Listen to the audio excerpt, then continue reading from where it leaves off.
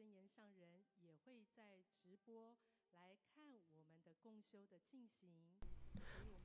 Dharma Master Cheng Yen is also going to be joining us through our telecast.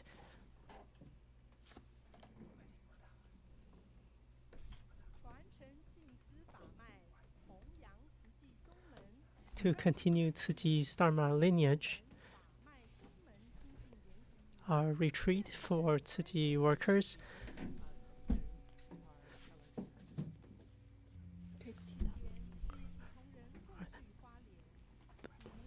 Today, Tzu Chi workers are gathered in Hualien, and we will start with recitation of the Sutra of Infinite Meanings.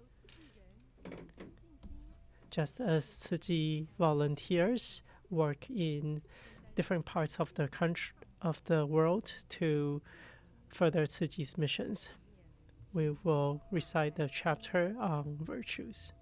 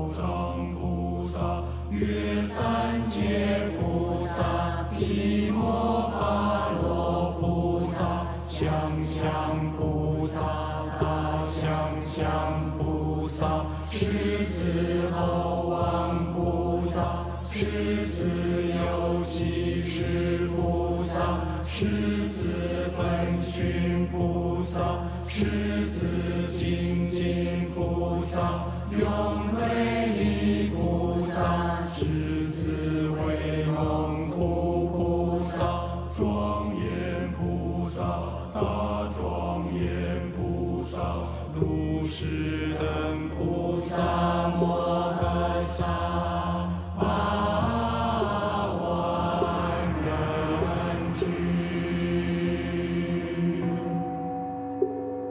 是诸菩萨，莫不皆是发生大事，皆定慧解脱之间之所成就。其心常期常在山内，天安淡泊无为无欲，颠倒乱想不复得入。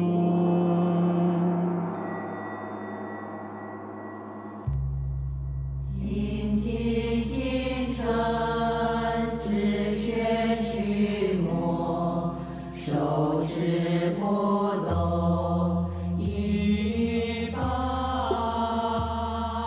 千劫。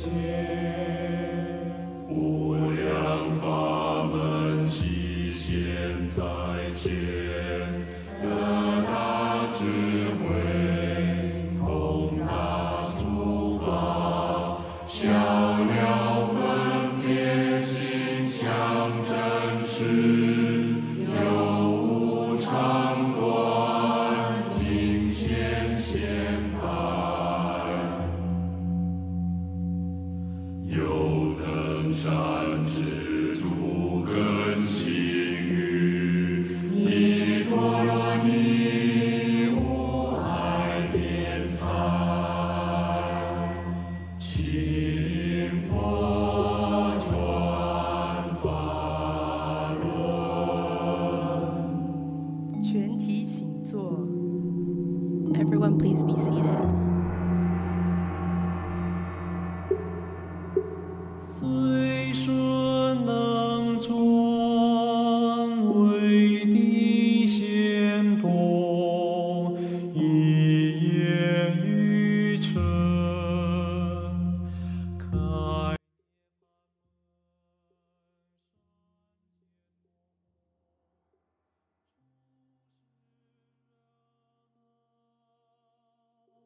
知法清凉。思想深深，是恩因缘，有少无名，闹病失等，猛热之身，不惧日光，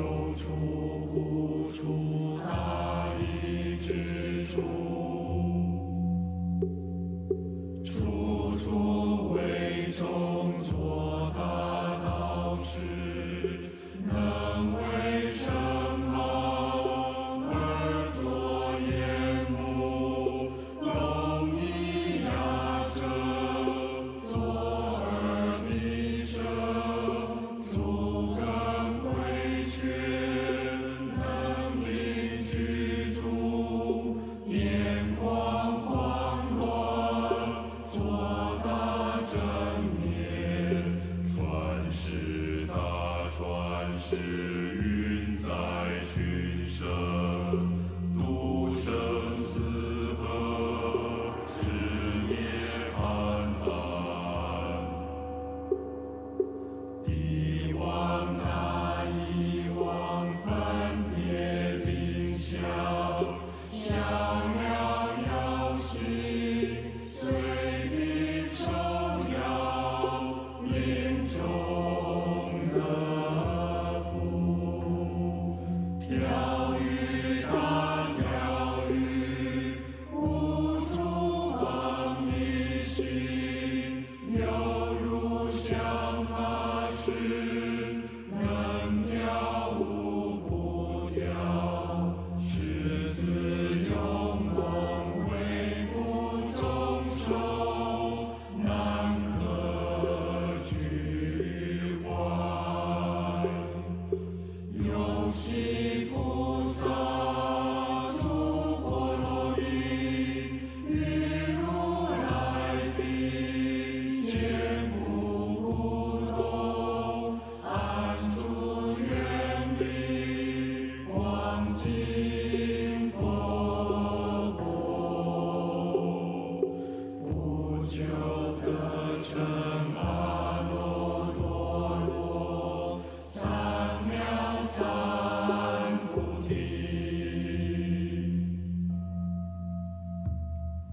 是诸菩萨摩诃萨，皆有如是不思议功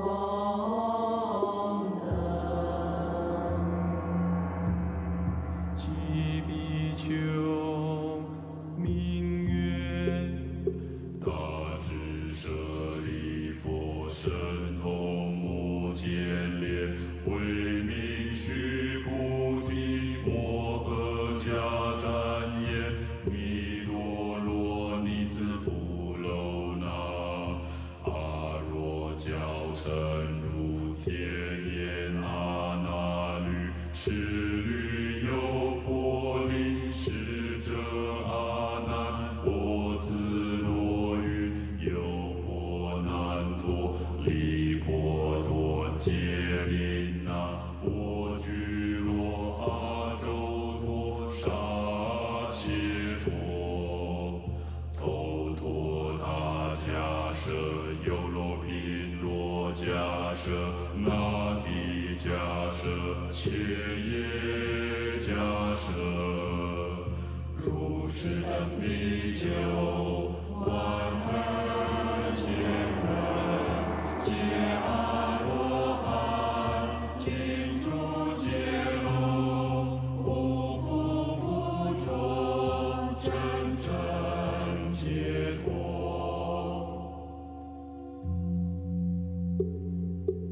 尔时大庄严菩萨摩诃萨，天观中坐，各定意，于从中八万菩萨摩诃萨居，从坐而起，来依佛说。头面立足，绕百千匝，烧三天花，天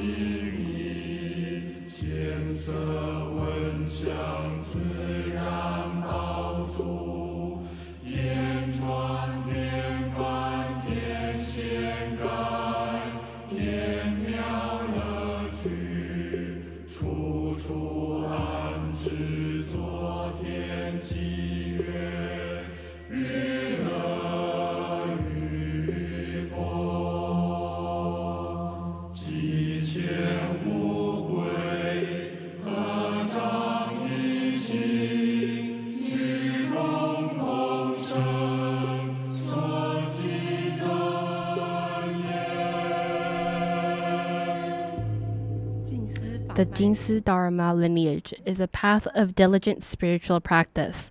The Tzu Chi school of Buddhism is a road through the world. Using our professions from charity, medicine, education, and humanistic culture, we help the society. And from loving kindness, compassion, joy, and equanimity, with courage, helping those who are suffering.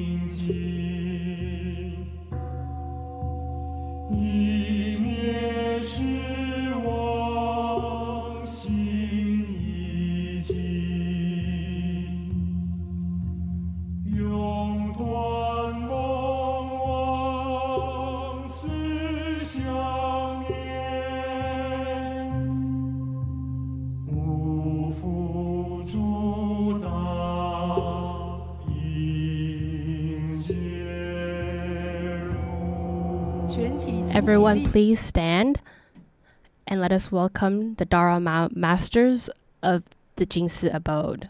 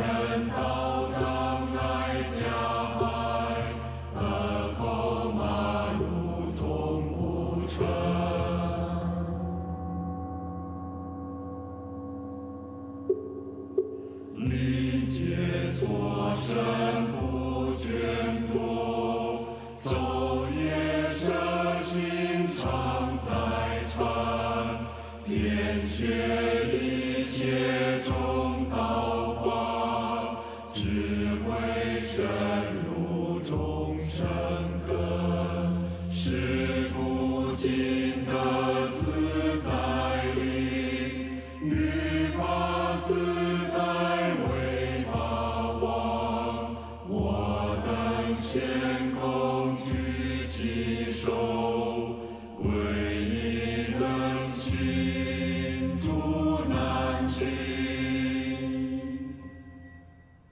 皈依能情，助难情。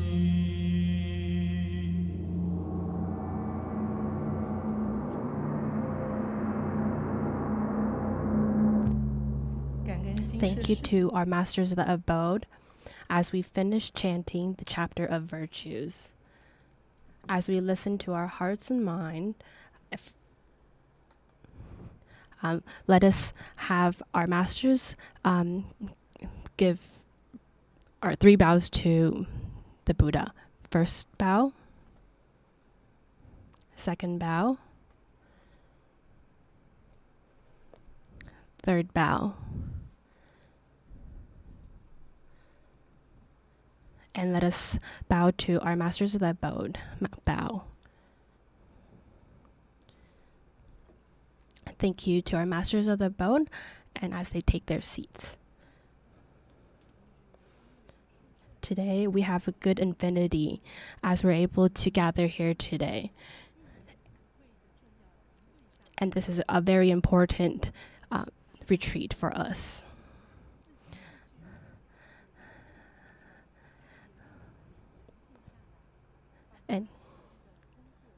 And as we put our work aside, we're able to come together and join together at this retreat. And for the Buddha and our Tzu Chi path. Please everyone take a seat. The Jinsi Dharma lineage is the path of diligent and spiritual practice. The Tzu Chi of Buddhism is a road through the world. As Tzu Chi is part of our work and our lifestyle, it's part of our spiritual path too. And how are we supposed to find our right direction? So this is why we have this retreat, as we're able to gather together and see where we want to walk in our path. So we can learn from one another.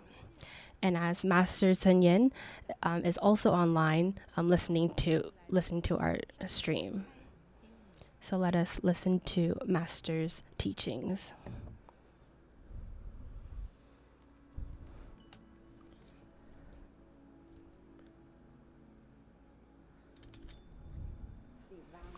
Within the vast treasury of Dharma, over 60 years ago I begun searching to learn the teachings of the Buddha.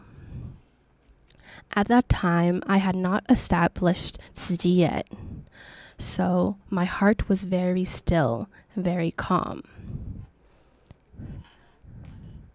And solely, I focused on delving into the sutras.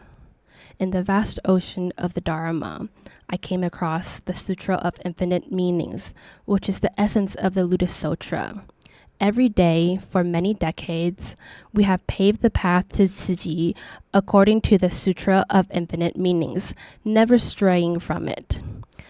Everything that Tzu Chi volunteers do is connected with the Sutra of Infinite Meanings. The Sutra of Infinite Meanings is our way of life, a guide for walking the Bodhisattva path, which we must study mindfully. Dharma is the marrow of life, like water that nourishes the earth. Just as there is not enough water for people to use nowadays, it is as if the illness has reached the bones. What we need now is marrow, something more concentrated than water. The water must be transformed into marrow. This requires to give us ourselves completely, putting forth all the effort and energy. When everyone has the will, together there will be strength.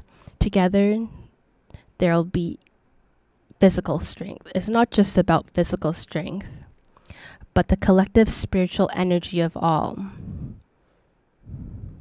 Only when we have more people, more spiritual energy, can we have the energy to push forward. This is why we must sincerely work together to uplift the collective spiritual energy. Just like the incense prayers at the start of the sutra adaptation performance. It says that only with deep sincerity can the Buddhas manifest themselves. This requires sincere piety. Speaking of the unsurpassed, extremely profound, subtle, and wondrous Dharma, it is only through the sincere dedication we can resonate with such subtle yet wondrous Dharma. Otherwise, no matter how much Dharma we hear, it would be like air, disappearing in a single breath. It's the essence of the Dharma to enter our hearts. May everyone learn the Dharma mindfully, compared to the global population. The Tzu Chi volunteers are like small ants climbing the Mount Sumeru. We are as tiny as ants. Indeed, in this vast world of people, what can we do to call upon them? What methods can we do to influence them? This is why we must do what we can in learning the profound and wondrous Dharma. Tzu Chi volunteers must quickly find ways to apply it.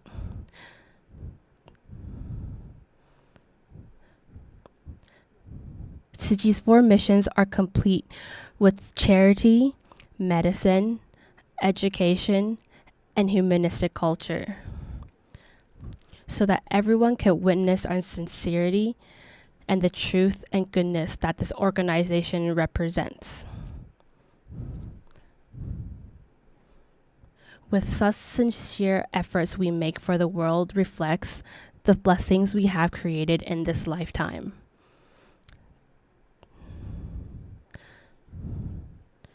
The blessings we have created in this lifetime, this is the karmic affinities we must seize.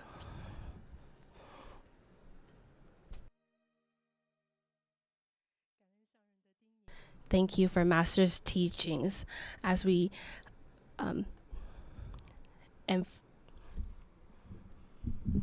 So this year, the theme for our retreat is to learn and to come to our own realizations as we work on our daily jobs and look forward to transforming sentient beings. We are grateful to have so many people joining us from the 4 different missions. We are very grateful to the Dharma Masters who have been with us throughout the planning process.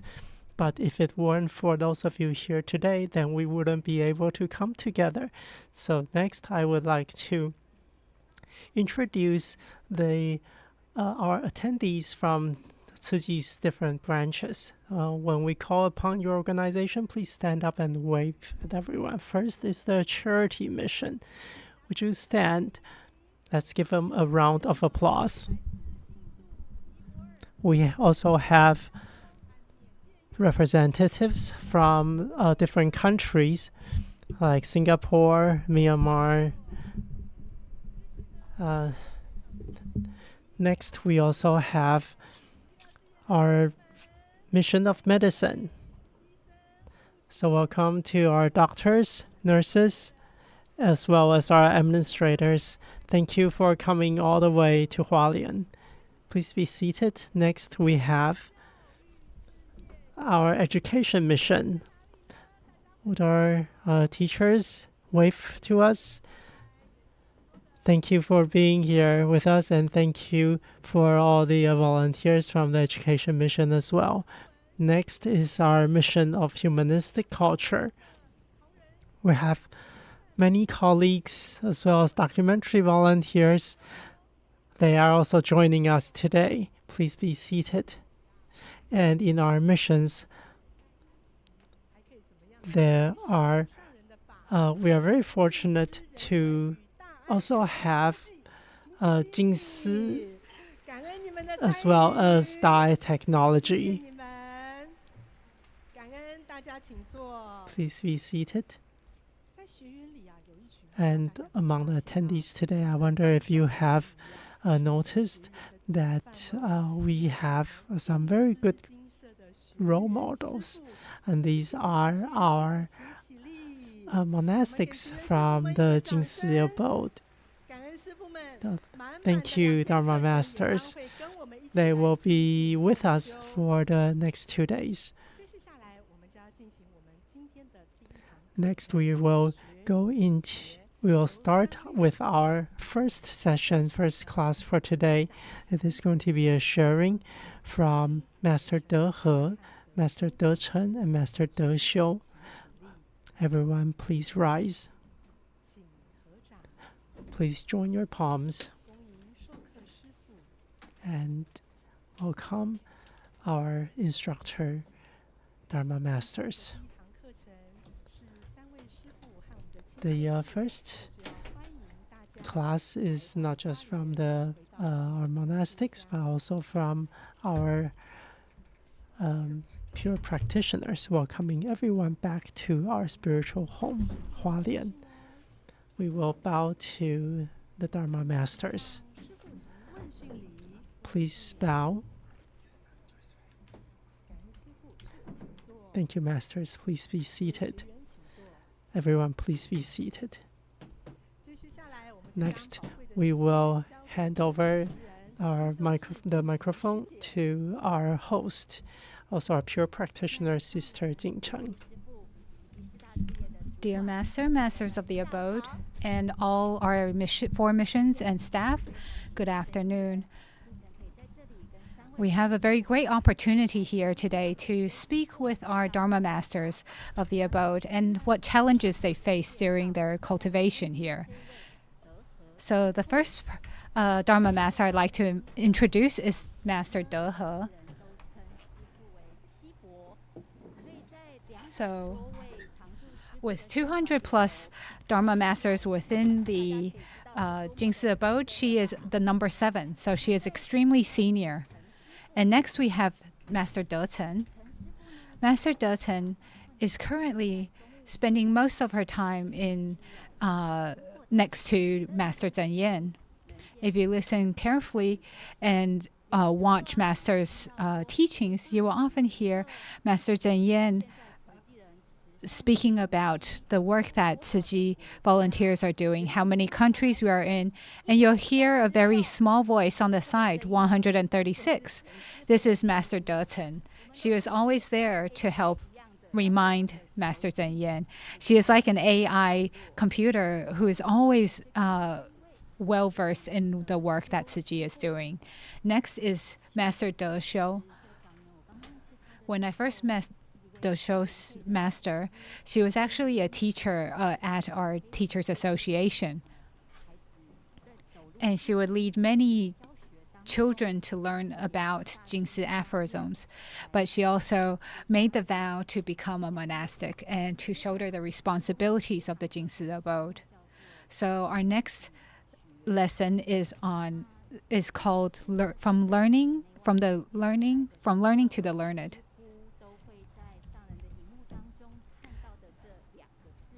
So these are two words that we often see. So it's learning and to become awakened. So from learning to become awakened, the line in between is the connection of the Bodhisattva path.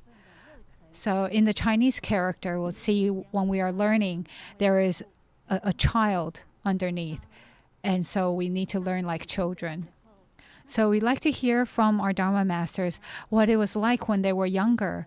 What was the situation that led them to come in contact with Buddhism, and why they have joined and become monastics. Master and Masters of the Abode, everyone, good morning. My name is De He. I chose to lead a monastic life because I wanted to help more people. When we first started in the early days of Tzu Chi, we did not really differentiate between what Buddhism was. As long as we were lighting incense and praying, we were Buddhists. It was only when I got to learn about meet Master Zhen Yan that I know what it was to be a Buddhist. I was very touched by Sangren's wish to do charity, so I became a donating member. And a Tzu Chi volunteer said to me that Master Zhen Yan was talking about the sutra, Sutra treasury, and teaching the sutra. And she asked me if I wanted to come to Hualien to learn. So I decided to come. That was back in 1976. So I came, and afterwards I went back home again. When I was attending the teachings at the free clinic and listening to Master Zhen Yan give these teachings, I heard that there was a bodhisattva that was really impressive. And because the Earth Sutra Treasury will not leave hell until everyone is saved. So this is what I aspire to do. And it was nearly Chinese New Year, and I was helping within Hualien City. At the time, the volunteer was about to move from Hualien to Taipei. So Master Zhen Yan said, since it's Chinese New Year coming soon, Master asked if I would come back to Hualien to take part in the Chinese New Year activities. So I came back. And so the volunteer sister who spoke to me, she said, there was a family member who was ill and needed to go back. So I quickly returned and went to see my brother. My elder brother, he had a major illness from when he was diagnosed until he passed away. It was only 20 days. And then afterwards, I decided to come back to Hualien again.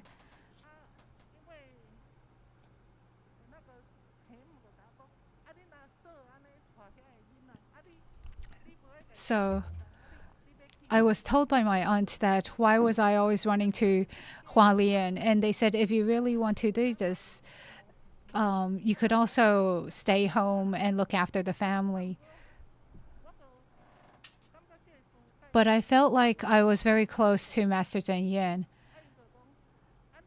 And seeing that, I had 3 older brothers and 3 older sisters. So I said, if none of you would like to, I said if I got married one day, maybe I would find a way to get married very well. But I tried to find all kinds of ways to stop them from forcing me to stay back, and I came to Hualien.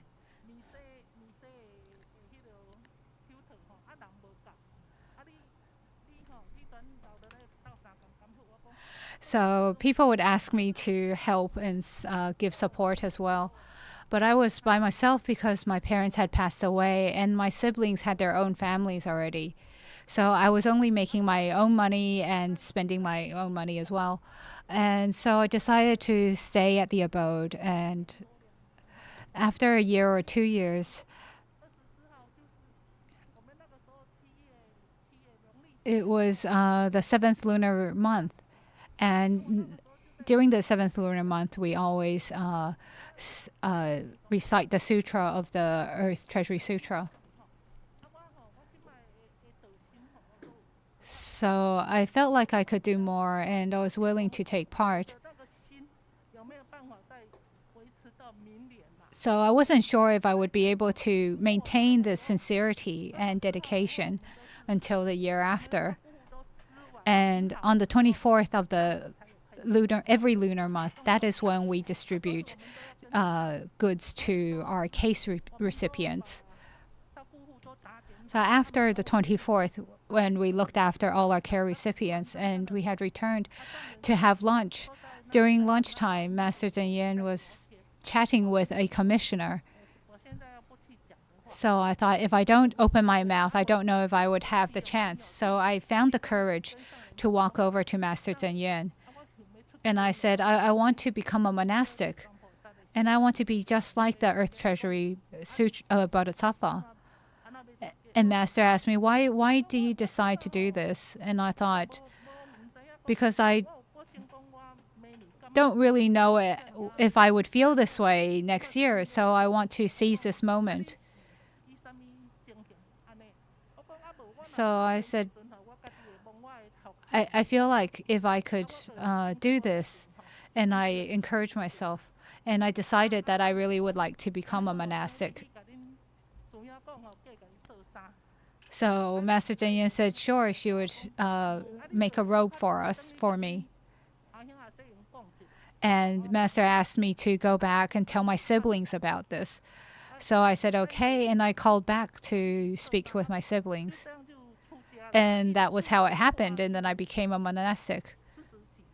And it's been 48 years now. So our living situation back then was a lot harder. We didn't have anything. We had very few resources. And life was not very stable at the time, as we had to work very hard, and we were making hand gloves at the time. And that was something we made for about a year. Everyone else, all the manufacturers had automated machines to build it, and they could build make a lot of gloves in a day. But we were doing this by hand, so it was very hard to create so much, and we couldn't make a lot of money. So we couldn't make things very quickly, and we could not purchase all the materials as well.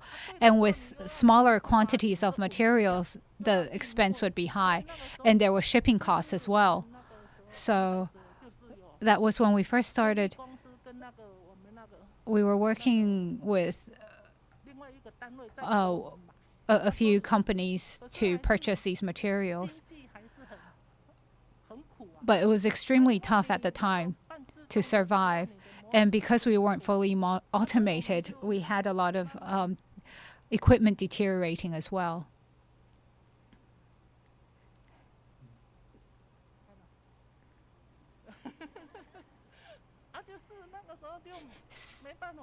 So at the time, we didn't know what to do. So we changed and made a lot of different handiwork as well.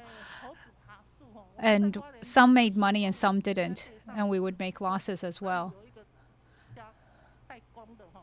So we would learn that there would be some kind of handicraft that we could do on behalf of other companies, and we would learn how to make different things, different products. But we were supposed to make a toy monkey that would climb a tree, but we couldn't make it work. And so we had to, since we failed miserably with the work, we actually had to pay the company money for using up their materials and not producing the product they wanted.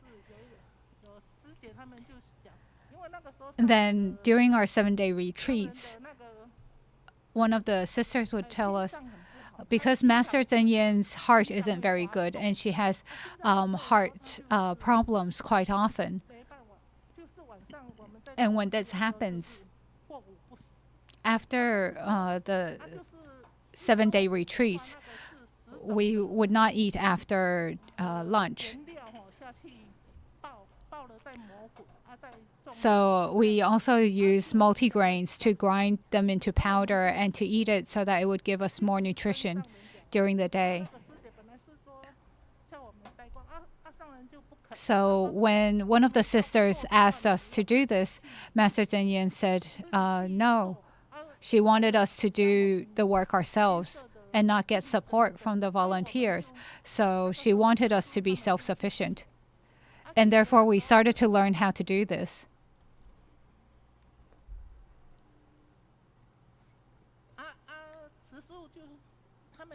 So Master Tzu went and learned how to do this.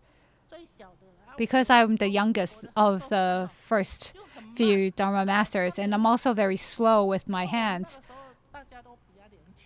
And we were quite young at the time, and we were all still young and able to move fast and quickly. But because my family background had nothing to do with farming, so when I first started learning how to do farming, it was very hard for me to learn. People would be done already, and I would still be doing it.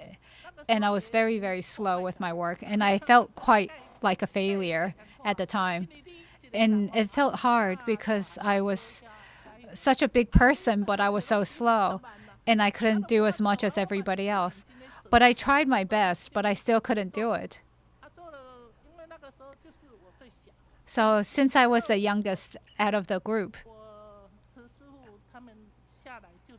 from Master Tzu, and there were 6 other monastics. And so for a few years, there weren't new monastic disciples. And so when I first joined, I had joined, for time being, there was no other monastics. So I was kind of slow, and I didn't know anything and how things worked. And it was only after we started doing the grain powders, that our livelihood started to become more stabilized. And so during our winter aid distributions, and we would have the 7-day retreats, we would be working on these packaging so that we could make the distributions. And then in the evenings, we would have a feast. And then Master Zhen would also ask questions, and people who would be able to answer these questions, they would be able to get the candles that we made as presents. And everybody who received the candles would be very happy. They would take 5 candles back, and they would be able to lit it on the Buddha altar. And I thought, if we light it, then once it's used up, there would be no more. So one year, there was a Dharma master, Da Hong, who came to visit us from another monastery. So everyone asked Master if they could have the candles, but if it was only a gift, they couldn't purchase it. So they asked if the Tzu Chi Abode could make this. But because it was for the Buddha, Master felt that it was supposed to be a gift and not for sale. But only when we were reminded of this, that everybody wanted it, that we started to sell it. So these candles don't tear up. So it means that with the incense stick in the middle, the wax, when it melts, it does not drip off to the side. So when we first made this, we used empty glass cups, and we would melt the wax and pour it into the cup, and then put in the wick inside. And then when it was cold, we would use a little knife and to pull it out of the cup.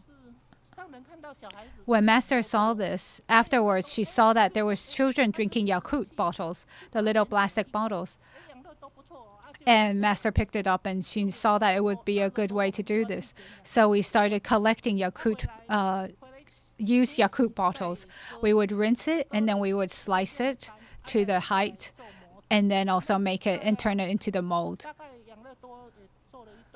So we used the Yakult bottles for a little while, and we used various different kinds of molds. And we also had different molds using silicone. And there would be 100 candles that we could make at a time. And when we needed to take them out, it would be really easy to do this. It cooled down faster. But towards the center, it would cool slower. And when we were trying to take it out of the mold, it would hurt our hands. So everybody's hands would be hurting. So when we were building the hospital, after the hospital was built, everybody would come here and see what we were doing. And people would tell us that we could use something that was easier. And they said we could use a way to lift it out without using our hands.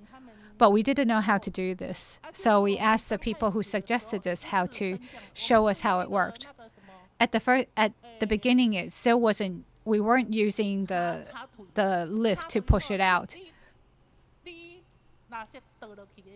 So when we poured the wax into the mold, when we wanted to take it out, we used to use a little stick from the bottom and to poke it out.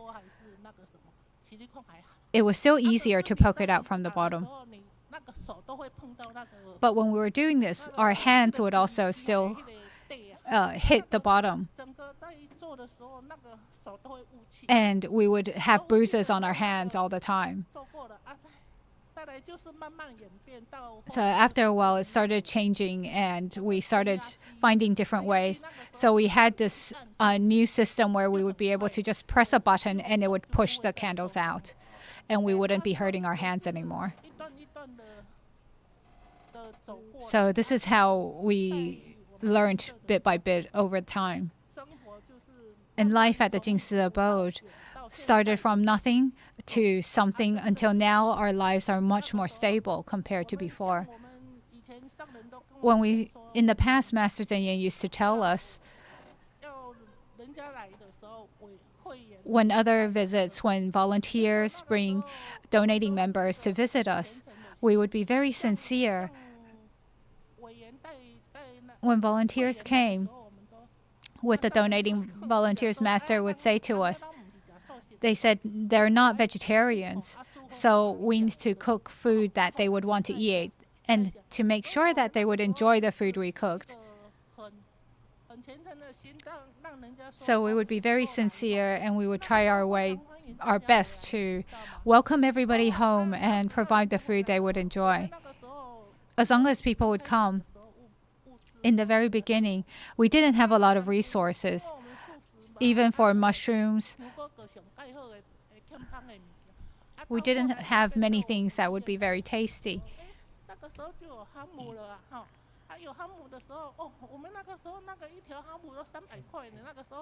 Oh, and then we would have ham, and we had vegetarian ham, and it was very good vegetarian ham that we could serve to others.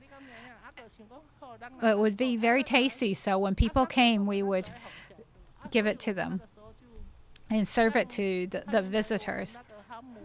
So every time when they visited, we give them vegetarian ham. And our kitchen was open, so it was very open and visible by everyone. At the time, our workshop and our kitchen, everything was open. So when we were making things, so this is the open space that we have. So when people come here, they can see everything and can see our workbench. Everything was open. So they would see that we were eating ham and we were eating really good food. But when we were cooking, we were thinking, we only save it for the guests, but they felt like we were having great feasts every day, but we were actually saving all the best for the visitors. But then we thought, oh, that's okay. As long as people were enjoying it, that would be good.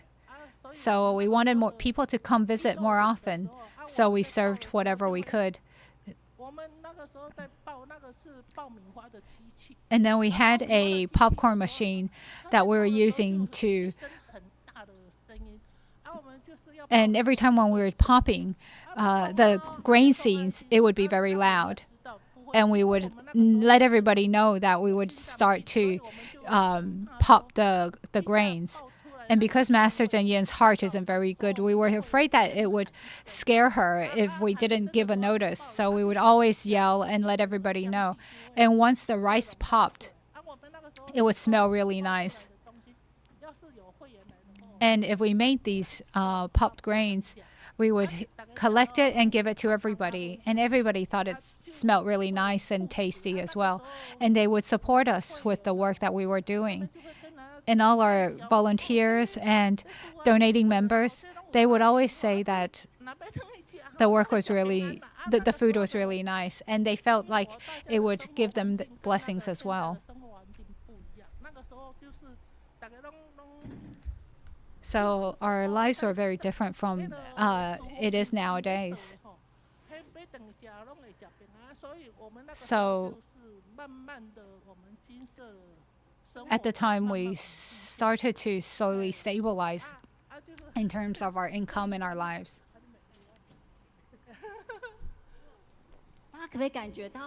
Can you feel that there's a lot of stories and there's too many things to share? The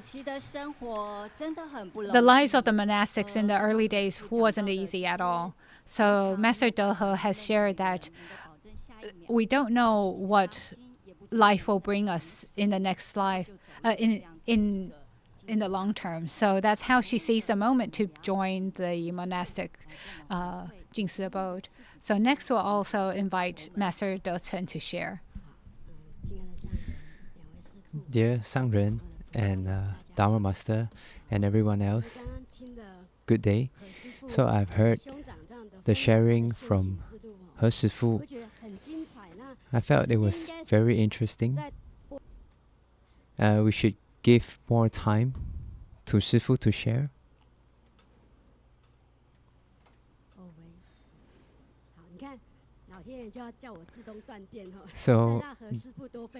So it seems like it's a hint to let Shifu share more. So it was a touching sharing. So how I got into Tzu Chi, Sangren always says we should evaluate our life, and I felt I should repent. Because unlike He Shifu, they've joined Tzu Chi earlier. I was born in Hualien from the 7-star beach. So compared to everyone, I'm the closest. But if you miss the affinity, you have missed the affinity, you might go half of the world and get recycled by Sangren to join Tzu Chi. In 1993, during Chinese New Year, I was riding my bike and try to find my childhood and try to find my way. And along the road, close to the abode, if you are lost during a time, even though it's left or right, you'll be wondering which way to go. I always thought that the road to the abode is on the right, but actually on the left, so I was kind of lost. So when I've gotten to the abode, I went to the donation department and gave my donation. I've met Sangren. So at that time, it seems like it was a good affinity for me to meet Sangren and join Sangren. So before the time, 2.5 years ago, I was working in Taipei. At that time, we were already Tzu Chi members. We have Tzu Chi's book. So they were looking for finance personnel. So that time, I hopped on the train to come back to Hualien. So maybe my handwriting was good and I have experience in finance, account department. So that job opportunity was actually has been vacant for a long time. So after Sangren looked at my resume, Sangren felt that I'm suitable for this role, and Sangren can wait me for 1 month. So that time, if you are still always looking for something, not contented, and like He Shifu is a very big in size. Like me, I'm a small. So actually, my company said that if you want to go to a Buddhist foundation, why don't you save your own company? So the manager actually says you should reject the foundation's offer. So that time, actually, I need to tell you this: you must appreciate and grab the opportunity, just like me. If you go to America, to Hong Kong, to earn money, so after you have earning the money, what you've lost, you might lose your heart. So very grateful that Sangren still accepted me. So after I got back to the abode. So I was very glad that even though I entered Tzu Chi without going through the charity, so from a volunteer into a staff, I joined the morning chanting, the evening chanting, and listening to Dharma in the afternoon, so accumulating Dharma into my heart. So then I understand Sangren's teaching using Buddhism, the Four Noble Truths, about affinities, about karma. So from every day coming to the abode to become volunteers, and then I try to bluff my mom to say it's very long distance, can I stay in Hualien, can I stay in the abode? So later on, mom noticed that I might want to become a monastic, so mom said, you don't think about it, so you can only become monastic once I've passed away. So go back to the abode when I've seen Sangren's daily life and how her Sifu shared the hardship of the life in the abode. They are very firm on their decisions. So I grabbed if you have the chance to be with Sangren. So when I saw Sangren's was on drip, and I've confirmed that if Sangren would accept me as become a monastic, I will sacrifice myself to not let Sangren worried. So everyone knows that from the path from learning to awaken, there's a lot of obstacles. I'm very grateful that I have the opportunity, even though not from the door of Dharma, but I'm very firm that I can follow Sangren on the path of cultivation. Thank you, everyone. It's not easy, so just from a slight derail from the path, it's many years. So next, let's have Xiu Sifu to share with us.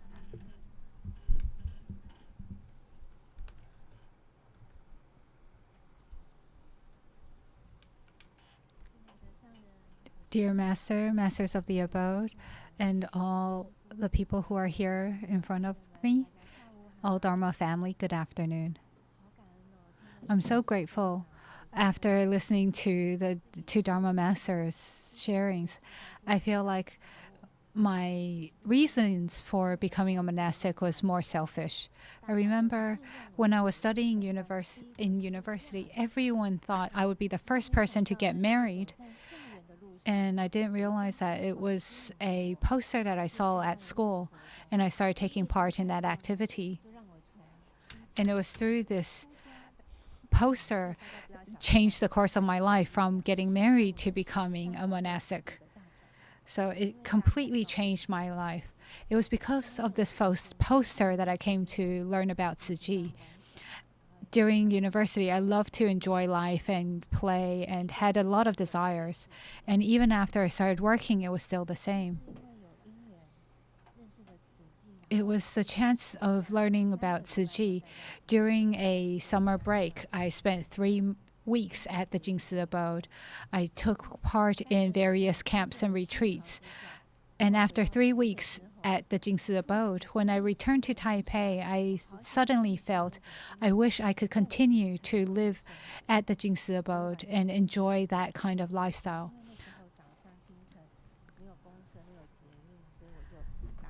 So early in the morning, there was no public transportation yet. So I called for a taxi, and I went to the Guandu Tzu Chi branch. And I went there so that I could learn and listen to Master's teachings.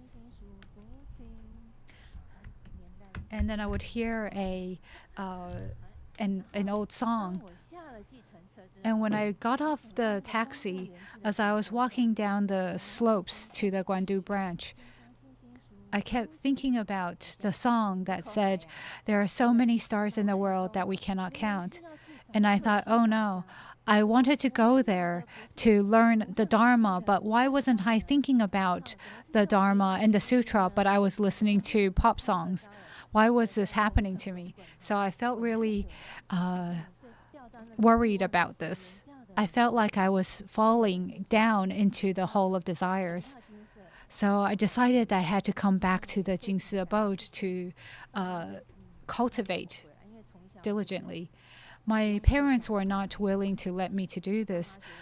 They thought it wouldn't happen because I never had to do any housework at home, and life would be very tough. And I didn't want to be the person that would be pulling everybody back and being slow and not being able to keep up. I was not feeling very confident, but when I had that feeling that I wanted to become a monastic, I had the chance to meet Master Zhen. And when I spoke to Master, she said, yes, you can come home. So I was so happy. I remember I had this great news and I returned home to tell my parents. My parents would watch Life Wisdom with me every evening. And when I said, who's the most wise person in this world? And it was Master Zhen. And my dad agreed that everything, Tzu Chi was definitely a good place. But when I said, Master Zhen is willing to let me to become a monastic, my father nearly fainted when he heard this. But they were so willing to let me come. And I'm very glad that Master was willing to take me in. And some of my friends heard about this. They said, how could that be possible? You love going to the department stores. Whenever you see there are great sales, you're always the kind that would go there and line up and purchase all the goods. There are so many precepts to follow for monastics. There are 500. How could it be possible that I would be able to do this? I remember Venerable Ying Sun once taught us that with all these precepts, it will help us to stay away from all the bad behaviors, and it also can help us to cultivate kindness and compassion. And we all know that in Tzu Chi, the first precept is to not kill. So we could cultivate our compassion. And I felt like this was the best thing that would be for me, because it could truly help me purify my mind and guide me and do good.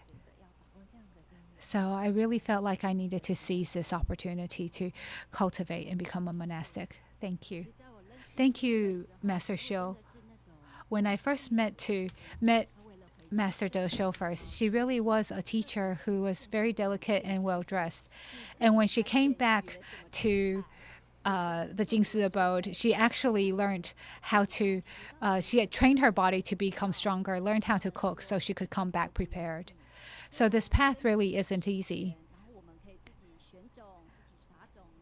So although in cultivating, although we can grow our crops ourselves and grow it, but we still come across many challenges, just as when disasters come. So what kind of challenges have you encountered? Please share with us.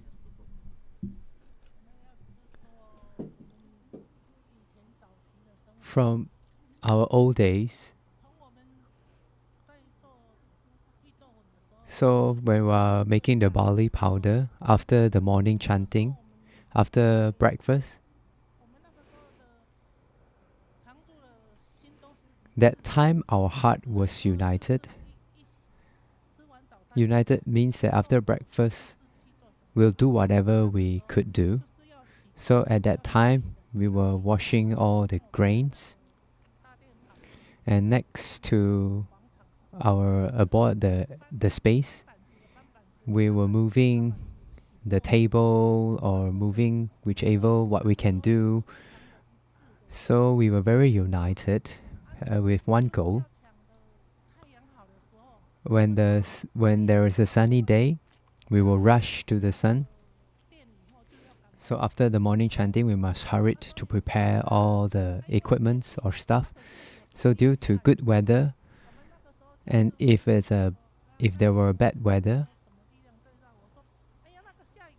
so the power of rain was the greatest at that time, because we were drying the grains.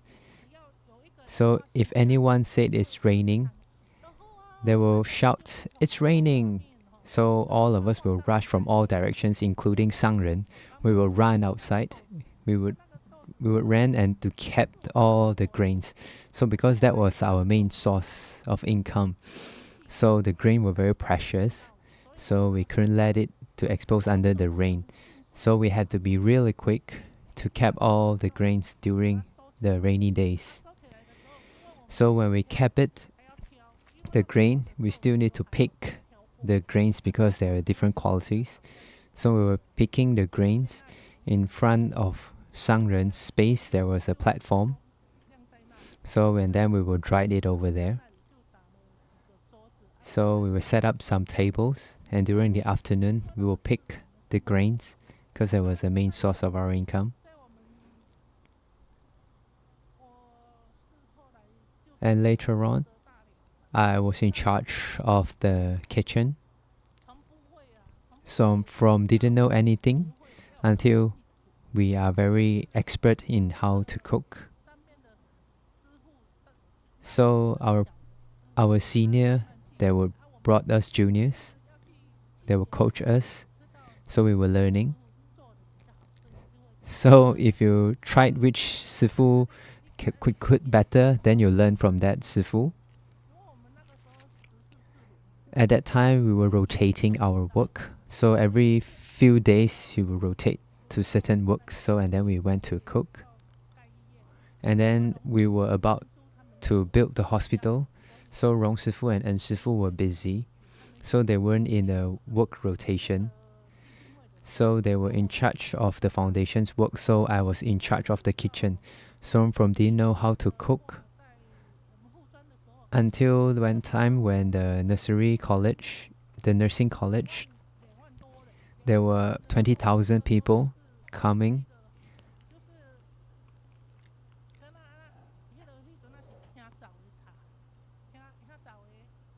So at that time we were cooking using the woods without gas stove. So we will have to prepare for 5,000 meals. So it was a big number for us because everyone were coming back for the ceremony. And some Shifu were going with Sangren for the opening ceremony of the nursing school. And that time in the abode, there were very few of us. So we need to distribute our work. So each one cooked a few dishes. And then finally we were able to make 5,000 bentos. So after breakfast, we started to prepare, to cook, and we sent 5,000 bentos. So and then we were very relieved, and we felt we were very, we felt that we did a great job. We were able to prepare 5,000 bento.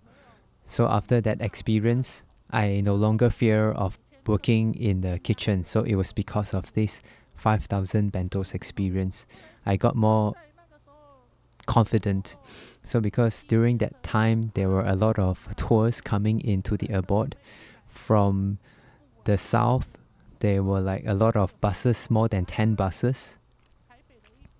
So from Taipei coming in, and then from central Taiwan, Taichung coming in. So about 6,000 people coming, 600 people. So that time a bus was about 50 people, unlike nowadays. So if you have 10 buses, then there are about 500 people from Taipei, and then from different parts of Taiwan they're coming in. So Pingtung may be less. So you see there are a lot of tours coming to visit the abode. So 1,000 to 3,000 people will have to eat in the abode. So when they came back that time, from Taichung, Tainan, different part of Taiwan, will definitely have to have dinner or breakfast and maybe lunch, or need to bring some takeaway back because it was a long trip back. So at that time I was quite panicked because I need to cook a lot. So after the incidents of the nursing school opening, 5,000 bento, I no longer fear of working, because if we could manage 5,000, so 2,000 was nothing. So from the initial time, so 10 people a table until we couldn't fit, and then we'll have a buffet. There will be a lot of dishes because we can no longer fit 10 people on the table. And then until we couldn't fit people with a buffet style. So we simplified our dishes. Maybe we just cook rice and noodle, and then we pour some sauce. So we cook simple food because there were too many visitors.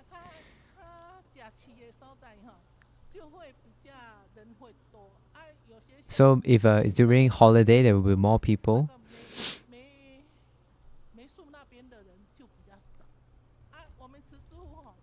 So Tzu Sifu at that time, she was worried if we didn't prepare enough food for the visitors. So Tzu Sifu will go into the kitchen and ask us to cook more.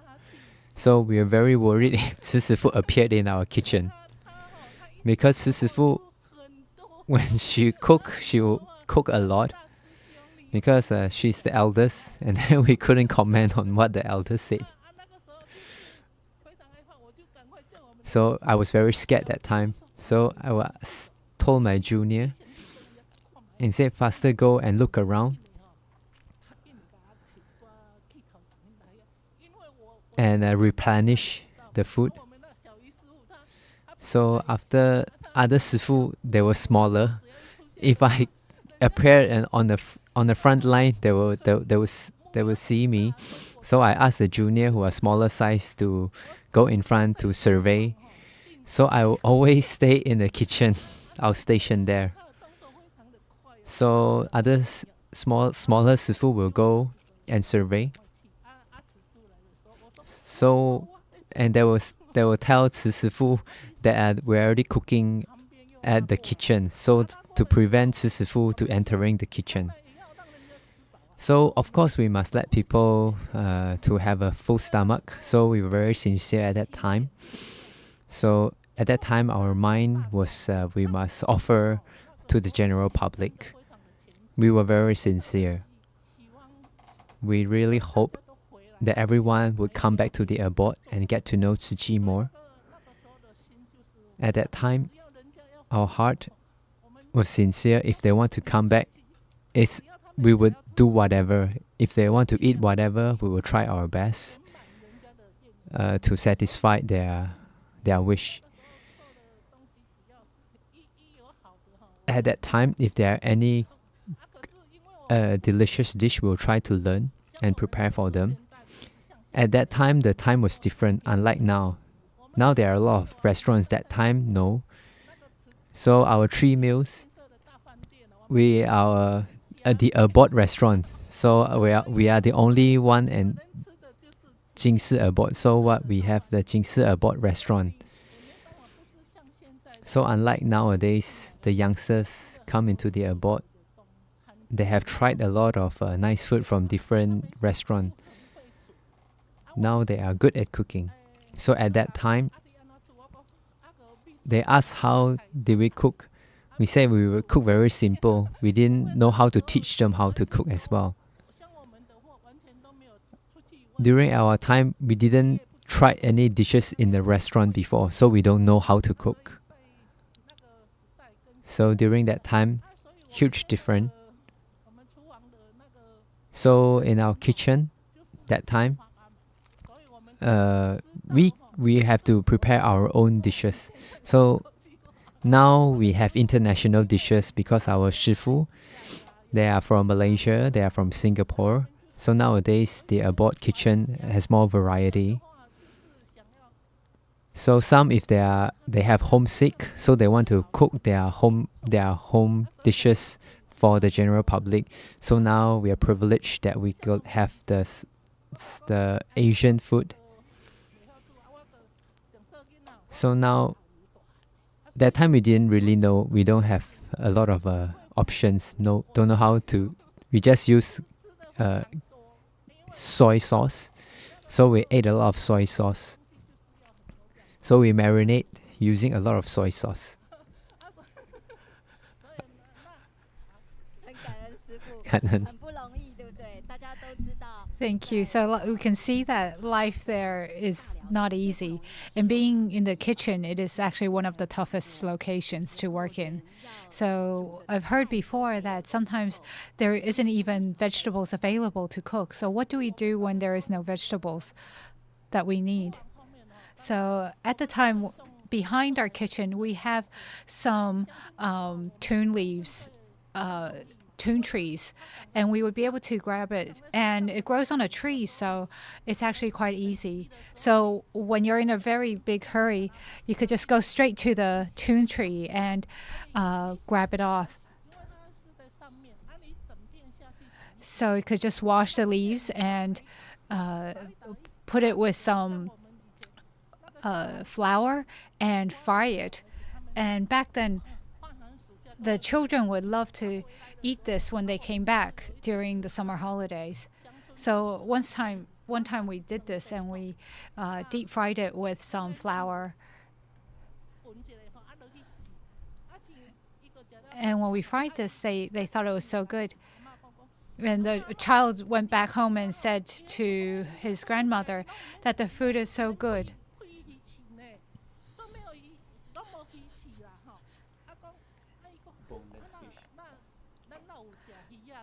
So they said, oh, they didn't even have to add fish or anything else.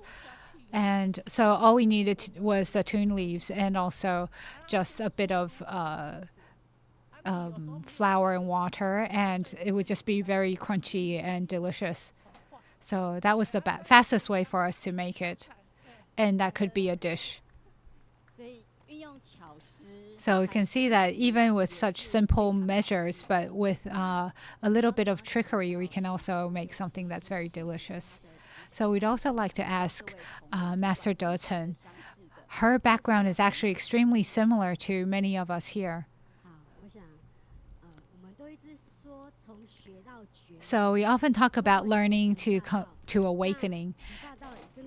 And we need to walk the Bodhisattva path. And there are so many challenges as we walk this Bodhisattva path. So after looking back on our lives, we need to think about the work that we have done and how we have learned throughout this process, and whether we are able to absorb everything. So I feel like I was not able to learn as quickly. I remember back in 1993 when I had the opportunity to return back to the abode and be next to Master Zhen Yen. And it's been over 30 years now that I've been back at the abode. So every time I listen to the senior monastics, you would hear that definitely those who work in the kitchen, they would have a lot of challenges. But when you're cultivated enough and you're stable enough, you will feel that it is a great way to grow and to learn.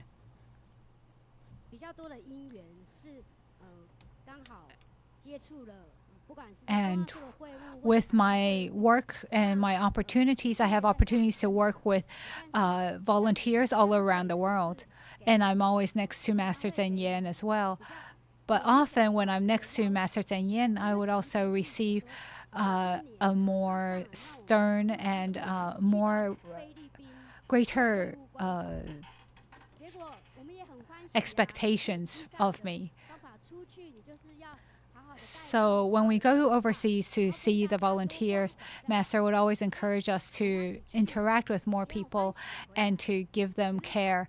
And one time I went there, I was very happy to go and happy to return.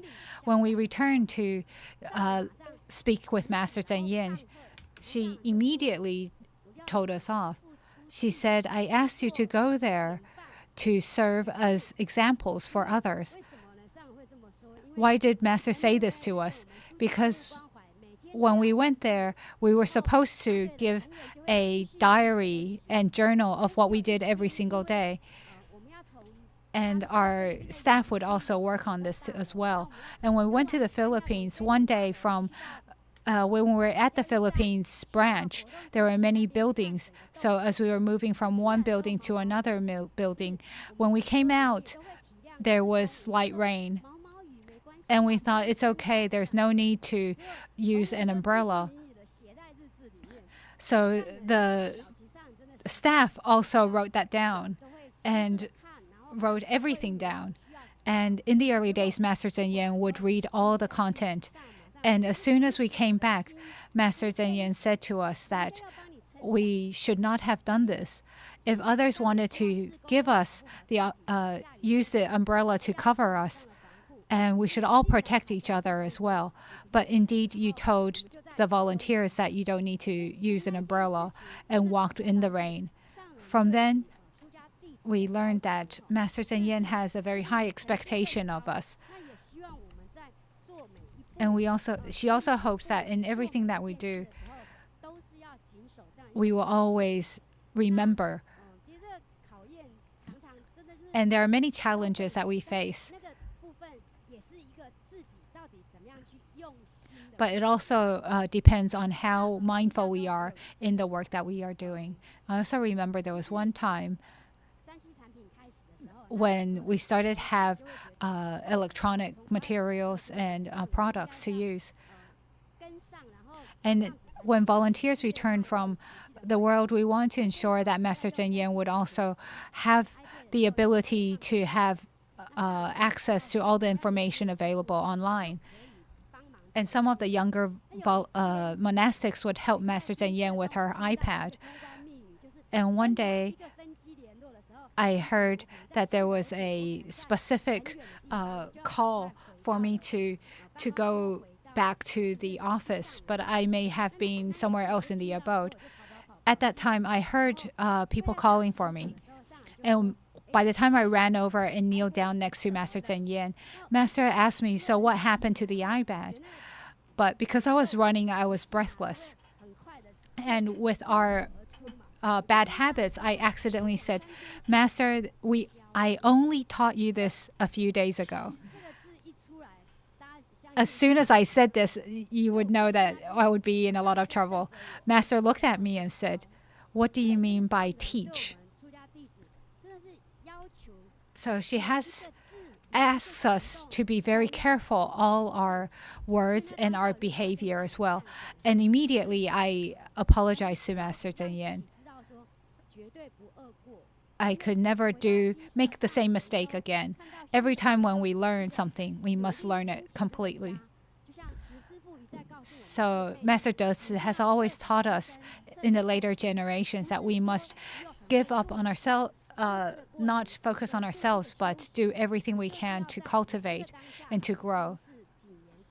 And we must always be very careful and mindful, and always be a great disciple of Master Zhen Yan and be a good example for others. So this is how we can continue to learn. Thank you, Master Dochen, for sharing with us some of these interactions with Master Zhen Yan to share with everyone. So next we'd like to ask Master Dosho. So we can see how Master Dosho has actually had an experience with a great illness recently. So 2 years ago, I had a mouth cancer stage 2. A year later, the cancer cells spread to my limb, so become stage 4 cancer. So it was a stage 4 cancer, so I have to go through a lot of chemotherapies, etc., surgery. So after scanning, I realized that there was afraid that the cancer might spread to my whole body. So usually you use 3 types of chemo, but I have to use 5. So more than 20 hours I need to go through the chemotherapy, so the chemical goes into my body. So the good cells or the bad cells will die at the moment. So on the 4th time during the chemo, I was very afraid. So during the night, I felt that I want to run away from the hospital. But Sangren has placed a lot of Tzu Chi volunteers or staff.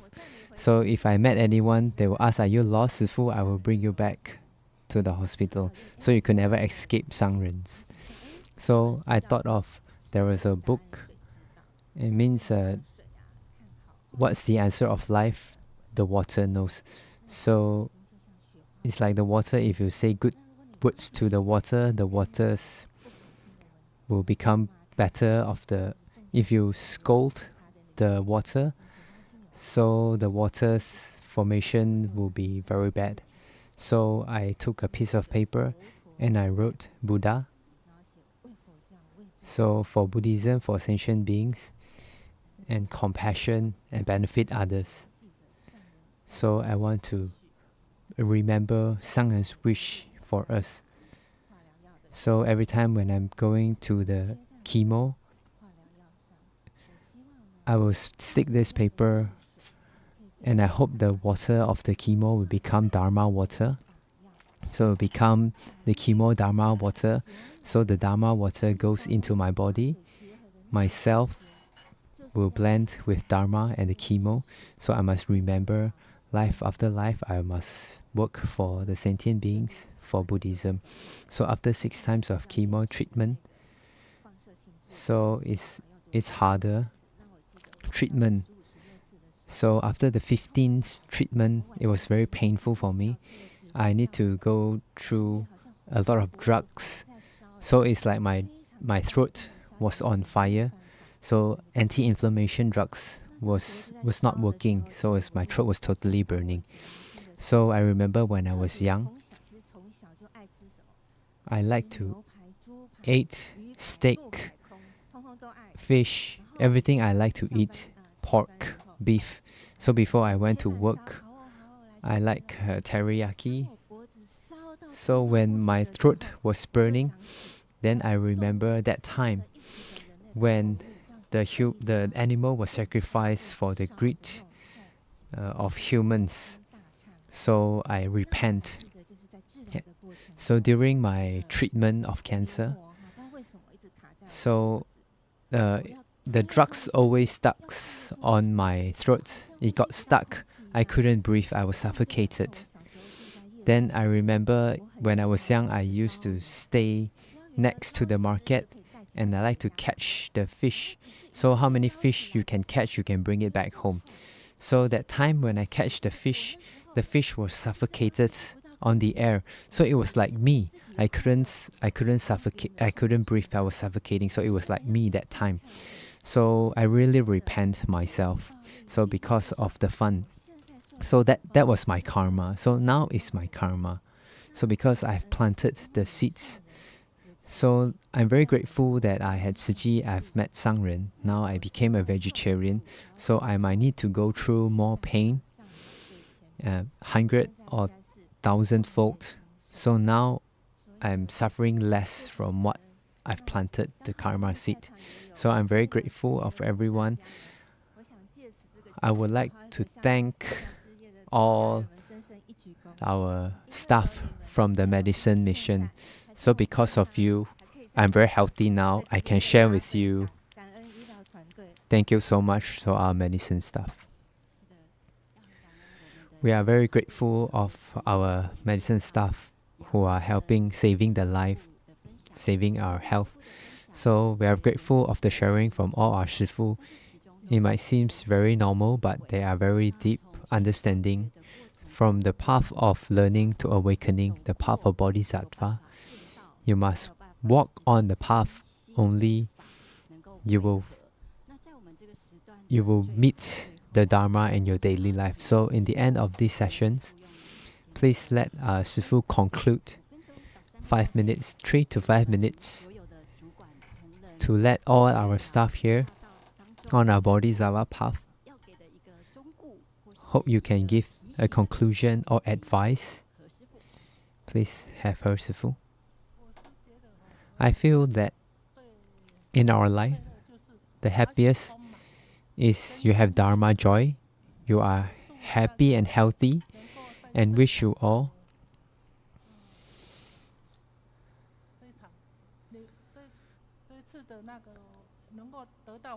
so for this time, I hope you have Dharma joy and be healthy. Blessings to you all. Thank you. Her Shifu used a very short message, and she initially she quit her job to come to Hualien, and she has been here for 48 years. So Sangren said every second is precious. So you calculate that how many seconds is accumulations of hardship. So Sifu forgot to mention, actually on the early days when she came back to the abode, she felt that she is very huge in size. So when we first arrived here, and including Sangren, everyone was very young. So because I didn't came from a farming background, so from zero knowledge, zero experience, until we have tried to plant different vegetables, how to plant. So we always had senior who guided us, because I was the tallest, biggest, but we didn't had farming experience before. So we learned from zero. So at that time, Tzu Sifu taught us we must have the farm very straight, very tidy.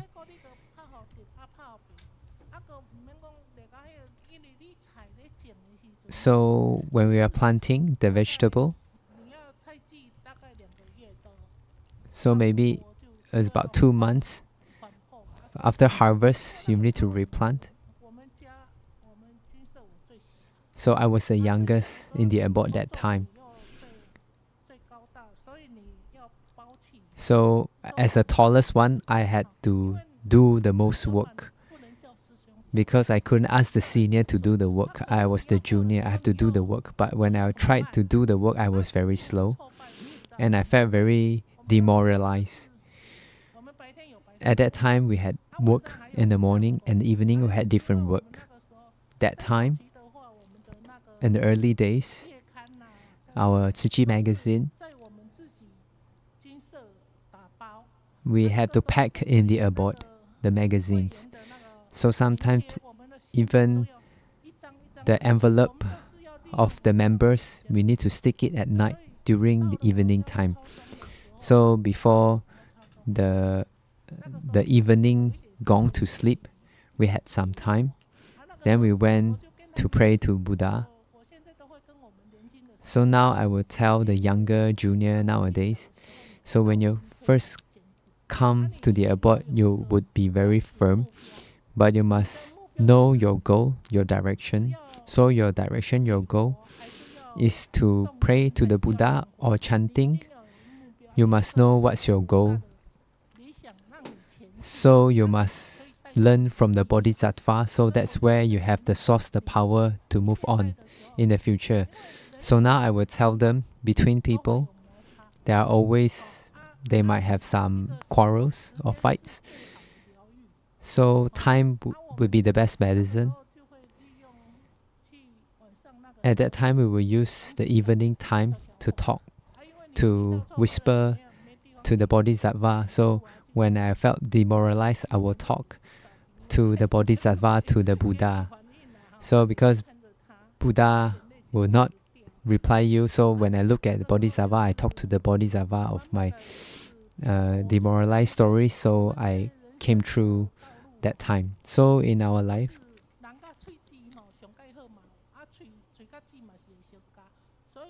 so sometimes we might definitely have conflict. It's inevitable. So later on, if you look back, it was actually sweet memories, because we have to grow. So we can only grow through challenges time. At the time now, when we are planting, when you see the vegetable grows, you have Dharma joy. So you couldn't buy that Dharma joy with money.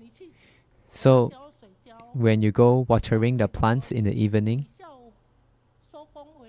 and after work, tomorrow morning you go again to the farm, you could see the vegetable grow. Yeah, it was really Dharma joy. So the vegetables I planted, I can create a lot of good affinity with the general public. So that's Dharma joy. So you can only experience the joy when you actually done the work. So when we were preparing, we were popping the grains, because we started with zero knowledge until Tzu Sifu taught us.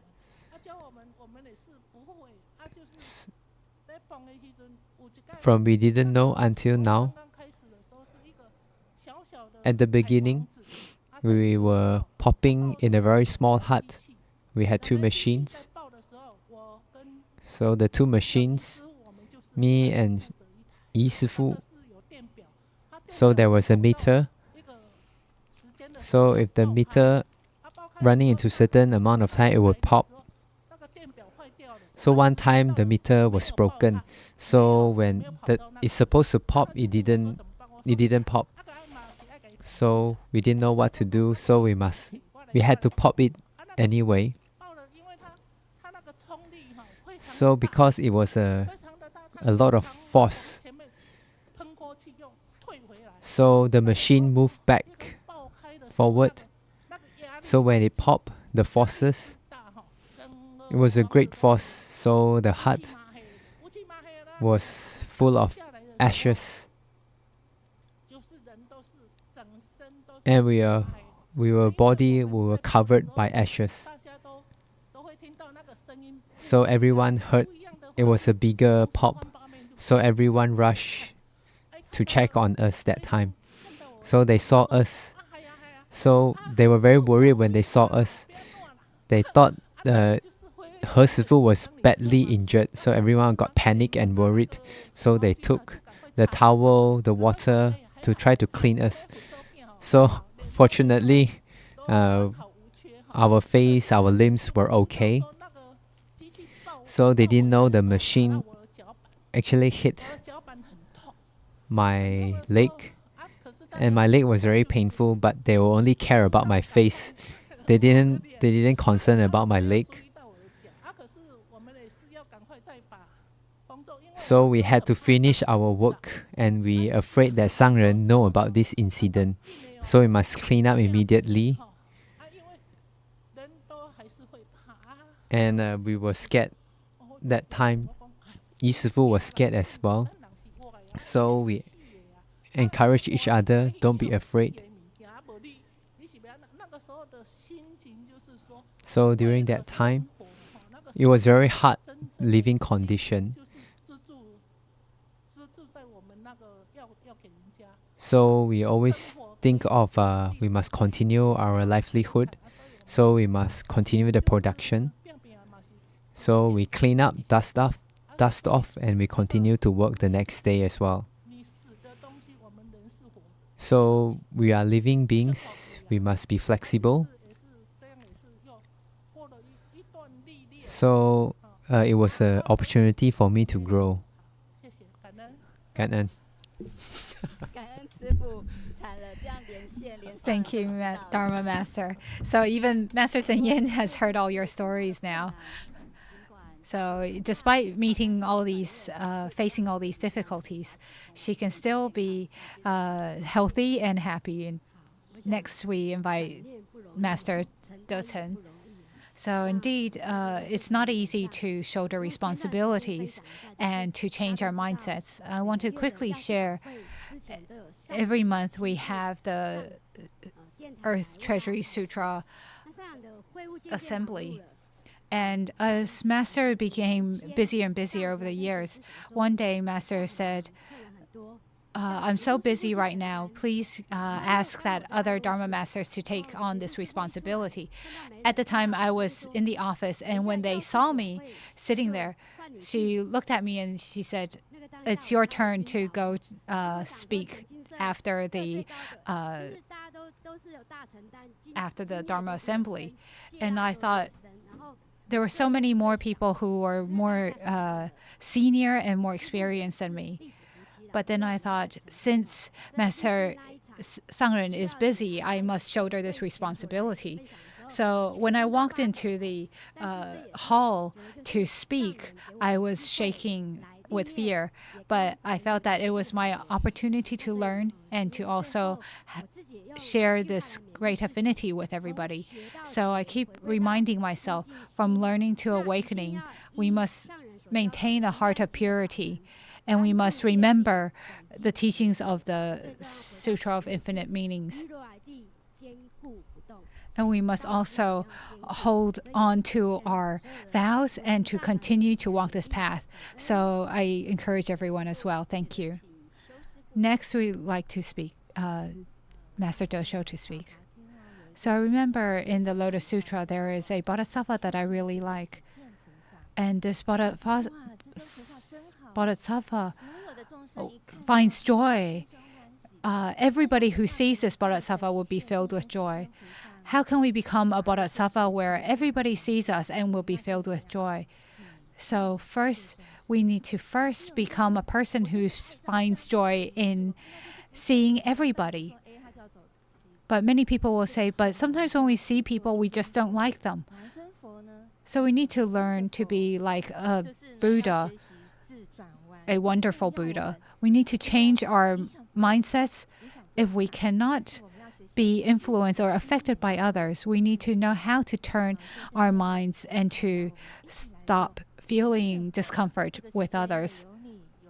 So whether with all of us here together, we should always find joy in others and create a wonderful world. Thank you, Master. So from learning to awakening, this is the main topic of our retreat this time. As we are learning, we mean to be like a child.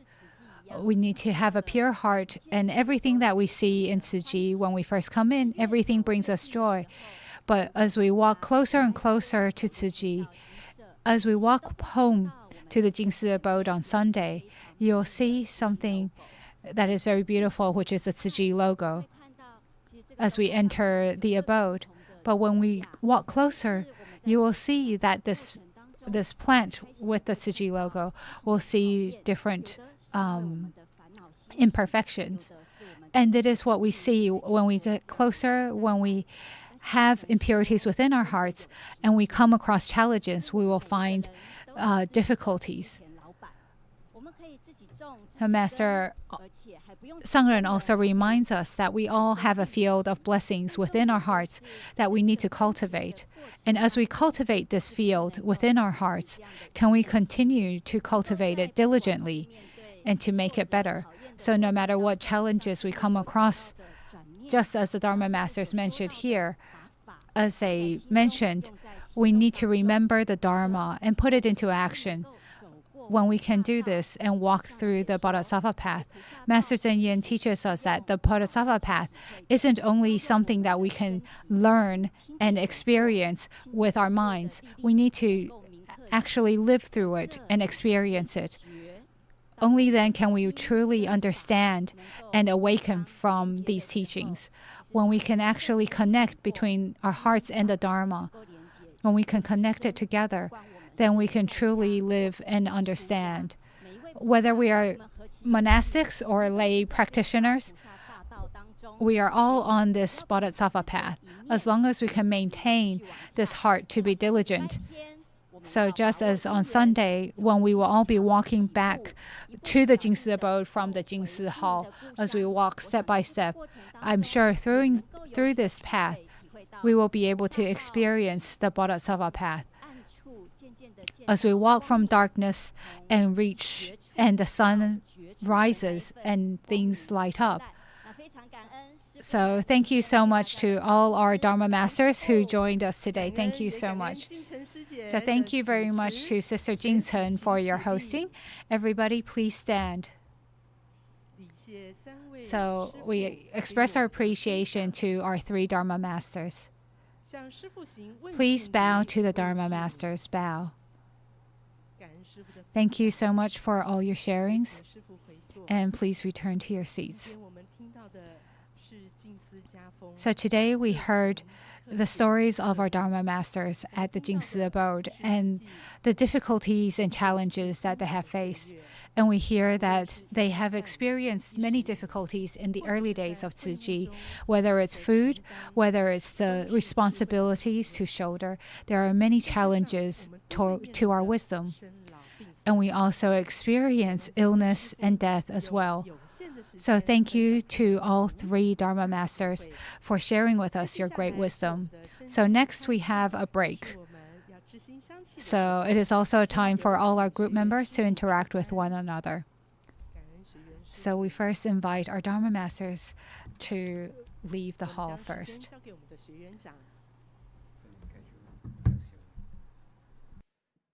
感恩各位菩萨，也感恩我们的师父。来，我们全体学员请坐。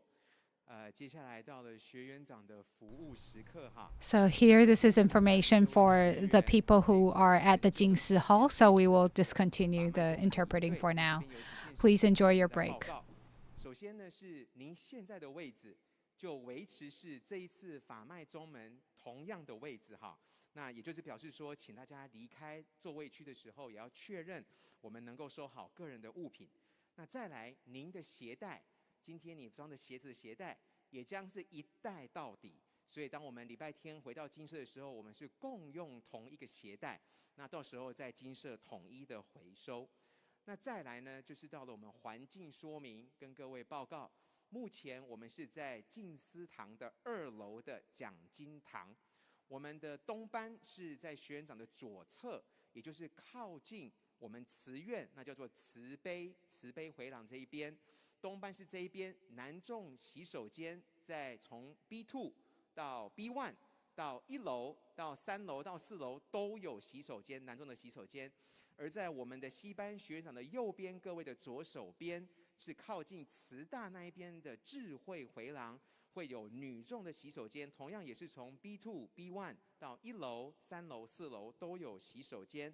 那再来有关身心宽畅，接下来我们非常感恩花莲慈院的林院长为大家准备的是本草果冻啊，请大家能够享用。那身心宽畅结束后，请大家记得把您在水杯啊喝完之后空的水杯要一起带进来。那最后呢，还是要请大家在这个您的鞋子，如果这个时候还没有拿进来的，请在身心宽敞后务必把鞋子带进来到讲经堂。我们在最后的段落就要一起带着鞋子，我们要准备往外走。所以身心宽敞之后，请确认鞋子、杯子、餐具都全部带回来。那请大家在3点45分之前各自的入座，讲经堂完毕。现在，请拿起您的餐具、水杯啊，不用拿鞋子，请拿起你的餐具跟水杯。感恩大家，全体请起立。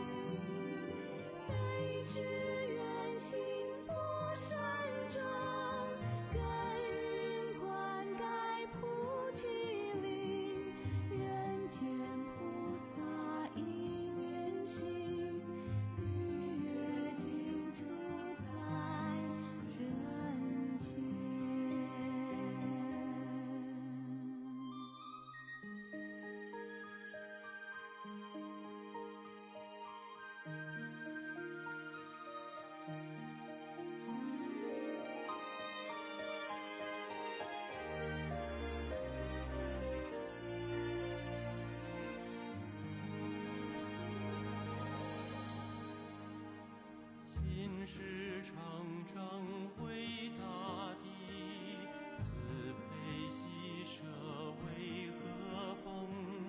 智慧妙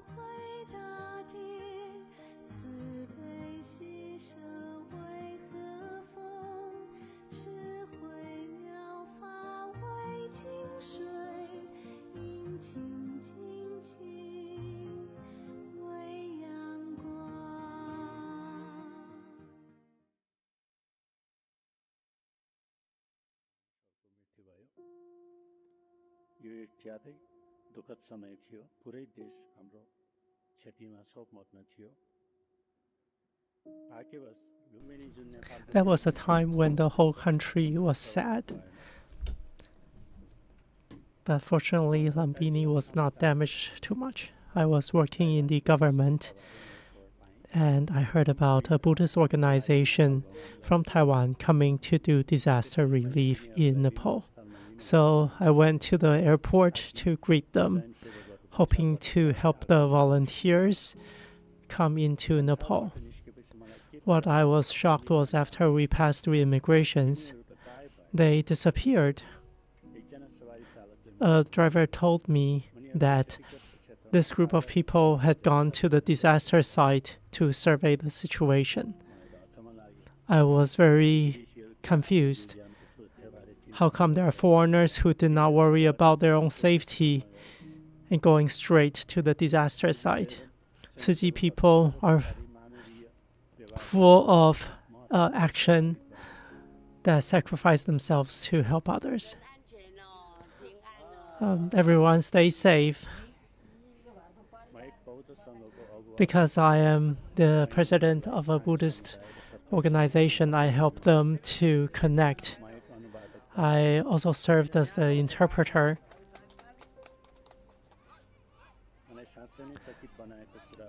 I was moved by their Buddhism in action. As a Buddhist myself, I had never come across that concept. Waves and waves of volunteers came from different countries. Only because Master Cheng Yen told them that when other people are injured, I am hurt, and that we should help Nepal without distinguishing between us and them. I was truly touched.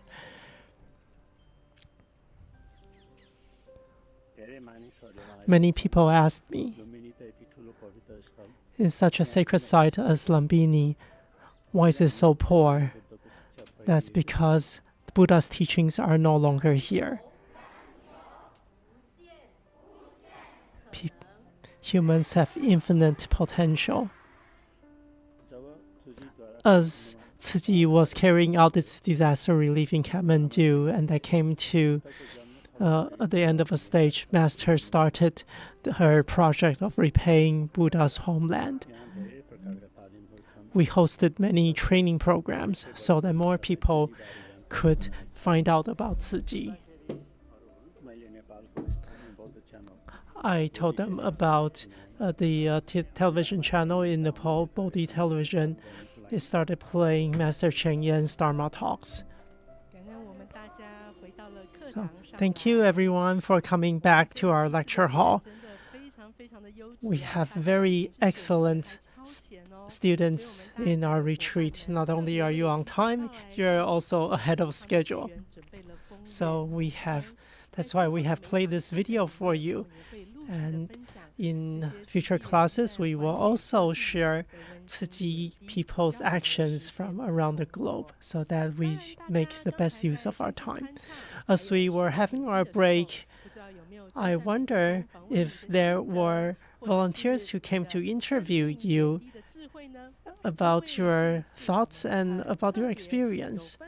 This time, we are very grateful to have volunteers from across Taiwan, documentation volunteers coming to join us, helping us document the retreat. We also have volunteers coming to help us with our dormitories, with our food, with our snacks. Let's give them a round of applause. So it is because of these volunteers that we can concentrate on our classes and also have the ability to talk to each other during our breaks. Of course, in Tzu Chi, we hope that everyone has something to do and everything has someone doing it. But what if we don't have enough people? Well, we need to recruit more bodhisattvas. Because our society is facing low birth rate as well as aging population today. We are very grateful to have been able to invite a team from the Tsinghua University in Taiwan to share with us sustainability in talent. Next, we would like to pass the microphone to Brother Wang Yunjing from the CEO's office. Dear Master, Masters of the Abode, and supervisors from our missions, as well as the faculty from Tsinghua University, all volunteers, and all brothers and sisters, good afternoon. I'm very, very grateful that now we have sharings that are very special. How so? Because we have from Tsinghua University the Chancellor and his team to share with us. Also, we will have in the first time in 20 years of this retreat, the first time we have a signing, MOU signing with another organization. So I would like to introduce Chancellor Gao Weiyuan from Tsinghua University. Let's give him a round of applause. Chancellor has been to the Jingsi Hall for at least 3 times just this year. The other person is Dai Nianhua, Vice Chancellor. Third, deserves a special mention because he has 2 roles. He represents Tsinghua University and also a Tzu Chi person. That is Tzu Chi Hospital's previous superintendent, Gao Ruihe. Number 4, Ye Zhiguang, Secretary General from Tsinghua University. Number 5, who has helped a lot with arranging this trip, Ms. Song Yan. Next, we will have the Chancellor and the 2 faculty sharing with us.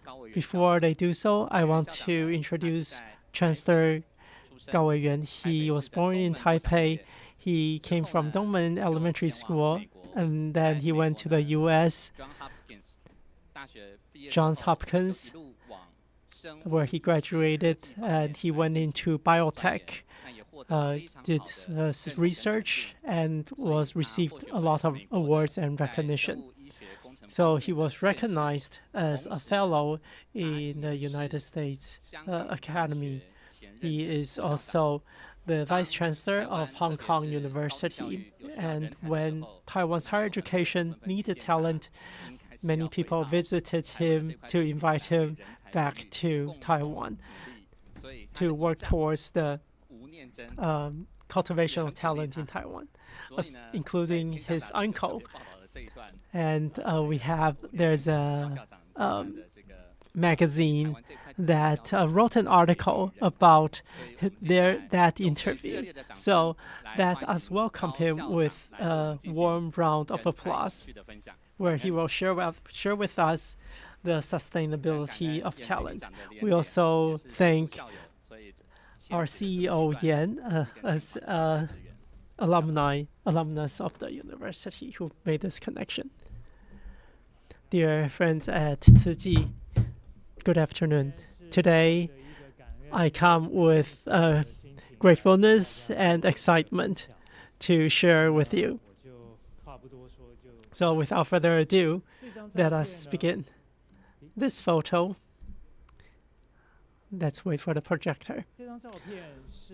This photo is possibly my favorite photo in my life. It was taken in 1972 on the Apollo 17 mission when the spacecraft was on its way to the moon.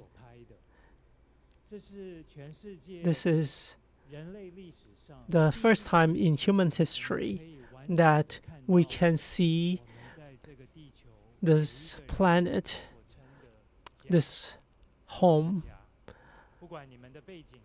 whether no matter where we come from, what our religion is, we all live on this planet. And this earth, in the past few thousand years, has witnessed a lot of bloodshed, suffering, and other human experiences. It has also witnessed the beauty of humanity and a possible future. This photo reflects the hope shared between Tzu Chi and Tsinghua University to make a contribution to our home. And as we embark on this mission, I hope everyone can realize that people are most important. And these people, these talent in Taiwan, where do they come from? We know that we have a low birth rate, and this graph shows that in the past few years, Taiwan has seen an efflux of researchers, of talent. We also see a decrease in the influx of foreign researchers coming to Taiwan. This means in the future, we have a worry about how to cultivate talent. At the same time, there are approximately 20,000 universities in the world. What does this mean? Every university is competing for good talent, good professors, good students. This makes the situation worse for Taiwan, for Taiwan's higher education. So, how do we measure the value of a university?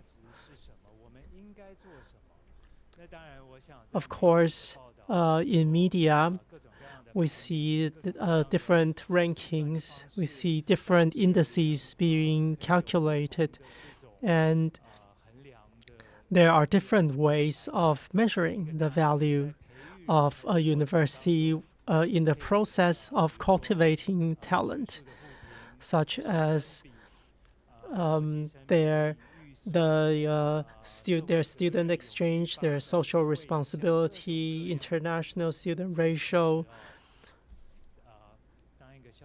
And as the chancellor, I think this is not an easy job, but we have a sense of mission because we know that Taiwan needs talent.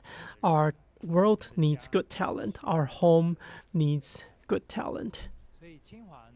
So, in Tsinghua, we are people-oriented. The axis of education for us is to put people first in the center. In the past few years, we have reaffirmed our mission. Everything we do here is to create the uniqueness of every Tsinghua person. So we build with the belief of inclusion, fairness, and diversity when we work toward academic freedom and democratic governance to allow every Tsinghua person to achieve self-realization. I believe that this is very compatible to the values and principles of Tzu Chi and Master Cheng Yen.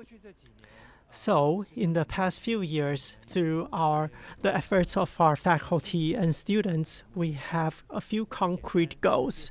I would like to share them with you very briefly. I will leave the rest to my colleagues to tell you about them in more detail. Goal 1 is to increase the rate of cross-field and diverse learning in the world so that they know that this is not just about exams and doing homework. The world is a very diverse and a learning opportunity in itself. We would like to help our students and faculty improve the quality, their ability of analysis and implementation.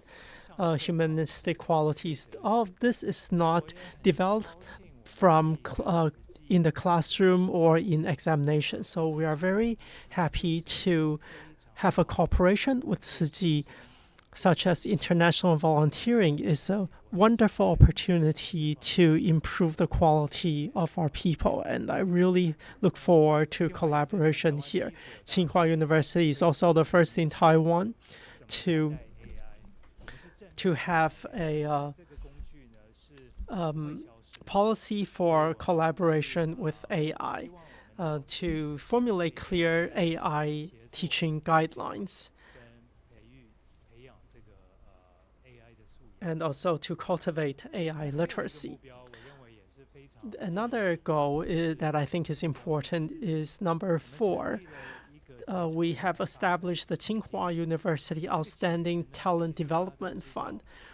As everyone knows, teachers, professors need to work very hard. They are also not paid very well. And in the future, we also worry about where professors will come from. So we established this fund to encourage professors to continue their research and teaching. That also helps, and to also help us bring in additional younger professors.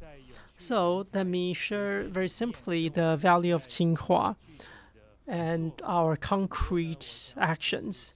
I think that a lot of this can benefit from collaboration with Tzu Chi in working toward a better Taiwan and a better globe, better world. I have invited 2 of my colleagues to share in more detail on sustainability and also on medical education, what we're doing now and what we want to do in the future. Again, I want to, on behalf of Tsinghua University, I want to express our gratitude this very special place to have a heart-to-heart conversation. Thank you. Thank you, Chancellor Gao. Chancellor Gao in the university, he has a habit of exercising, and students would also accompany him on his jog and take a selfie with him and put it on Instagram, on Facebook. So he's very close to the students. We also see he's doing a great job in Tsinghua University. Next, we would like to invite Vice Chancellor Dai Nianhua. After his many years at Tsinghua University, whether it's in administration or promotion of sustainability, he has worked very hard. We also thank the Chancellor of Tzu Chi University, who has had a lot of collaboration with Vice Chancellor. Dear Master and all our Abode Masters, hello. I'm very happy that I can have this opportunity to report to everyone about Tsinghua University. I am the Vice Chancellor of Tsinghua University. I'd like to share a Jingsi aphorism from Master Sun Yin for the beginning of my report. Master has said, "Love, best wishes. The earth is like a mother carrying all living beings and nourishing all things. We should cherish the earth with gratitude." So Tsinghua's sustainability spirit is quite advanced. And in Taiwan, 109 year, we started to apply sustainability through our university with our chancellor.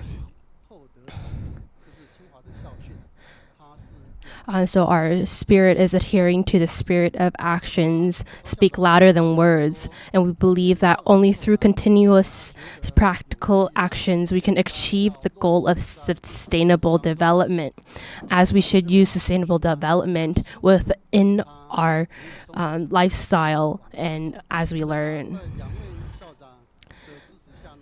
So as both our vice chancellors has said, we have a few actions that we apply at school. So the first thing is governance, governance, the coordinated concepts to build an actionable leadership structure. To apply sustainability and with sustainability of the development of the school. Then we have governance of cooperation and co-creation to connect the core stakeholders of the campus. So like example with Tzu Chi. And we can collaborate with everyone else to talk about how we can be sustainable within the environment. Then the third one is environment, mastering the trend to have net zero emissions. And we hope that our school, we can provide low carbon transportation or our low carbon emission in our school. Then the fourth is society of local action and regional interaction. So first of all, our governance coordination concepts. Our vice chancellor on the school level has upholded this role. And he wishes to apply this to our school's system. And you can't just, he says that we can't just be one person who does this job. We have to do it together. So he talks to the education system and our government of education to talk about how we can to provide sustainability in the schools. So this promotion we were able to reach out to many other schools about it too. And we also, besides our teachers, our professors, we also have student representatives.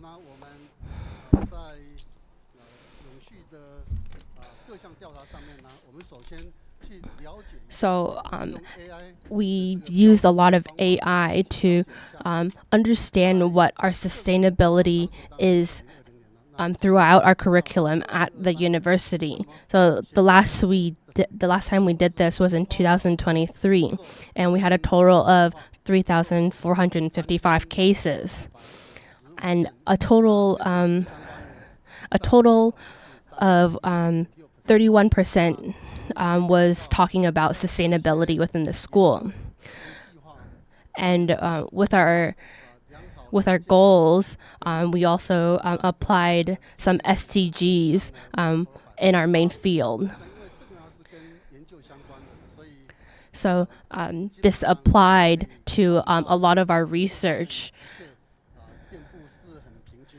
So we can see that it's actually not very balanced. The SDGs are very balanced.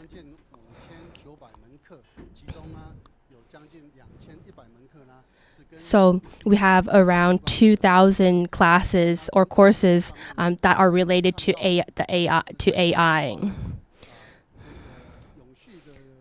And with sustainability, we have around 7. And we're slowly applying it to our classes. And why do we want to add this to our courses is because we hope that our professors can see from other angles how we can teach the students. And we've also we've talked about how we should apply these sustainability and AI in our courses. So one of the most important things that we've discussed with the government is how we can sustain the people that we have. So at our school, our student action project, we have around 30,000 students who are involved. And we're thinking about how we can involve even more students to understand how sustainability is very important throughout society and why we need them to understand it. So sustainability is letting us to collaborate between the students or society. So we have a campus as a living lab, and it allows us to have challenges to the new era across disciplinary actions and solutions. So we're able to have a living laboratory to collaborate and establish a sandbox environment. So usually it's our staff will give out a question, and then our students will learn from it to problem solve from it. Is how we involve them into our school. So one of the things I would do is like an exposition to let students be more involved and understand what their goals are regarding sustainability.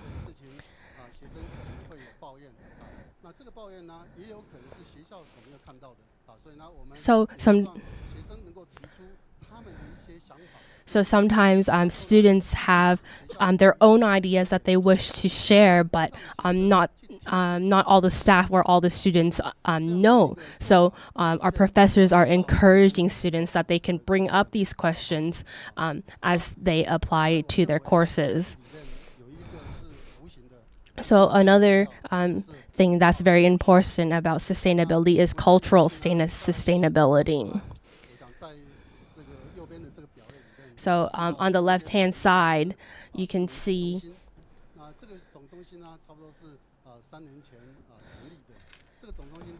we have a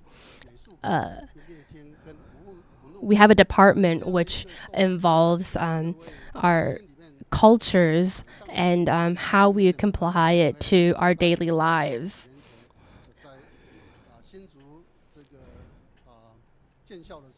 So around 60 years when the school was being developed, we were also discussing how the environment can be applied to the school.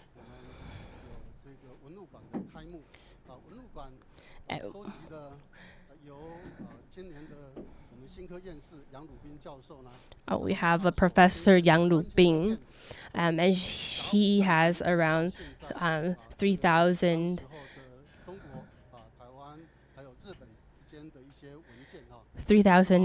reports talking about the cultural development of China. And last year, we held a conference about storytelling. So it was talking about the history and how we can understand, like we can bring the history into stories. So at the moment, there were a lot of memorandums during this conference.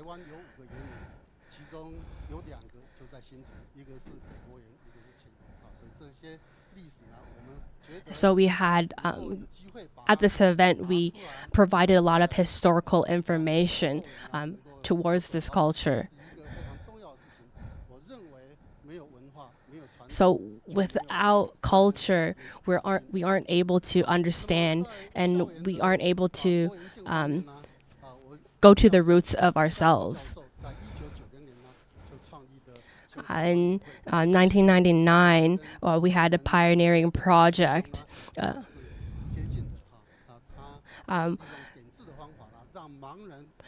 So we had pioneering provision of audiobook service for our blind, which is something that I think is closely related to what Master Chen Yin wants. And we have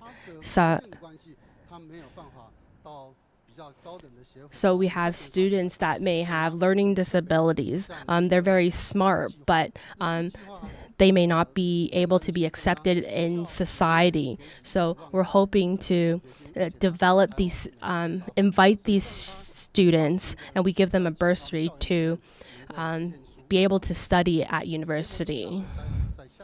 So there's a story about this that will be talked about later.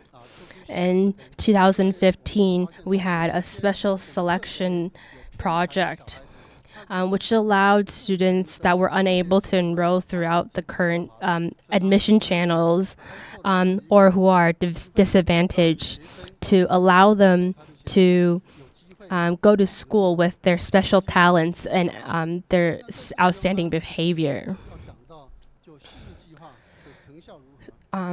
So another thing that we also are involved in school is the tutoring mechanism and academic performance. So as some students have, because they're from low income and middle income households, they aren't able to learn as well as other students perhaps.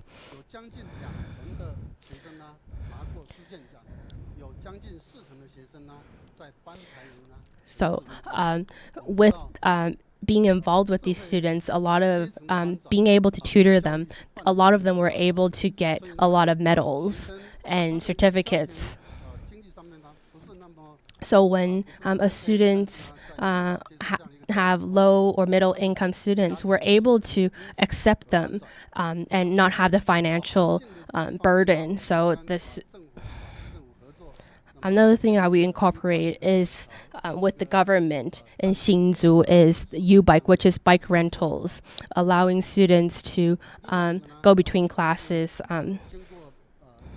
And we also have intervene air conditioners, or we use LED lights throughout our school to be more environmentally friendly. So all our lights have been replaced by LED lamps, and our air AC has gradually been replaced too. We also involve laboratory chemical reduction. So the e-management system, it allows us to be more environmentally friendly towards our laboratory, so we don't use harmful chemicals in our laboratory. And we have a lot of solar panels throughout our campus.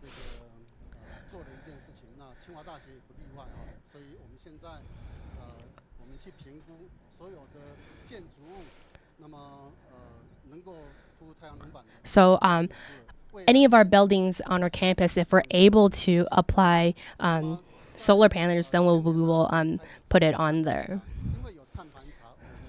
And our campus carbon inventory, if we're able to come to lower our emissions, then we do our best to lower them.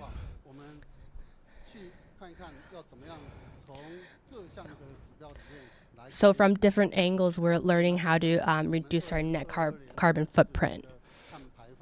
And our carbon emission, based off of 2022, has gone down.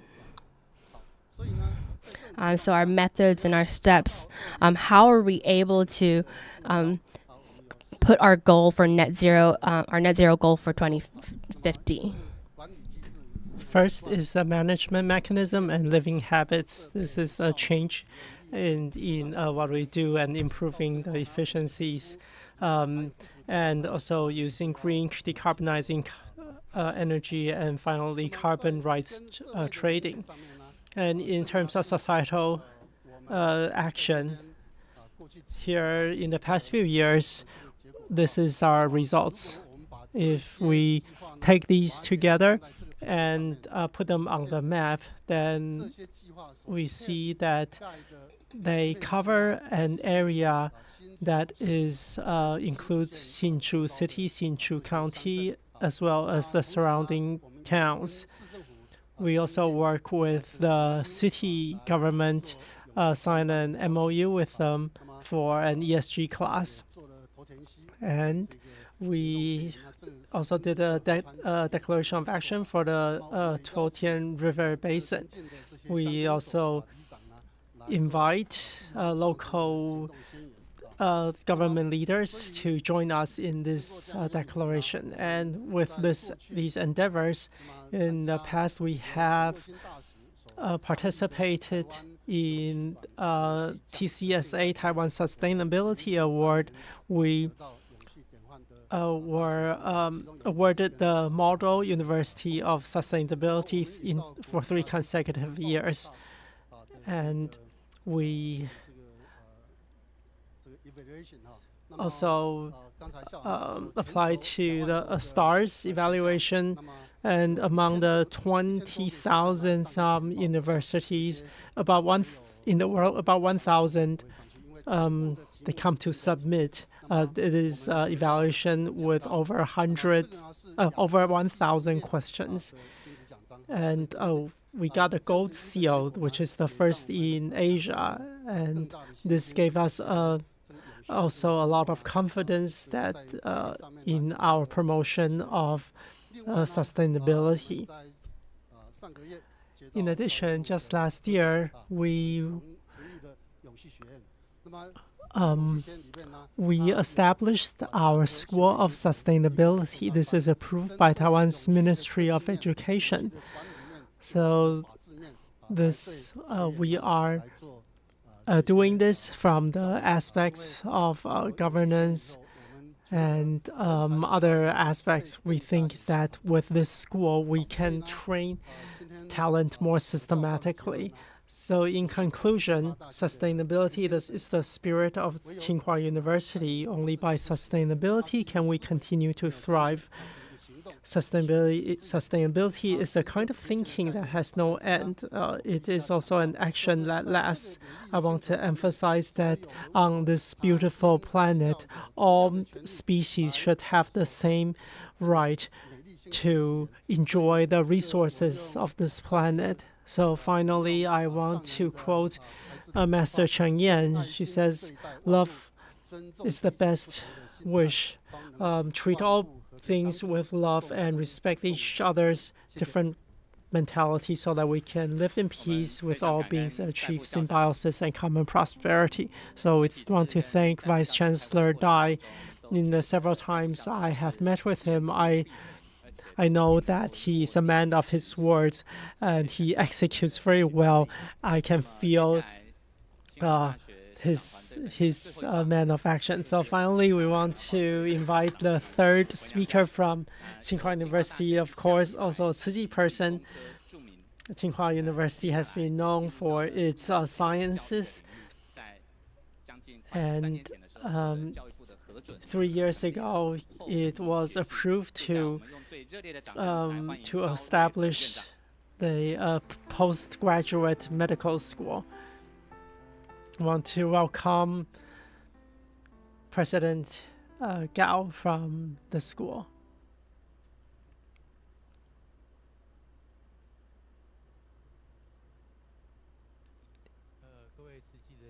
Dear Tzu Chi family, good afternoon.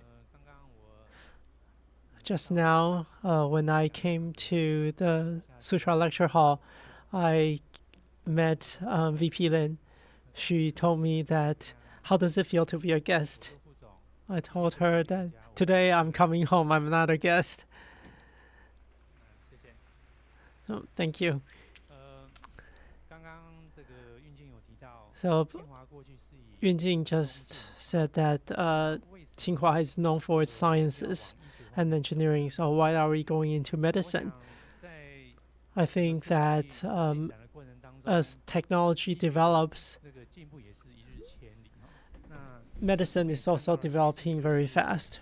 A trend that we're seeing is medicine is a cross-disciplinary application.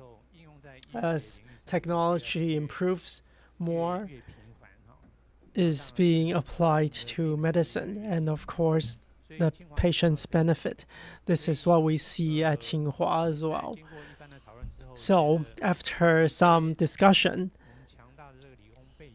with our basis in science and engineering, we should develop medicine as well, so that we can bring different disciplines into medicine, into saving people.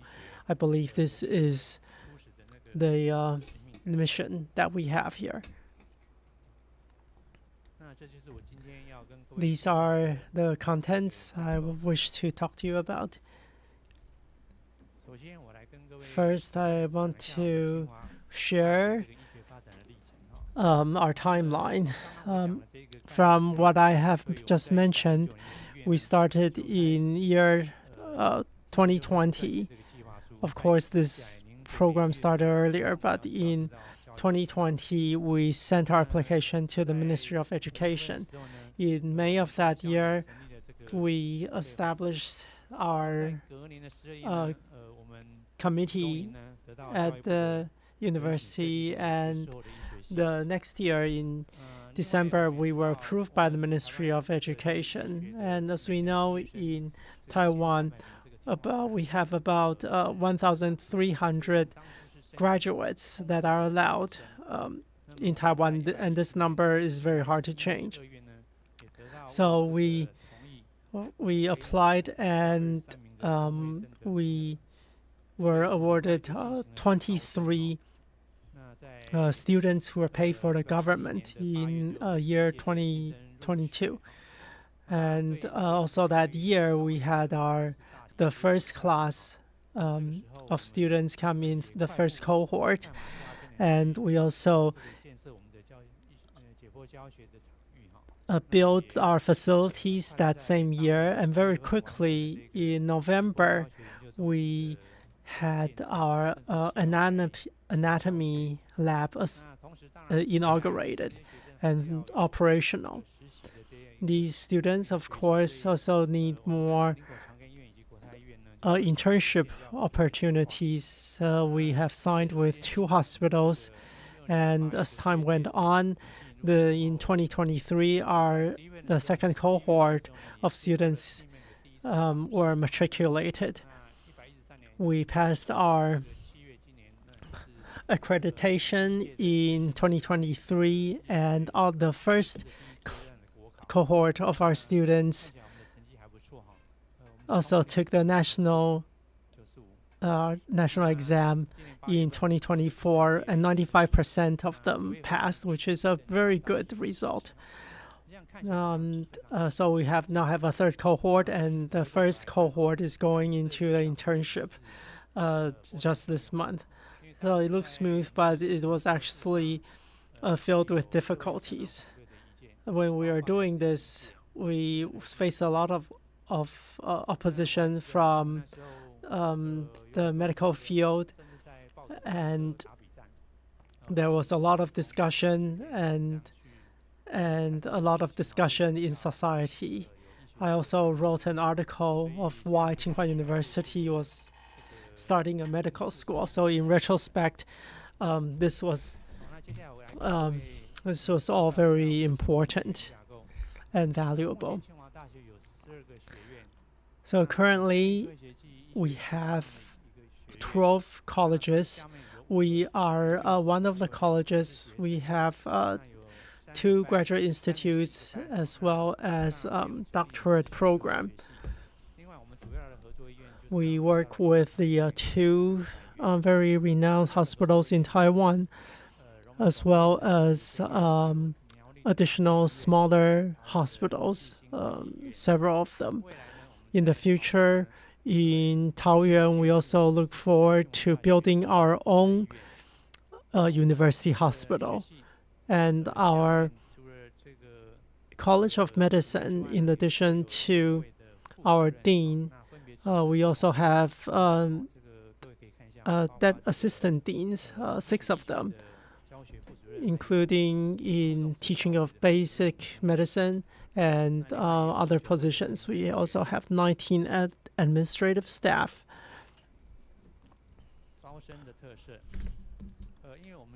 Admission features. because we are recruiting postgraduate students, so we recruit individually through written test.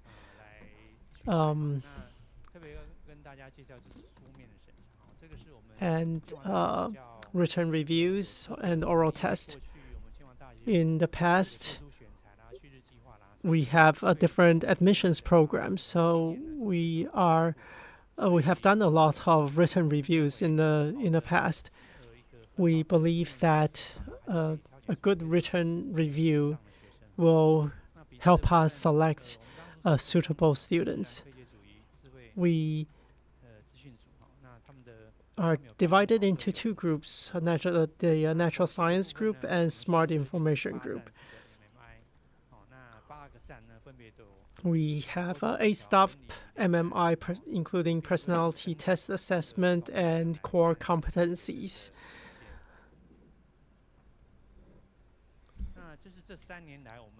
In these 3 years, we have recruited in these two groups. When we were,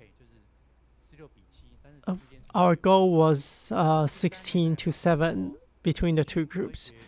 But in these 3 years, we have found that we only had 1 student from the information science in the first year and 0 in the other years. So when we look at the sources of our students, we see diverse fields. We look at non-medical and medical. So medical related are like pharmacology and others.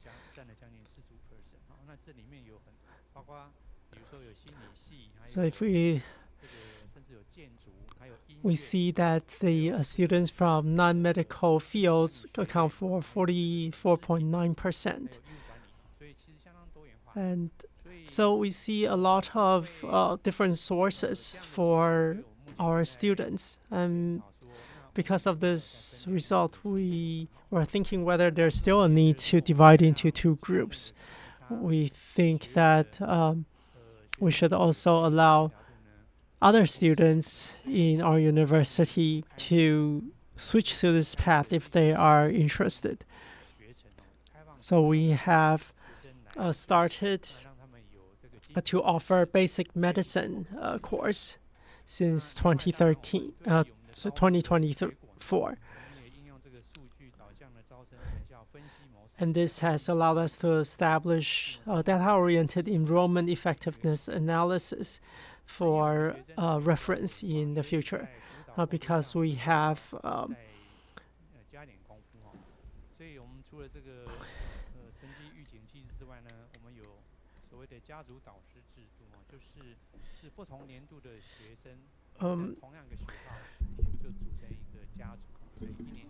So our family mentor system, we have around 1 to 2 students from different levels of grades in university.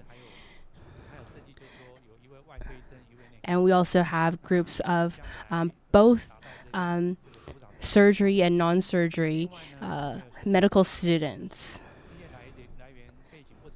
Then we also have student support groups where they come from different backgrounds and medical fields, so they're able to learn from one another. Or we have pharmaceutical students who have already graduated. They can become senior guidance students. And then lastly, we have our senior students. So for our curriculum planning, besides our medical courses, we also like our organ system, medical humanities, medical information, clinical internship. We also have different credits that are required in order to graduate. Because we think besides learning the medical field, we also have to have our students learn technology. It's very important through our society now. So if they're if they have to go to like urban areas that are less, there's the technology isn't as well, they can apply what they've learned and then apply it to their workplace. So we have classes that we have to take, and then they also have class electives. And we have some electives that are a bit more unique. We have technology and medical treatment, or special research, and physics perspectives in general. So besides our other elective class, in our 4th year, there's specific clinical electives. So for some of our science courses, we have classes such as cellular hair care information treatment or the smart ward. So technology in medicine, it's very important that our students learn how to apply it, and so that we can use this technology in our field of work. So how are we supposed to apply technology within our workplace? So no matter what classes that are taking or profession, there will be a technology and medicine combined class.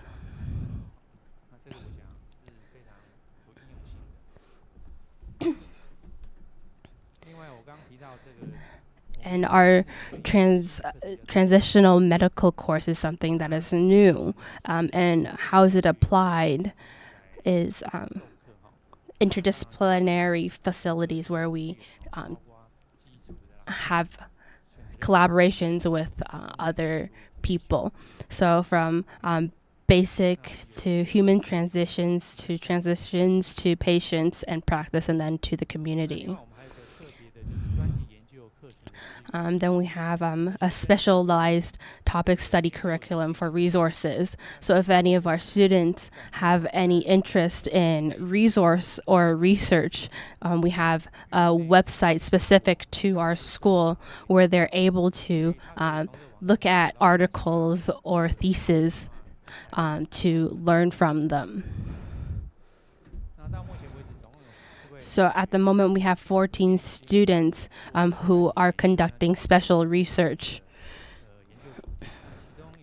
So one of our students, Huang student, and he has a thesis on tumor immune microenvironment, and he also had got given an award on his research.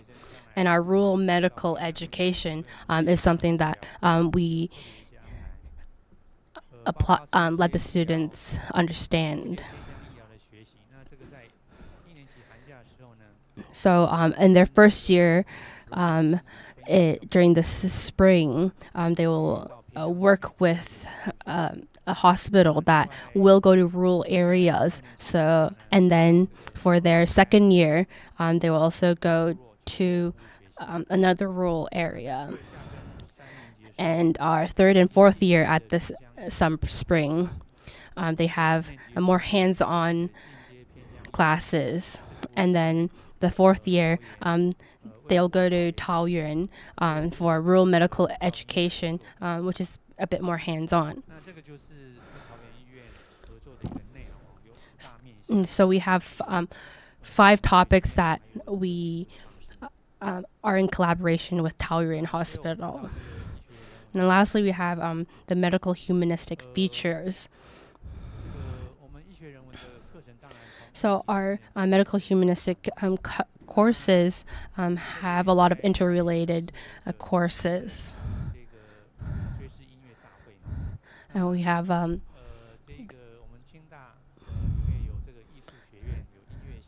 So we have, in collaboration with like the music department, to have a little concert to express their gratitude to their teachers. So it's very, whenever I see it, I feel very thankful and heartwarmed by their performance. And I'm sure that our students are able to understand the importance of the medical studies.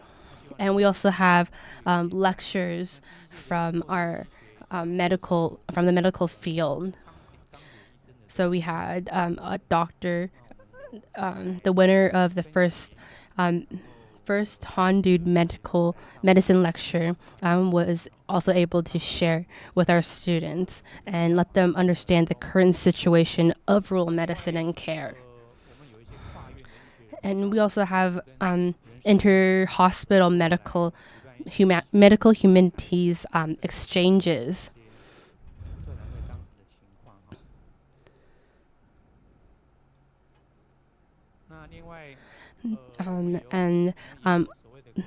We have features of cross-cultural courses of for example, the Nandao Center provides a resource for AI assisted medical language learning to students in order to let them communicate with those in the rural areas. Or we also worked with the South Island Center, which invites doctors to the rural areas and let them experience healthcare with Aboriginal people.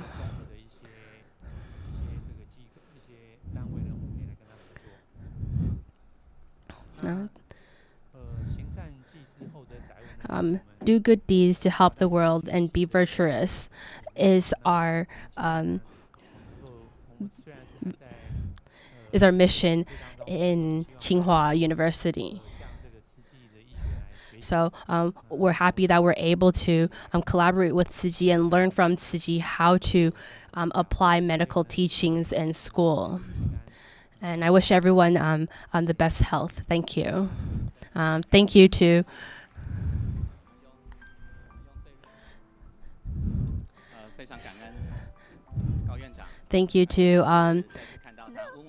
Vice Dean Gao.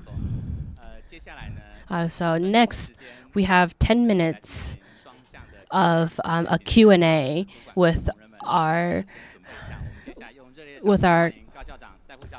counselors who have just shared. So think of any questions, and then we can.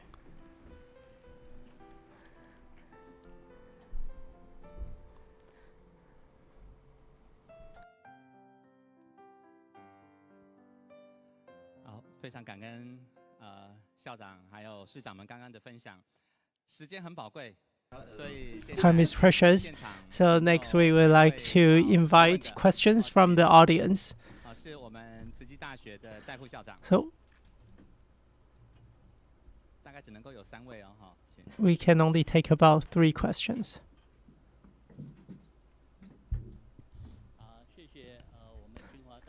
So thank you for our colleagues from Tsinghua University. First, I would like to thank Vice Chancellor Dai. And today, I'm most interested in Chancellor Gao's presentation on sustainability of talent. We know that older faculty have said that the most important part of a university are the teachers. And Tsinghua University is very well known. There must be many eminent professors at the university. So how does Tsinghua University attract such good young professors and turn them into eminent professors? I think it is much more than just not just the pay, or there must be other mechanisms. Would you explain to us? Thank you for the question. Actually, this issue is very big. We cannot say that Tsinghua is doing the best job here. We can only try to improve because there are other schools that we can learn from. As you have just mentioned, how do we cultivate future experts? There are actually many things that need to work together, such as their pay. Of course, it needs to be competitive. There are newer professors who, in addition to research and teaching, they have families to take care of. They play different roles and have different responsibilities. So Tsinghua we have built a kindergarten to help these younger professors take care of their children. And I think that in the past, as you have mentioned, in the past 100 years, the Tsinghua has been very special. It's the culture here is academic freedom. Why is academic freedom important? Because whether it be teaching in sustainability, engineering, medicine, when we try to innovate, it must be things that have been done before, and without a soil of freedom. And if we give it limitations to begin with, then I think it is impossible to cultivate experts. So I think these are all necessary for helping our professors. Thank you, Chancellor, for sharing. Question 2. Also, Tsinghua alumnus Liu Xiaocheng, also Deputy CEO of Tzu Chi University, of Tzu Chi Foundation. I know that Chancellor Gao grew up in the U.S. and was educated in the U.S. before coming back to Taiwan. And I believe that it's also through affinities that he came to know about Tzu Chi. I know you have also been to Hong Kong as well. How did you come into contact with Tzu Chi? And as someone with an engineering background, taking Tsinghua University to one that focuses on a holistic education for the whole person, can you share with us what your journey was, your insights from the journey? Actually, my affinities with Tzu Chi started in the U.S. when I was in high school. In the 1999 earthquake, my relatives in New York were Tzu Chi people, and they told me, I found out about Tzu Chi through them, about Tzu Chi's work in that earthquake, as well as contributions that Tzu Chi has made since then. So I have been filled with respect and curiosity for Tzu Chi. Coming back to Taiwan, I have had the opportunity to get to know Tzu Chi better. Just as the host has said, this is the third time for me to come to Hualien this year. I think it's because our core values are very aligned. We all hope to, through education, through doing good deeds, through what we can do as individuals to improve our home, Taiwan and the world, to improve these places. I think these values are what I really cherish. Thank you, Chancellor. So, as what the Deputy Chancellor has shared with us as well. So, last questions. Oh, please.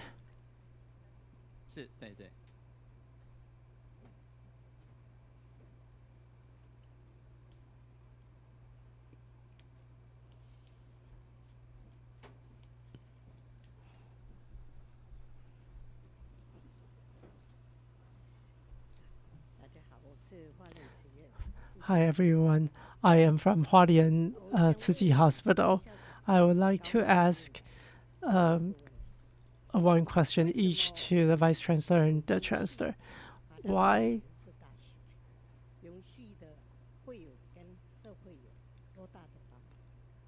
how important is sustainability to the society? What helpfulness does it bring? The second is in establishing a new medical school. When what I learned in medical school is now outdated in today's society. So when you design your courses, how do you reconcile it with the needs of the society?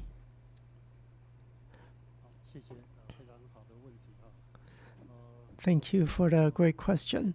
I feel that sustainability in the beginning is possibly because of the concern for the environment that has prompted us to look at the impact of environmental changes on ourselves, such as the disasters, torrential rains, things like this. And we mentioned earlier that in establishing the College of Sustainability, we have a greater mission because the environmental changes is part of sustainability, but it is not the only one. We can look at the UN's 17 SDGs. The number one is no poverty. The problem of poverty begets war. It leads to the showing of the more barbaric parts of human nature. So if we can reach all 17 SDGs, then I think that will be a wonderful world. So in our establishing the College of Sustainability, in addition to the environment, we are also paying attention to the rest, including the humanities, culture, education, things like these. These are all topics that we treat in our coursework and in the lectures that we organize. So we are taking a broad-based approach. When we are planning this college, there were different voices at our university as school. Some people thought that maybe a center is enough. A college is not needed. But for me and the chancellor, we believe that for a center that it does research, but a college also has a function of teaching. So in this college, we will look at all different aspects of sustainable development. So thank you for the question. Indeed, a university is not an ivory tower. It needs to respond to the changes outside in society. So as I mentioned, our technology is very different from 10, 20 years ago. And our medicine in the future is going to be very different. So how do we add even more content into the already very full curriculum, such as information technology and the application of technology? We are adding these components, these elements into our different courses. So these are what we're doing to respond to this advancement. And in addition, in the more traditional humanities of medicine, I remember Master Chang Yen telling us that humanities is not something we can touch. We can only feel it with our hearts. And how do we do that? We need to create the environment. So when the student is in that environment, he will feel it for themselves. So that is what we try to do. We create that environment, such as going into remote rural towns, going abroad, and also we encourage students to volunteer. And these are very close to Tzu Chi's values. In the future, we also hope that with Tzu Chi having so much experience in free clinics and disaster relief, I hope that Tsinghua students can follow along. And in this, we believe the students will feel what it means to care for patients, to give of ourselves. This is something that it's very difficult to convey in classrooms. So we are trying to create these environments, these settings, the context. We are also trying different teaching techniques. One of our assistant deans, assistant directors, also designs interactive teaching programs with this mission in mind. So this is my response to your question. Thank you. So thank you, Dean Gao. So today's sharing and Q&A has come to a conclusion. Next, we have a very memorable moment. Then that is the signing of an MOU between Tsinghua University and Tzu Chi for sending students to Mozambique, and also for local tutoring, use computers, and training of overseas teachers to connect with Tzu Chi University's system. This is in charity. And in terms of medicine, our Department of Neurology and 3D imaging is going to also partner with Tsinghua University. And number 3, on campus, in exchanges between students and courses, we will have deep and international collaborations. So we would like to invite the Chancellor, our faculty, and also the CEO Yan from Charity Foundation, CEO Lin from Medical Foundation, Chancellor Liu from the university, as well as Deputy CEO Liu to come on stage for the signing ceremony. So in today's signing ceremony is solemn and simple. The agreements have already been signed. We simply need to put them onto the poster. So we invite our honored guests to do this for us. This is a witness to the collaboration of love.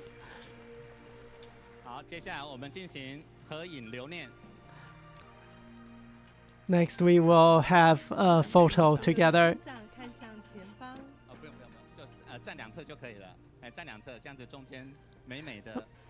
Please stand to the two sides of the poster. Let's witness the moment with another round of applause.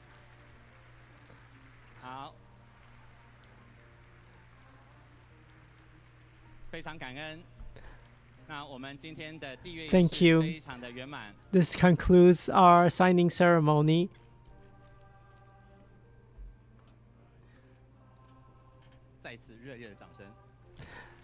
Let's give them another round of applause.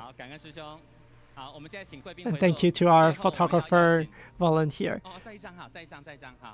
Let's take one more photo.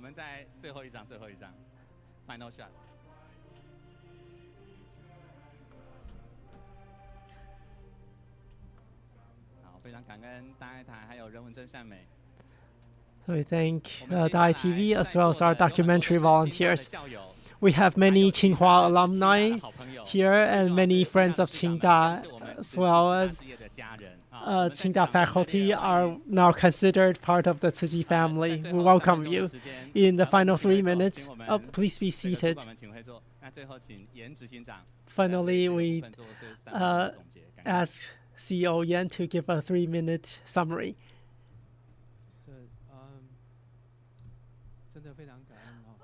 I'm truly grateful for the Chancellor of Tsinghua University and the deans coming to Tzu Chi to sign this agreement. I think I've been called to give this 3-minute speech without prior notice, but in the past, I have worked in the semiconductor industry for 30-some years, and I have witnessed the semiconductor industry in Taiwan in its beginning in the Hsinchu High-Tech Park. Growing over the years, I have witnessed that technology has brought Taiwan, especially semiconductor companies in the world.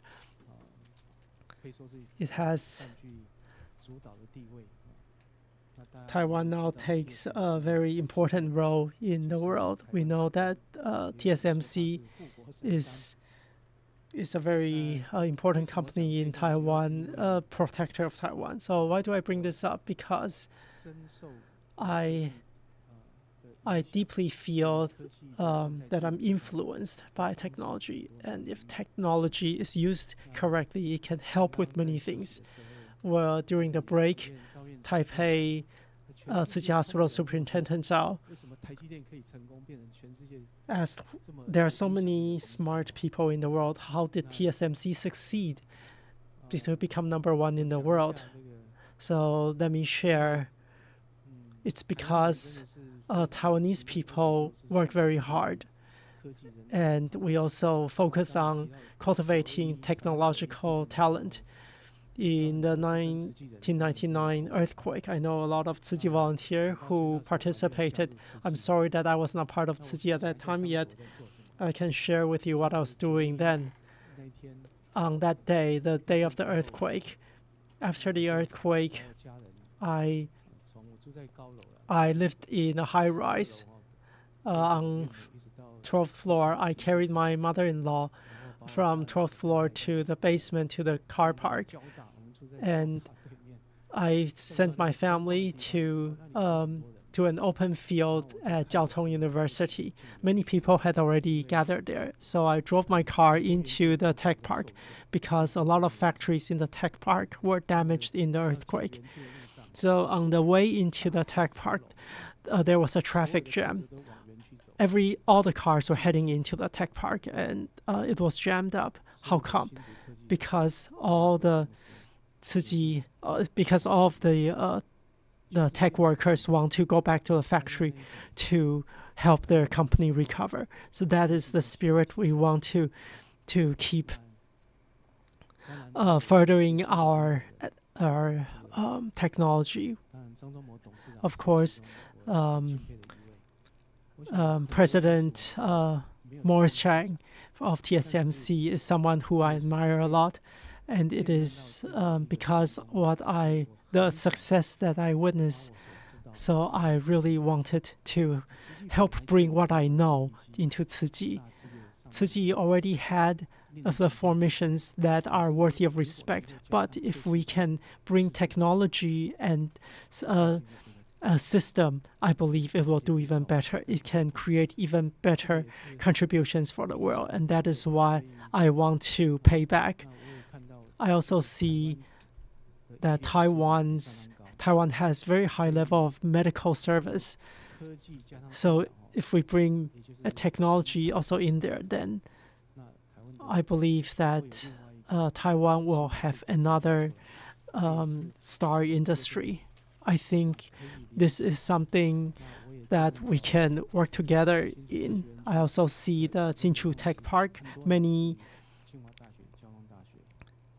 engineers come from Tsinghua University, from Jiao Tong University. I see their contribution to Taiwan's semiconductor industry, and I believe they can also contribute greatly to medicine. From manual to semi-automatic to fully automatic, this is what we have done. Something our automation has already exceeded what humans can do, and this is from the contribution of the universities. So I hope we can work together, exchange, and accomplish this mission. I think this is part of sustainability. The photo that Chancellor Gao showed us of the Earth, without a planet, it would be meaningless to have organizations, to have companies, to have civilization. So I look forward to our working together. Today, the faculty from Tsinghua University has given us a lot of new ideas in sustainability. And in Tzu Chi, the 4 missions working together is also a very powerful force. So next, we are going to keep moving forward, taking each step solidly. And we can also see the future direction when we look back at history. Next, we are going to share Tzu Chi's history between Tzu Chi path and Tzu Chi Dharma lineage. So first, we want to thank our guests from our family from Tsinghua University. Thank you for joining us today.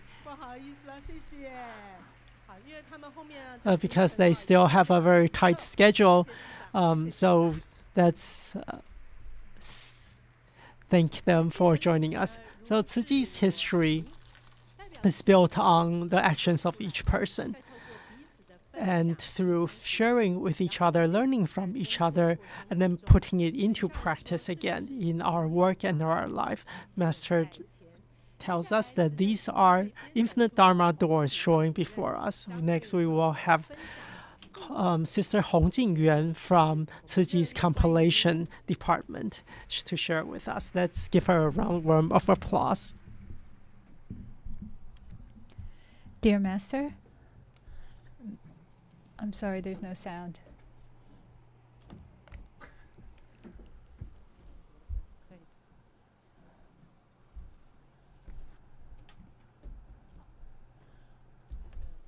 Okay, dear Master, Masters of the Abode, and all managers and all the Tzu Chi's 4 missions staff members, good afternoon.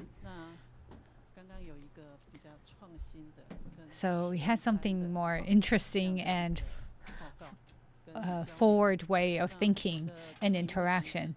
But my topic here is actually inspiring, awakening, and caring. So indeed, it doesn't matter how we talk about it. It's always about inspiring, awakening, and caring for those in need.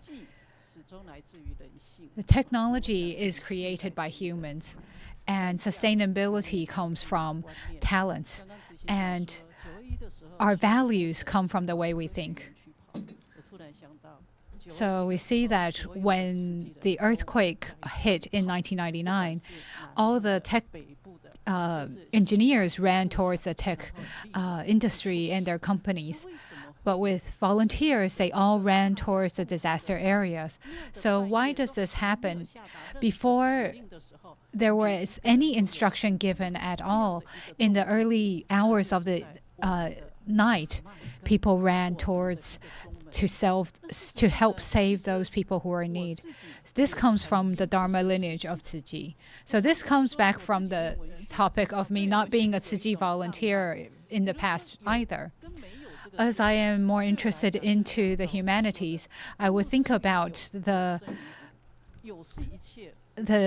learnings from Lao Tzu, all things under heaven are born from existence, and existence is born from non-existence. So everyone wants to have that ability to have control of their lives. But the only time we lose control is when we pass away.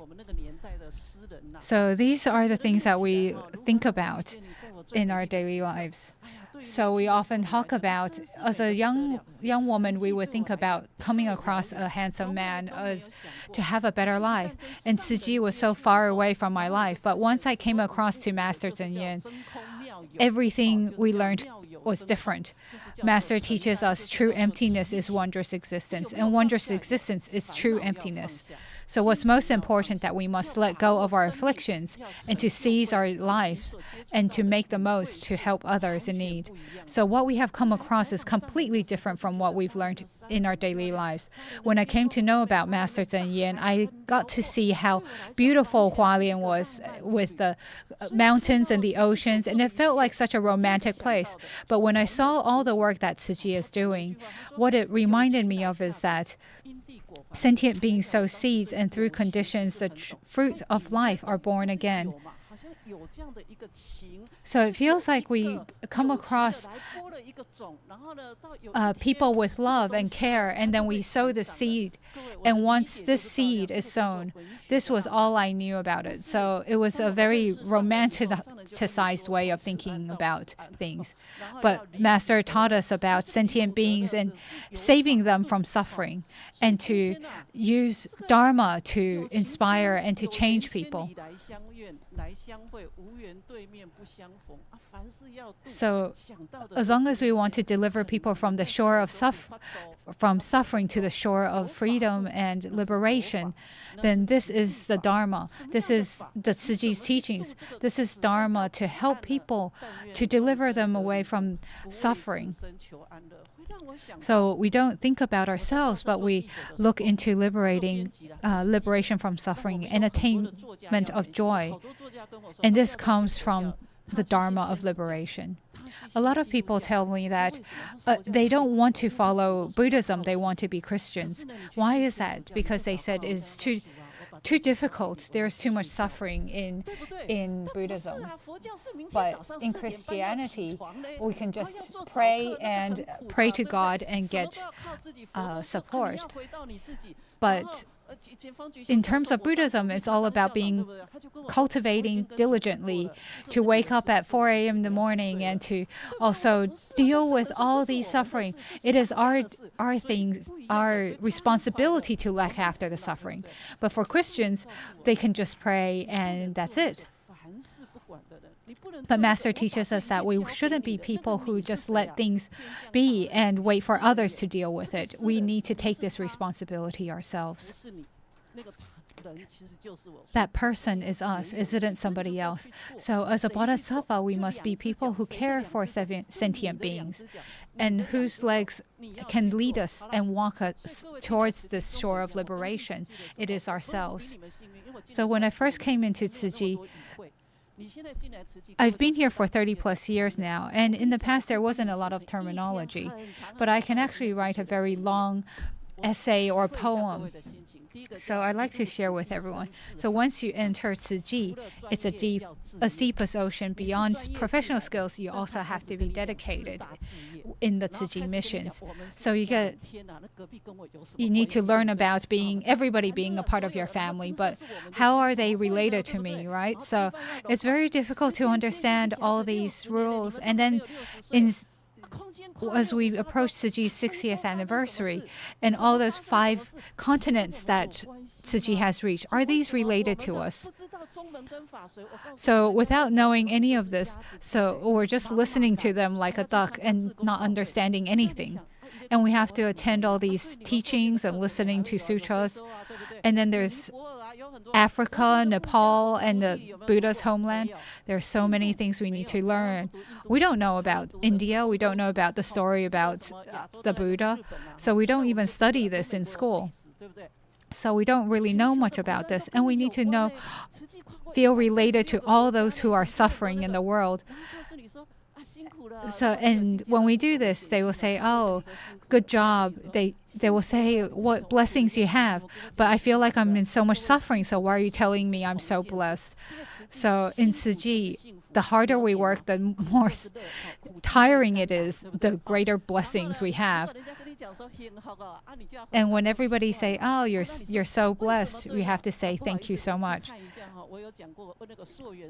So indeed, we are always grateful, and we're always saying, expressing our gratitude, and we never complain about the suffering or the hardships that we endure with all the work that we are doing.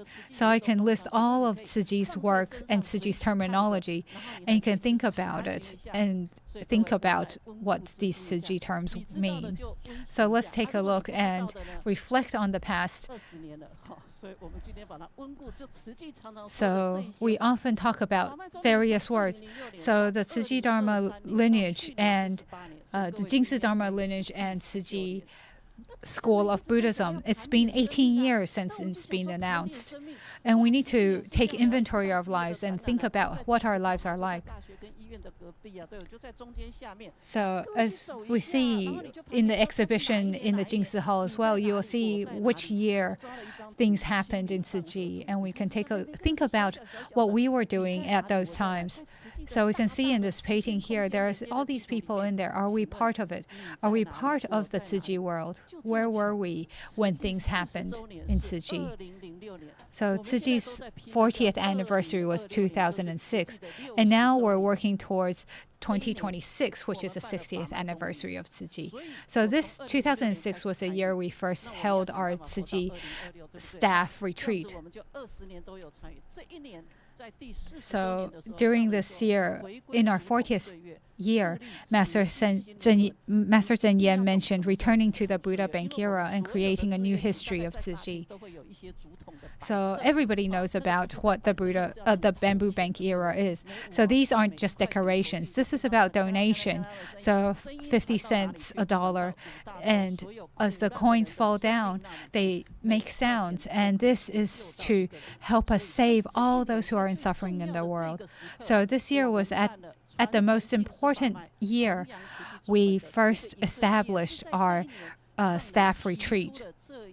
And it was also this year that Master Zhen Yan officially gave this name, passing on the Jingsi Dharma lineage and establishing the Tzu Chi school of Buddhism. So on December 17th, we had the Tzu Chi staff retreat. So it started off in December and then became October, and then now it's in September. So it's a lot warmer and hotter as well as we walk back to the Jingsi Abode. So this time the first Tzu Chi staff retreat was when Master first proposed the establishment of the Tzu Chi school of Buddhism.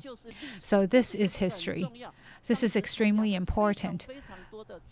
At the time, many of the management and all staff were here and came to attend this retreat. So why is it so important? Because Tzu Chi's missions, 4 missions, are the greatest representation of Tzu Chi. And Master also said, as long as I'm here, you're all the first generation of Tzu Chi members, and this must be passed down through generations. So here, she said this to all the staff of the Tzu Chi's 4 missions. So she hopes that everyone will take the Buddha's heart as their own, and to have Dharma in their hearts as well, rather than just carrying out the work. So we must understand the Tzu Chi terminology and ideals. Oh, this is how we created and paved the path of Tzu Chi. And Master also had allowed everyone to take refuge as well, and in the 3 jewels. So it wasn't just the Dharma masters who have taken on the responsibility of Tzu Chi, but for everyone to take on this responsibility together.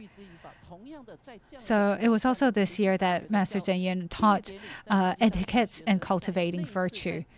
So this was at Tzu Chi University. It was also something during this ceremony. Master Zhen Yan also said something very extremely serious. She said it was important to always have etiquette And we should always need to, only when we practice good etiquette will we act reasonably. And then can we create harmony as well? So education is something that we need to teach from young. And we need to teach the young the principles of courtesy and caring for other people. So since 2016, I looked back in those years. There was actually the year that Master said the most about Tzu Chi spirit and missions. So she spoke about, as bodhisattvas, we must protect all beings. That is for charity. As doctors, we protect life. This is medicine. And as teachers, we safeguard wisdom life. That's for education. And as cultural figures, we safeguard virtue. So as doctors and teachers and cultural people, we must also have that sense of mission. We must both have a sense of mission and make a vow. Only then can we truly carry out our missions. Otherwise, it's only a symbolic work. So the body and mind must be aligned, and we must have aspirations and vows. Otherwise, we will just be merely an empty shell.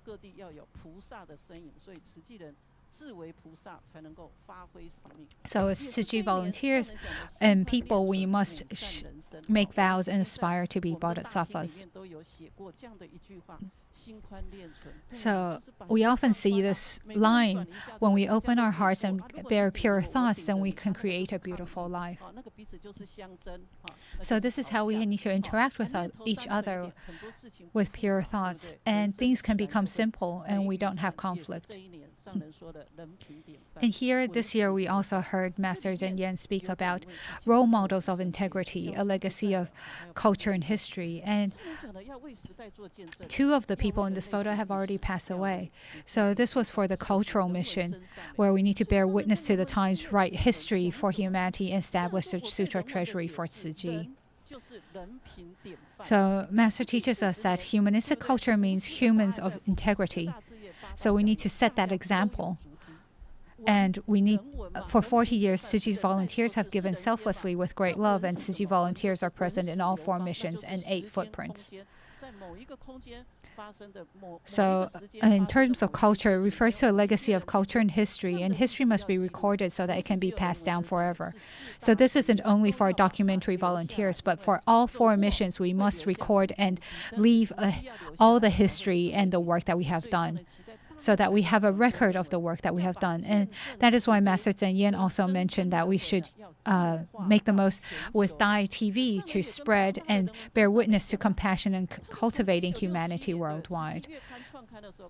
Master Zhen Yan mentioned that in 2006, March 17th, we heard earlier before that the Dharma Master sharing that they said that we also wrote down all the work that they have done. And in terms of Venerable Master Zhen Yan, he wrote down his expectations of the Tzu Chi magazine monthly, and that is to embody the Buddha's compassion and follow in the footsteps of great bodhisattvas. So we must follow the footsteps of the Tzu Chi bodhisattvas, emulating their spirit. Therefore, we must document everything, whether it's home visits, disaster relief, or environmental protection. And so through the work that we can do, can we bear witness to the vitality of Taiwan. So in 2009, there was the Typhoon Morakot, which caused great damage to Taiwan. We saw Shaolin Village completely buried due to a mudslide. And so Tzu Chi built 6 villages, but this process was extremely difficult. So one day, as we were talking, Master said to us, "Here, remember this." It was like a test right on the spot. It was very scary. I said, "Master, can I sing this?" So amidst suffering, cultivate compassion. Amidst setbacks, put wisdom to the test. Amidst hardship, develop resilience. Amidst tedium, practice patience. And then Master said, "I told you to read it, not sing it." I said, "I could only sing this. I don't know how to say it for some reason." So sometimes we can sing a song, but we can't just recite the lyrics. So for some reason, it's just difficult to recite it. But singing in Tzu Chi is also extremely important because through singing, this is how we can record and learn these teachings. So there were so many difficulties and challenges and all these to be determined to work with the government and with the people in different various organizations. There were so many challenges. And we had to build all these homes for people and to be grateful for this and to live in harmony and to help the earth recuperate. And then in 2011, we had this new song. In these times, we must know right from wrong. In times of great calamities, we must nurture great compassion. In times of great ignorance, we need great wisdom. In times of great turmoil, we need great repentance. So indeed, when we hear these songs, no matter what song it is, as soon as we hear it, we will know what we're talking about.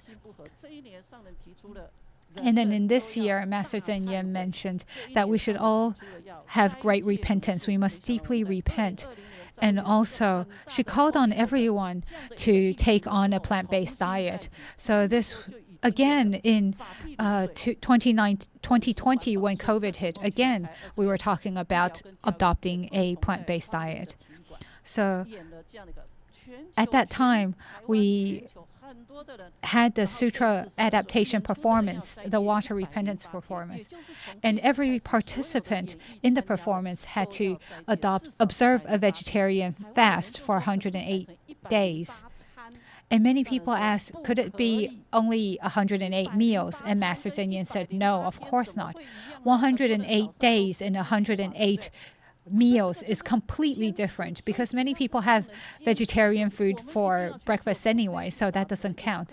So we shouldn't take discounts or anything like that. We need to be very sincere in adopting the vegetarian diet. And because it is a Dharma performance, we need to be sincere and sincerely pious. So Master taught us that it was here in 2015, the United Nations Climate Conference was held in France, in Paris. And everybody saw the urgency of climate change. Yet everybody, although they had a common understanding that it was important to do this, but there was no consensus and there was no collective action at all.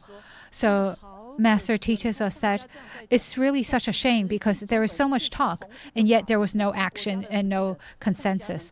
But in terms of Tzu Chi school of Buddhism, we can see that we're all united under one Dharma.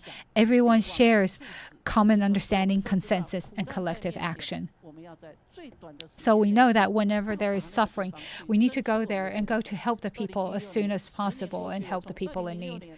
So in 2016, again, it was during the staff retreat that Master again brought up the idea of spreading the Dharma lineage and firmly establishing the Tzu Chi school of Buddhism. And also, it was in this year that the Tzu Chi Forum officially spoke about the Tzu Chi school of Buddhism. So that was the year that we officially established the Tzu Chi school of Buddhism. And on the very next day, in Master's teaching, she spoke about, for the past 50 years, what was Tzu Chi's sect? Which sect did it belong to? Over 20 years ago, Brother Stephen, when he returned from the U.S., people asked him, what is the Tzu Chi? What school of Buddhism did Tzu Chi belong to? Was it Pure Land or Zen Buddhism? It doesn't seem like we fit into anything. So Master says, my mentor said, we must work for Buddhism and all sentient beings for all life, for my entire life. And so she focused on serving sentient beings because there's so many people in suffering. So Master would go up the mountains and into to the villages, rural areas to help people. And she would lead all the volunteers in the early days. She took action herself to help those who were in suffering. Everything that we are doing today are stuff that Master Zhen Yan has done before. So of course we don't have time to follow Zen Buddhism or the Pure Land Buddhism because there is not enough time for this. So we don't belong to any of these sects of Buddhism. So what we do is compassion, and joy giving. And so honesty, integrity, faith, and truth are Dharma lineages, and this is what we do. 2017, if you remember the 粽子 rice dumpling, we were making the string of the dumpling even though it's very ugly. So the Dharma master need to remake the strings. So we've decided that we have to make the dumplings and show it to Sangren. So when Sangren pull the string, we all fail. So we are not professional. So Sangren said, please let those people who knows how to make the string, let them make it. So that year, Sangren keeps saying about the dumpling strings. So Sangren was worried if we have the Tzu Chi sect and we have the Jingsi Dalish, but do they recognize us as one family? Do they know Abode is our origin? So Sangren wants us to be united. So the main starting point and the 4 missions, and below the 4 missions there are smaller dumplings. How can we be united? So have you seen these strings before? And you know that Jingsi Abode is the center. It's the main thread of the connection. It's not just the building. It's how they work hard. They are selfless.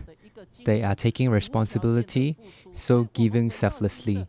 So when we are back to the abode, our Dharma master always gives us the best food and asks us, have you eaten your meals?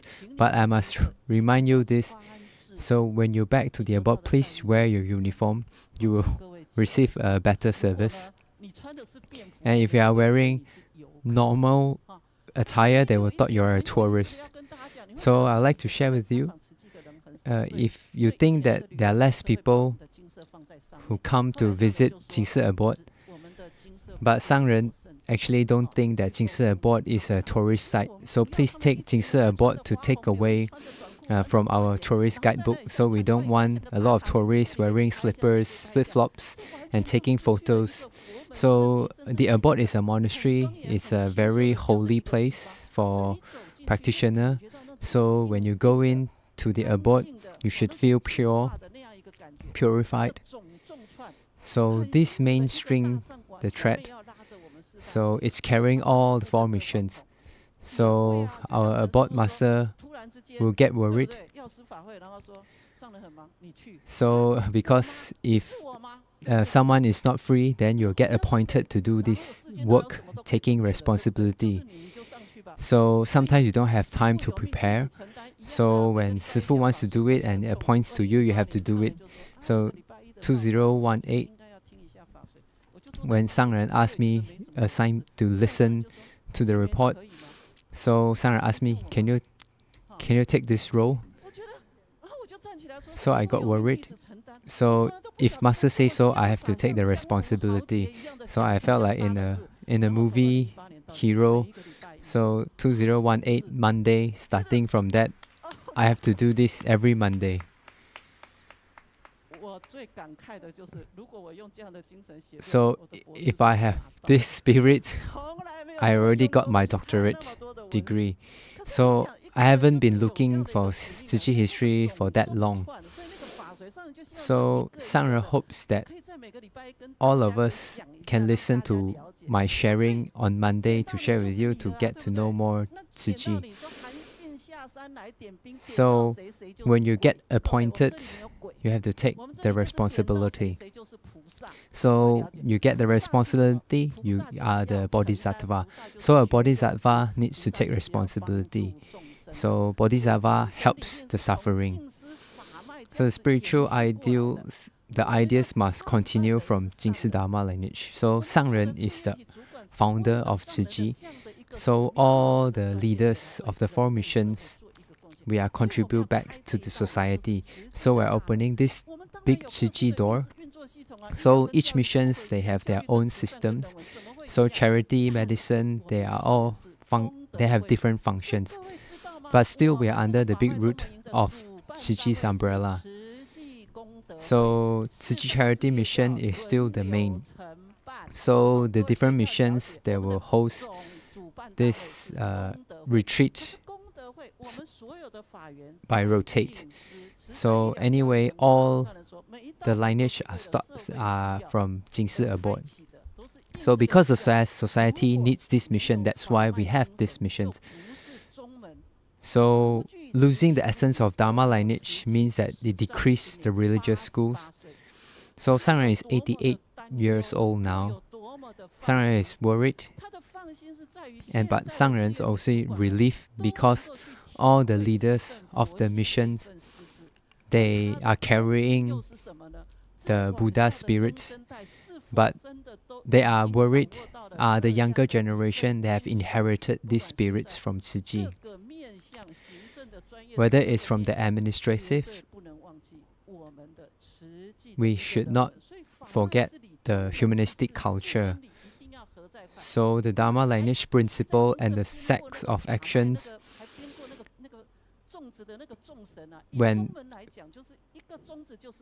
so all the strings, each dumpling is each mission. So 4 strings, 4 missions. So it must be identical. Means that the ideal must be the same. So including our overseas representative, the overseas branches, we must all goes back to the origin of the abode. 2019, we completing under the guidance of Sangren. We have this book, the folding book in the scroll format, the Jingsi lineage manual. So we also have the e-version. So if you don't have it, you can come and request from our archive department. And then if you request it, we will send it to you. If you need to write any theory, or you can refer to this. 2018 October, when our Sept scroll was unveiled in Jingsi Hall, we must, at that time, we review, and it was a historical moment. So some people, they are no longer here in the photos. So the people and the event. So 2020, during COVID, we speak about, and even our charity CEO published a book about we must go vegetarian.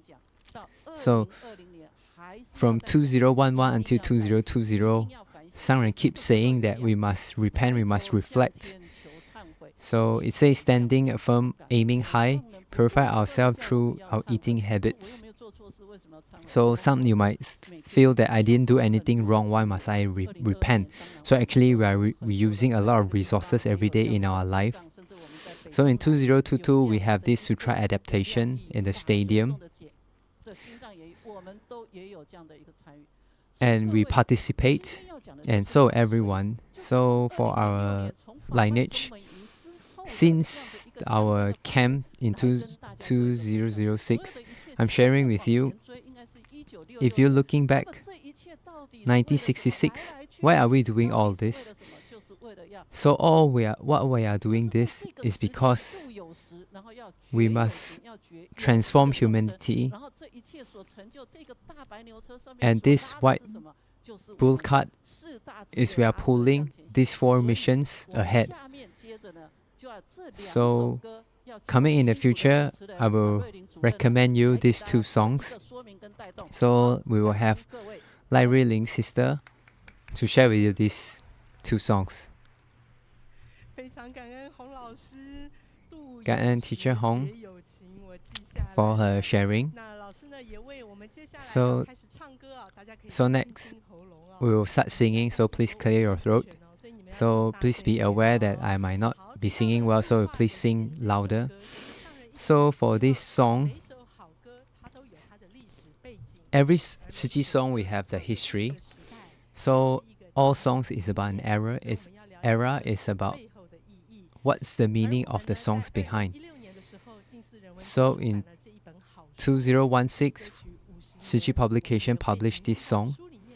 So Tzu Chi 50th anniversary, and we also write in the stories behind all the songs. So previously, Hong Lao Sư mentioned. So, and this song, inspiring the transform. So, if you heard this song, so the lyric goes, "How beautiful are the Tzu Chi people, their heart embrace the universe." So, maybe you can start rehearsing how to sing. So, talking about this song is written by teacher Zhuang Nu. So, teacher was close to Sangren and always listened to the sharing and report from the volunteer to Sangren. So, and he actually shared that he became very like a crybaby, and he asked Sangren why we cry so easily. So Sangren replied, "Because of your compassion." So, and some volunteer asked Sangren, "Why do I see you and I feel very happy?" So Sangren replied, "Because before you are happy, you like me, I already like you before you like me." So teacher Zhuang Nu saw Sangren every day working very hard, working for Tzu Chi mission. So Zhuang Nu 老师 very admire Sangren's doing. So actually, initially, the title of this song is Song of Master Cheng Yen. So when he finished writing this song, and Sangren looked at the lyric, and Sangren said, "Please change this song title to inspire and transform the world," because this is all what Tzu Chi volunteer has been doing around the world. So Zhuang Nu 老师 feel very touched because Sangren never felt that he never taking all this credit. So because Sangren is doing this because it's his vow. So during that time, 1996, there was another typhoon. A lot of volunteers were on the front row helping in charity. So in the morning assembly, Sangren used this song to praise what the volunteer has been doing in the disaster area. So every of these volunteers, you come and go very hurried, and you are like the Bodhisattva. So this is a song to praise you all for your doing. So we see. So next we have the songs of Da Ai. So Brother Yin Zhen Yang sang this song before. So let's listen to this song. We invite you to sing this song together as well.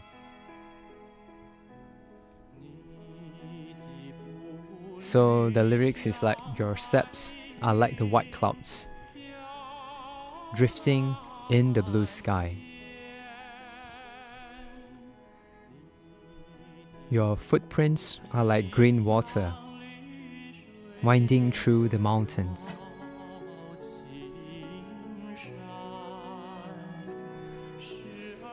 Sometimes hidden, sometimes visible, sometimes near, sometimes far away. Coming and going, filled with boundless compassion.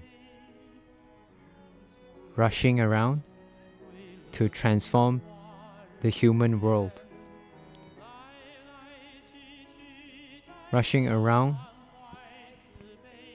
with a lot of compassion.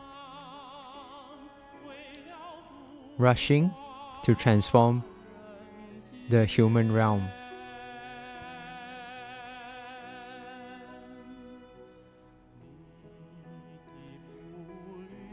Your steps are like the white clouds drifting in the blues and passion. Human world. Rushing around, filled with boundless compassion.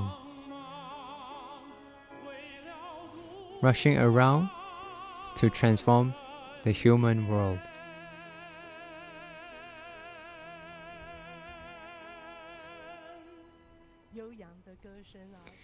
Such a nice song to bring us back to Tzu Chi's 30th anniversary. So that time, Sangren said, we are not going through the 30th anniversary, but we are going through the second 30th anniversary. So the next year after the song, 1997, Sangren told Brother Wang Jingxun. So there was this pulling ox cart song. So I think you are very familiar with this song. So Sangren mentioned the first 30 years of Tzu Chi. The first step was charity. So we were doing a lot of charity. So it was like on the green grass, there was an ox. So even though we're very few people, but we are more carefree. But the ox will get older, and the roads will get longer, and the cart will get heavier. That's why we need more people. So the past 30 days was harvested. For the next 30 years, we cannot stop there. We should keep moving forward. So there were a lot of afflictions. So Sangren also feel that I will have my worries, but Sangren will try to ease himself. Sangren said, fortunately, there are Tzu Chi volunteers. Without Tzu Chi, how this society would become. So Sangren believed all volunteers will be the same as Sangren. This society really needs the compassion Tzu Chi volunteers to stabilize the world. So Tzu Chi is not just speaking the slogan. So we must have the compassion. So this song, it says that the four missions is going forward together. So hope that all our staff from our four missions to sing this song together.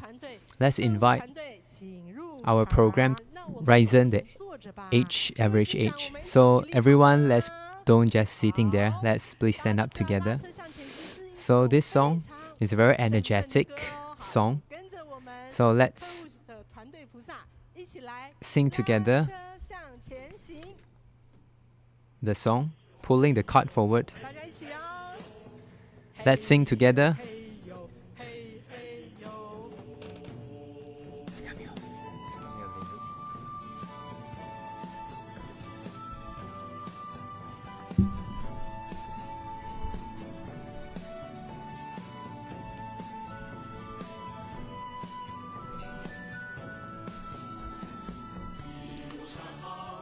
So happily along the way, each step leaves 8 footprints.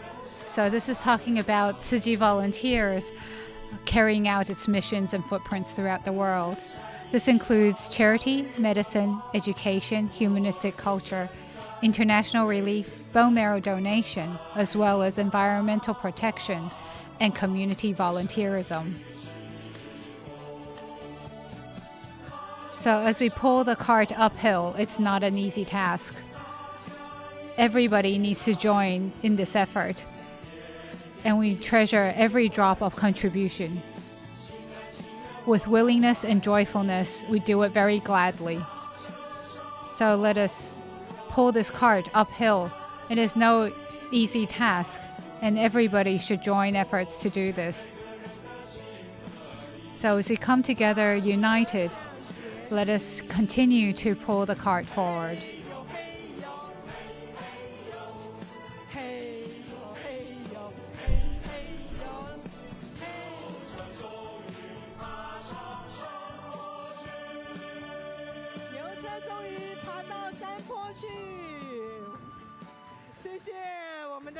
Thank you so much for our activities team for the performance and leading everyone. So great job, everybody. Give yourself a round of applause. So with our Tzu Chi's 4 missions and 8 footprints, let us all shoulder the responsibility to care for the world with Master Cheng Yen. So we're so very grateful for everybody's contributions from the past, and we are sure that there will be more people to join us for us to continue and pull the cart forward for the next 60 years. So next we have our dinner. It is, everybody, please put your palms together. Let us now respectfully invite our Dharma masters to leave first. So this is just before our dinner. So we started our classes since lunch, since noon. So thank you everyone for joining us. Now we have our student leader to help and talk to us about other reminders. So we can see that we heard many of our female staff also very willing and very strong. So everyone is very dedicated to pulling the ox cart. So this is an extremely important song.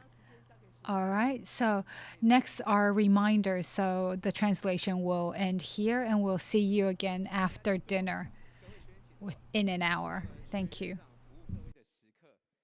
非常感恩大家哈，接下来我们要用餐哈。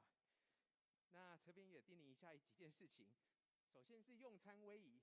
今天我们听到师父告诉我们要做好人品典范哈，人品典范哈。所以首先用餐的威仪，我想大家都非常的熟悉，在志业体当中我们常常有机会跟志工互动哈，所以这是我们志工都会遵守。那我们更要在此际当中的威仪典范哈。好，所以请帮我继续往下播哈。好，最重要的就是龙口含珠，凤头饮水。那再来最后呢，就是请大家用餐之后合掌结斋。那请以小组的单位呢来共同结斋。那最后接下来是，如果在今天跟明天有任何交通的需求，请到我们2楼的机动服务台来登记。那并在火车出发前30分钟抵达斜坡道来协助来搭车哈。所以我们感恩总务机动组会协助大家来做这样的一个交通。最后就是在今天用餐之后6点55分之前请各小组入座讲经堂，共同的配合，全体请起立。接下来我们就请动线组就位。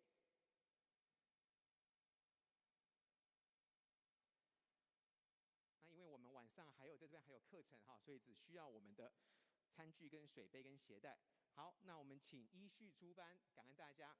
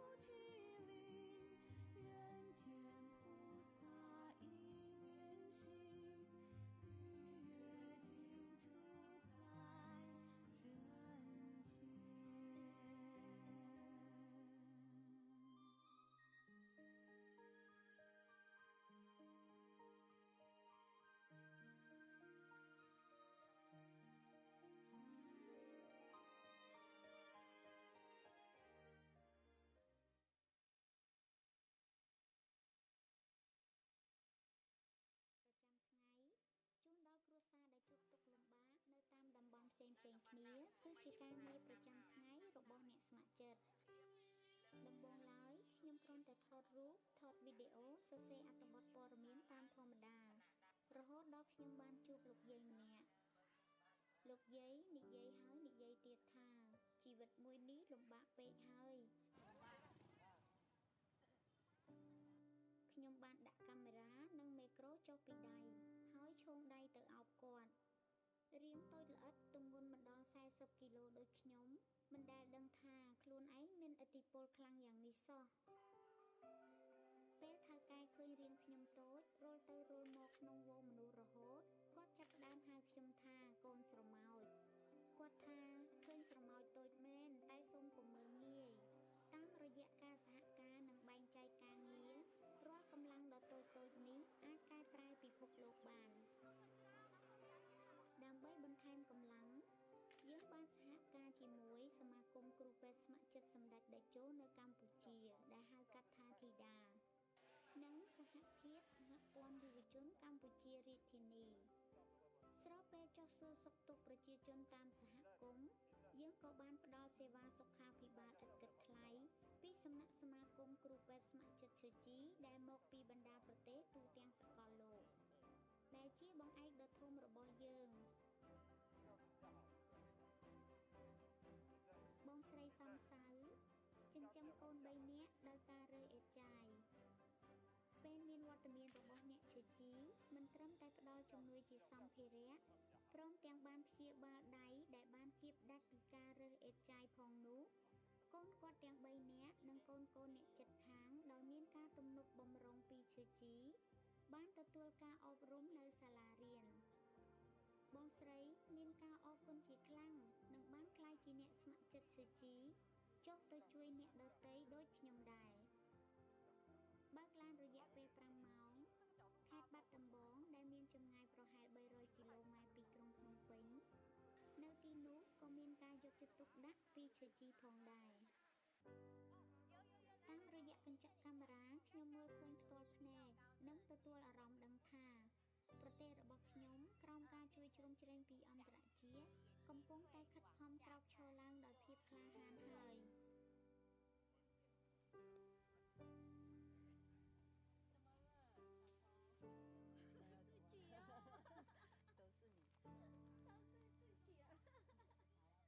មានអ្នកកំពុងជួយដល់អ្នកដទៃអ្នកដែលធ្លាប់លំបាកធ្លាប់យំក៏អាចជួយទឹកភ្នែកប្រែជាមានស្នាមញញឹមថែមទាំងក្លាយជាអ្នកផ្ដល់ជំនួយវិញទៀតផងខ្ញុំពិតជាចង់យករឿងទាំងអស់នេះប្រាប់ទៅពិភពលោកឲ្យបានដឹងនេះជារឿងរ៉ាវនៅកម្ពុជាប្រទេសរបស់ខ្ញុំក៏ជារឿងរបស់ខ្ញុំដែរ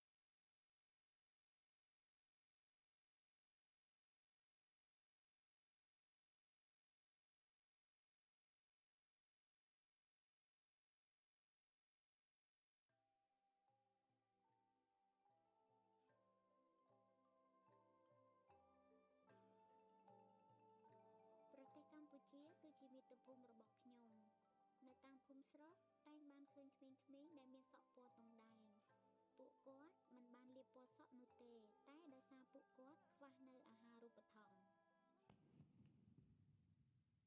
គ្រោះមហន្តរាយកើតចេញពីមនុស្សស្ថានភាពប្រទេសរបស់ខ្ញុំស្ថិតនៅក្នុងទុក្ខលំបាករហូតមក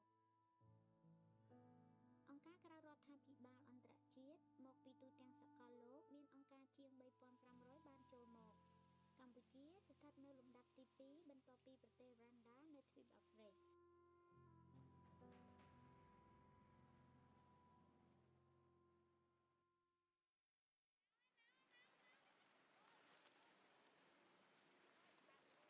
Tzu Chi ខ្ញុំមានតួនាទីជាអ្នកថតរូបថតវីដេអូនិងសរសេរអត្ថបទព័ត៌មាននៅប៉ុស្តិ៍ទូរទស្សន៍ Tzu Chi នានីតិផ្សាយផ្ទាល់សារព័ត៌មានតែងតែលើពាក្យផាន់សៅថងរាយការណ៍ពីកម្ពុជាមែនហើយផាន់សៅថងគឺខ្ញុំនេះឯងក្រៅពីមានសមាជិកភាពជាអ្នកស្ម័គ្រចិត្ត Tzu Chi ខ្ញុំក៏ជាគណនេយ្យករមួយរូបរបស់ក្រុមហ៊ុនដឹកជញ្ជូនក្នុងក្រុងភ្នំពេញមួយនេះដែរថៅកែរបស់ខ្ញុំគឺជាប្រធាននៃអង្គការមូលនិធិសប្បុរសធម៌ Tzu Chi ប្រចាំកម្ពុជាអរគុណគាត់ណាស់ដែលបាននាំខ្ញុំឲ្យស្គាល់ Tzu Chi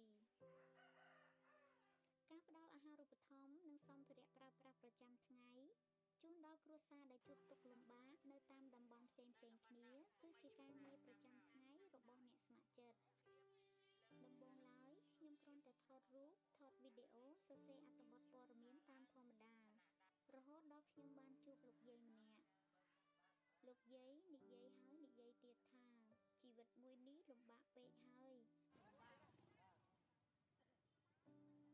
ខ្ញុំបានដាក់កាមេរ៉ានិងមេក្រូចុះពីដៃហើយឈោងដៃទៅអោបគាត់រាងតូចល្អិតទម្ងន់មិនដល់40គីឡូដូចខ្ញុំមិនដែលដឹងថាខ្លួនឯងមានឥទ្ធិពលខ្លាំងយ៉ាងនេះសោះ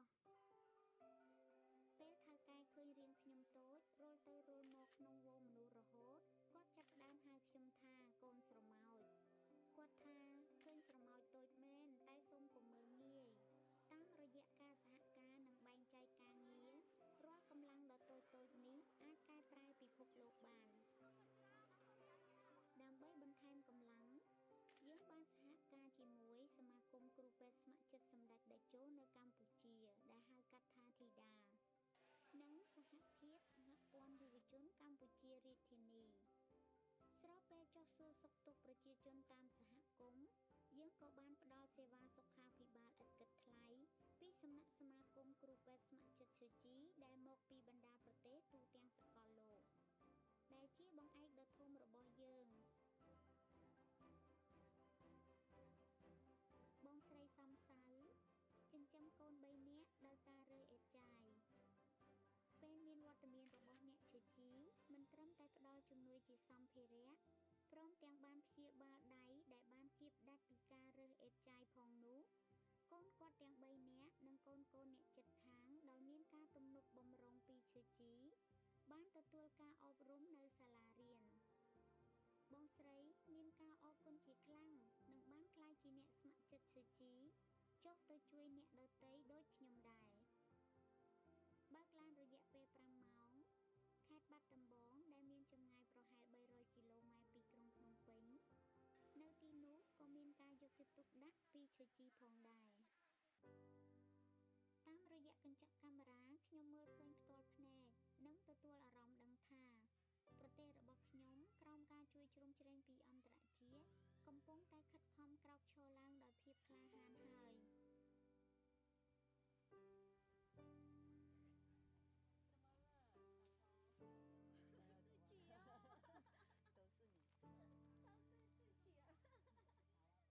មានអ្នកកំពុងជួយដល់អ្នកដទៃអ្នកដែលធ្លាប់លំបាកធ្លាប់យំក៏អាចជួយទឹកភ្នែកប្រែជាមានស្នាមញញឹមថែមទាំងក្លាយជាអ្នកផ្ដល់ជំនួយវិញទៀតផងខ្ញុំពិតជាចង់យករឿងទាំងអស់នេះប្រាប់ទៅពិភពលោកឲ្យបានដឹងនេះជារឿងរ៉ាវនៅកម្ពុជាប្រទេសរបស់ខ្ញុំក៏ជារឿងរបស់ខ្ញុំដែរ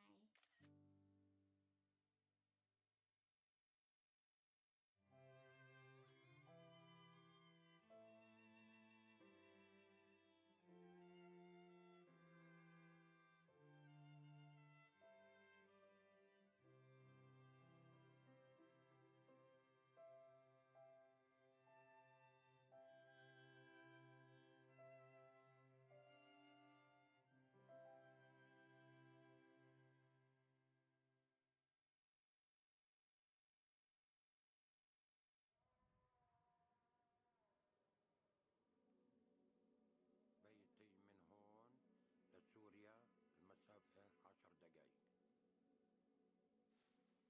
تراب موجود بسال حوران نفس ريحة تراب بلدي أنا مشتاق لسوريا كتير وأنا بعرف إنها صعبة علينا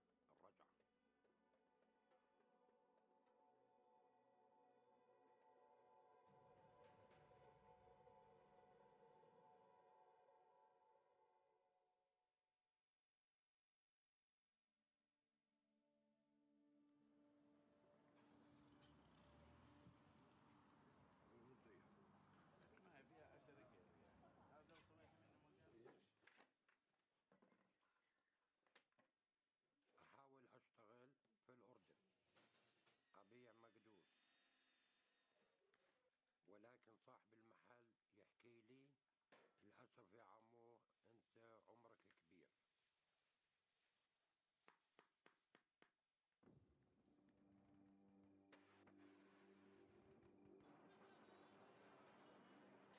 وعن جد سوريا حلوة جدا جدا، ولكن الحرب غير كل إشي. أنا كنت أشتغل بالنقل الخضار على حلب. مرة بالليل أنا من سفري من تركيا إلى سوريا وقفني الجيش غصبا عني بتهديد السلاح، يأخذون الشاحنة وينقلون الجثث لغير منطقة مجهولة. أنا هربت من الموقع وهم مش منتبهين علي.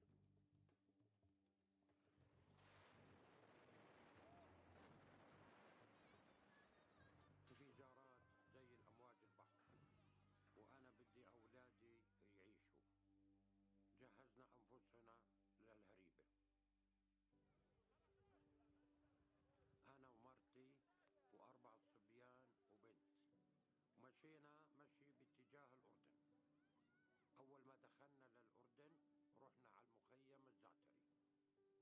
المي هناك مو صحية، دايما بهجم على المخيم عواصف رملية. عشان هيك ابني صار عنده ربو، وعشنا 4 شهور بصعوبة، وإحنا قررنا نطلع من المخيم.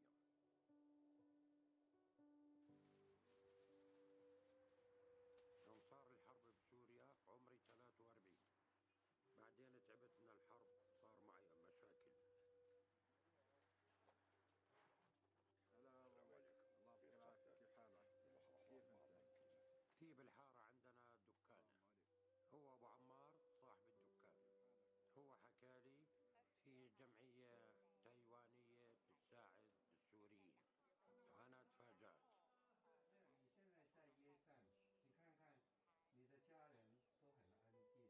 جمعية تسو تشي تساعدني بالمصروف، وجمعية تسو تشي تساعدنا بالعلاج الطبي، مساعدة إنسانية.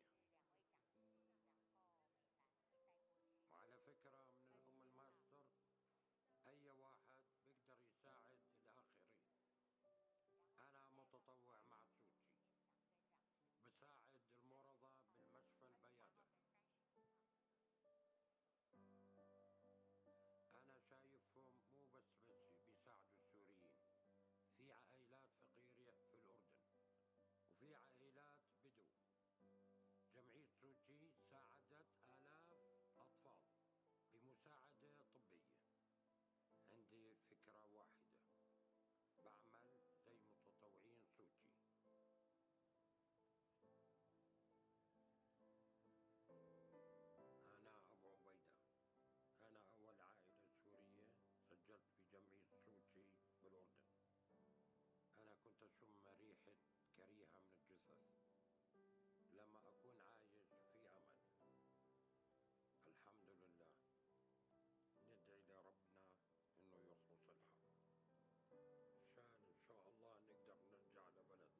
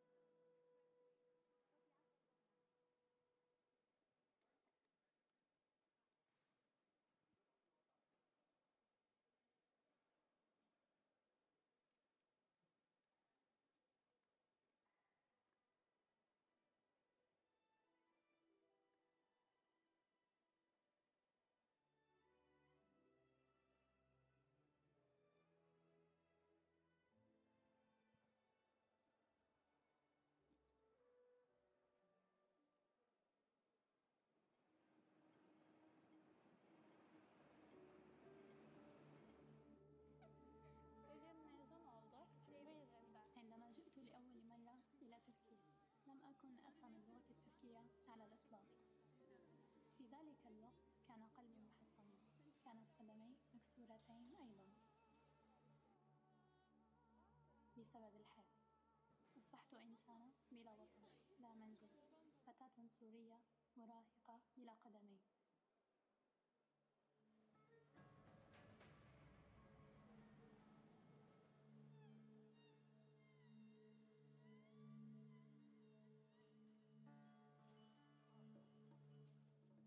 مسقط رأسي في أكبر مدينة في سوريا، حلب. لدي 14 فردا من العائلة. تزوج أبي من زوجتين. منزلنا دائما فعال بالحيوية. السعادة لا تعرف حدود. جاءت حرب سوريا فجأة. كان عمري 9 سنوات فقط في ذلك العام.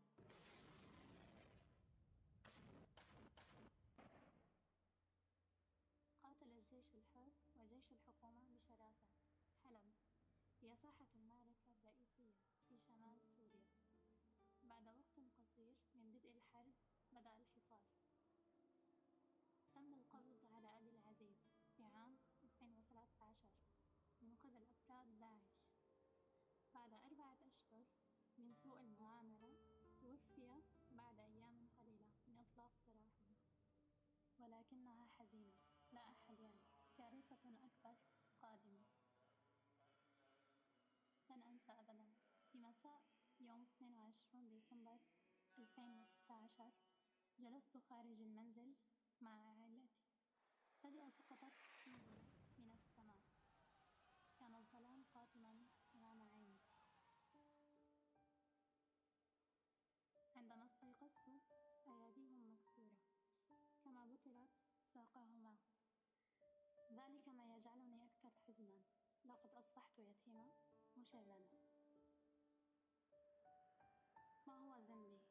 هل لمجرد أنني طفلة سورية؟ في عام 2017 قامت منظمة خيرية بتركيب الأطراف الصناعية البسيطة، ووجدت عمتي في تركيا. جاءت إلى تركيا. لم تكن الحياة مألوفة. يجب إعادة تكييف كل شيء. حسن الحظ وجدتني عمتي. درست المناهل بعد انقطاع دام 4 سنوات عن التعليم. فقدت كتبي أخيرا وعدت إلى المدرسة في عام 2018. هنالك حوالي 5000 من الطلاب السوريين، أطفال مثلي، هربوا إلى تركيا بسبب الحرب السورية. لقد فوجئت جدا وسعيدة جدا. كان هنالك بالفعل مدرسة تم تنظيمها لنا من قبل جمعية خيرية في آسيا. كانت مثل سفينة في المحيط. هنا يمكننا الدراسة فيها. تعلم اللغة العربية جعلني أشعر بالارتياح بشكل لا يصدق. في الوقت نفسه بدأت ببطء في تعلم اللغة التركية. بعد عام ونصف رتبت المدرسة لي للحصول على ساق اصطناعية جديدة. الأطراف الاصطناعية الجديدة تجعلني أكثر ثقة. أشعر أنني أقوى من ذي قبل. ذات مرة سألت الله هل هذا امتحان؟ في وقت لاحق قيل لي قدر الله أن يصيب الإنسان أحيانا. تكون هذه الإصابات لمساعدتني. لقد بدأت إدراك صدمة الحياة هذه مباركة من أجل أن يتم الاعتناء بي بشكل أفضل. احتضنتني عمتي في عام 2019. أستاذ فيصل الآن لي المتطوعون في تسوجي وجدوا لي مكانا جديدا للعيش فيه. ساق اصطناعية أحدث وأخف وزنا بالنسبة لي أيضا. في الوقت الحاضر أعيش بسعادة أكثر. إنني أتذكر والدي وأخوتي وأخواتي. أرواح أهل المفقود تسكنني. أنا نجوى. أنا بنت سوريا، وأنا أيضا بنت تسوجي في تركيا. حلمي هو أن أصبح مترجما لكي أبني جسر السعادة بمعاناة العالم.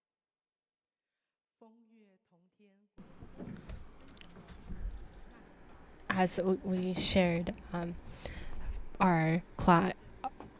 our Jordan and Cambodia cases, as we look at people and we think that they're Buddhas, then everyone will be a Buddha. So what is the interaction between medicine and Buddhism? How are they interrelated? Today we are going to invite Master Derang. So our topic is what is self. We'll have Master Derang, and then we have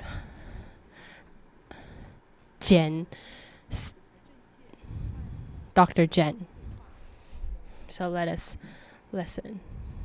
And we have our Dai Thai TV personnel who will host this. So everyone please stand. And we'll invite Master Derang.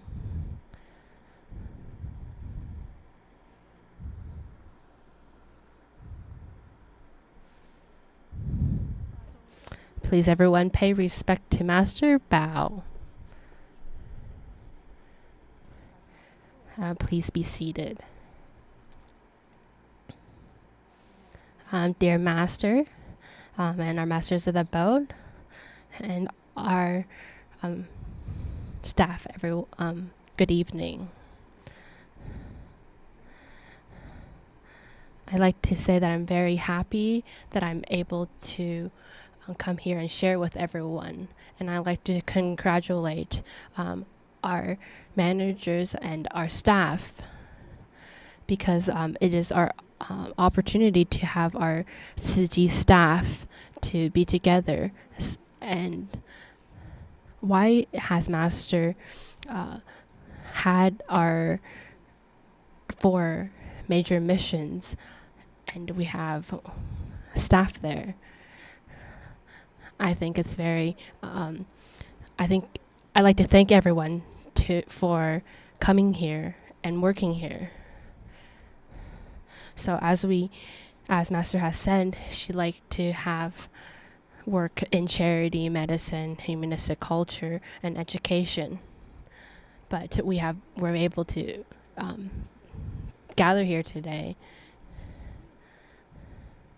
and we've stepped into 136 countries already. So I'd like to congratulate everyone. So as we discuss what is self, I thought of a prince, and he also became a monastic, but then he passed away really early. So he also thought about who was himself. And it's something that I'm sure everyone has thought about. Who am I really?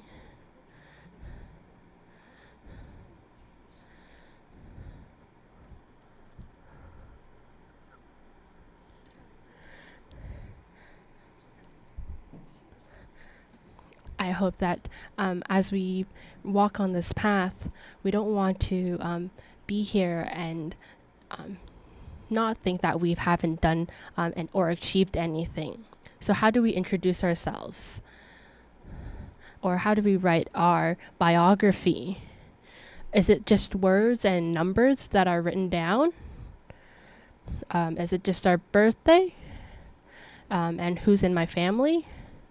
How many brothers and sisters I have, and where do I work?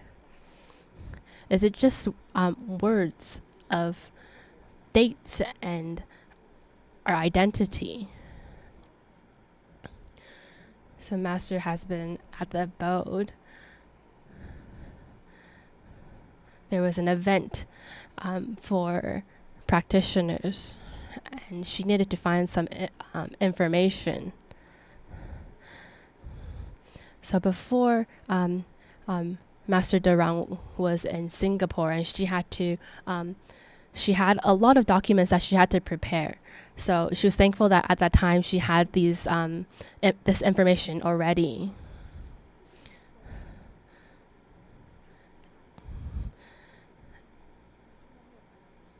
And then someone beside her said, "Oh, this is a girl, because she hasn't seen Master Derang before she became a monastic.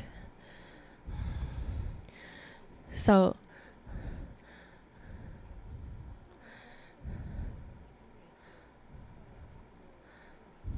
So 4 or 5 years ago, she had to prepare a document. And she's ever since she's come to Hualien and become a monastic, she's never gone to a photo gallery. And she received her picture after, and she questioned why has the photographer made her look so old.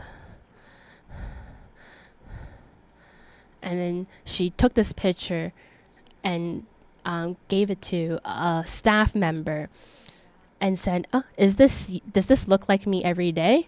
And she says, yes, Master, this looks like you. So I admitted to myself that now that I am a monastic and everyone has aged. So from what we see ourselves as one way, other people may see us as another way. So who is my true self? Do we actually understand our true self? Are you sure that you understand yourself? We need to understand ourselves. And we need to learn how to change and how to become a better person. If we're able to learn and then we're able to change and accept our changes. So there's a comic.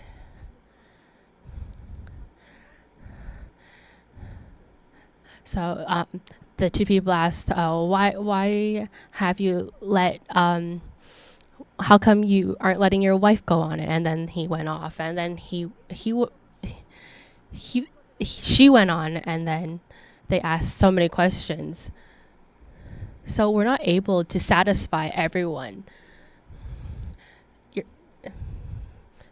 And if you try to satisfy everyone, you're not able to satisfy yourself. So who are we supposed to listen to? So there's a reference of an iceberg, and it's a little related to Buddhism that we can apply it to. So we often see someone's personality, but we only see their outside. But within themselves, we probably aren't able to understand them fully. Are we able to understand what their desires are and what they like?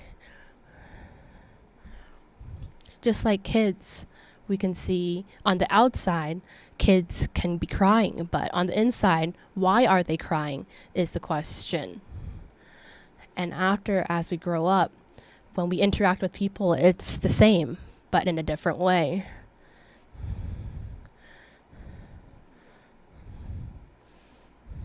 So some people may be a bit more angry.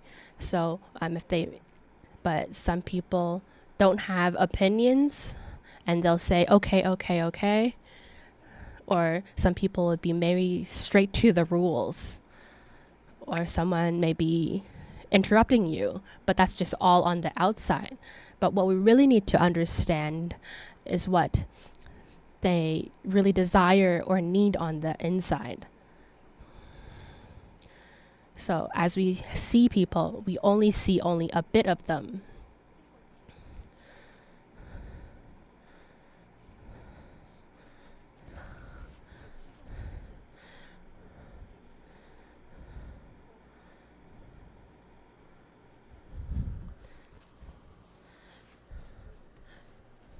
So as we think, we see a lot of people, we see how things can influence ourselves. And it's like two icebergs meeting when we are talking to one another. How are we supposed to understand ourselves while understanding someone else? So have we actually met and confined in what our true self is. So why do we always have to consider and think about what our hearts and our minds are thinking?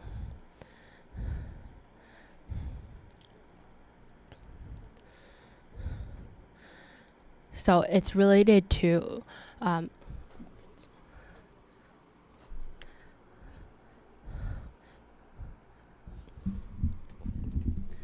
five skandhas are another expression for the self in Buddhism. These are form, perception, thinking, volition, and consciousness. What I feel like is perception and thinking are very important. The form talks about our body, and the other four talk about our mind. So the self is made of the body and the mind. And the five skandhas are the working together of the five skandhas is the embodiment or the enactment, the process of self. And externally, we have the five senses, five sense organs.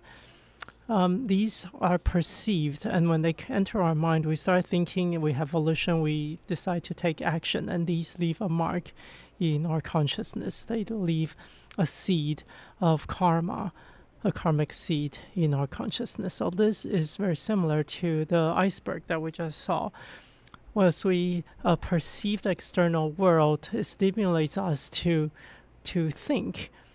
And this is also influenced by my education, by my family background. It also is affected by the working of our body.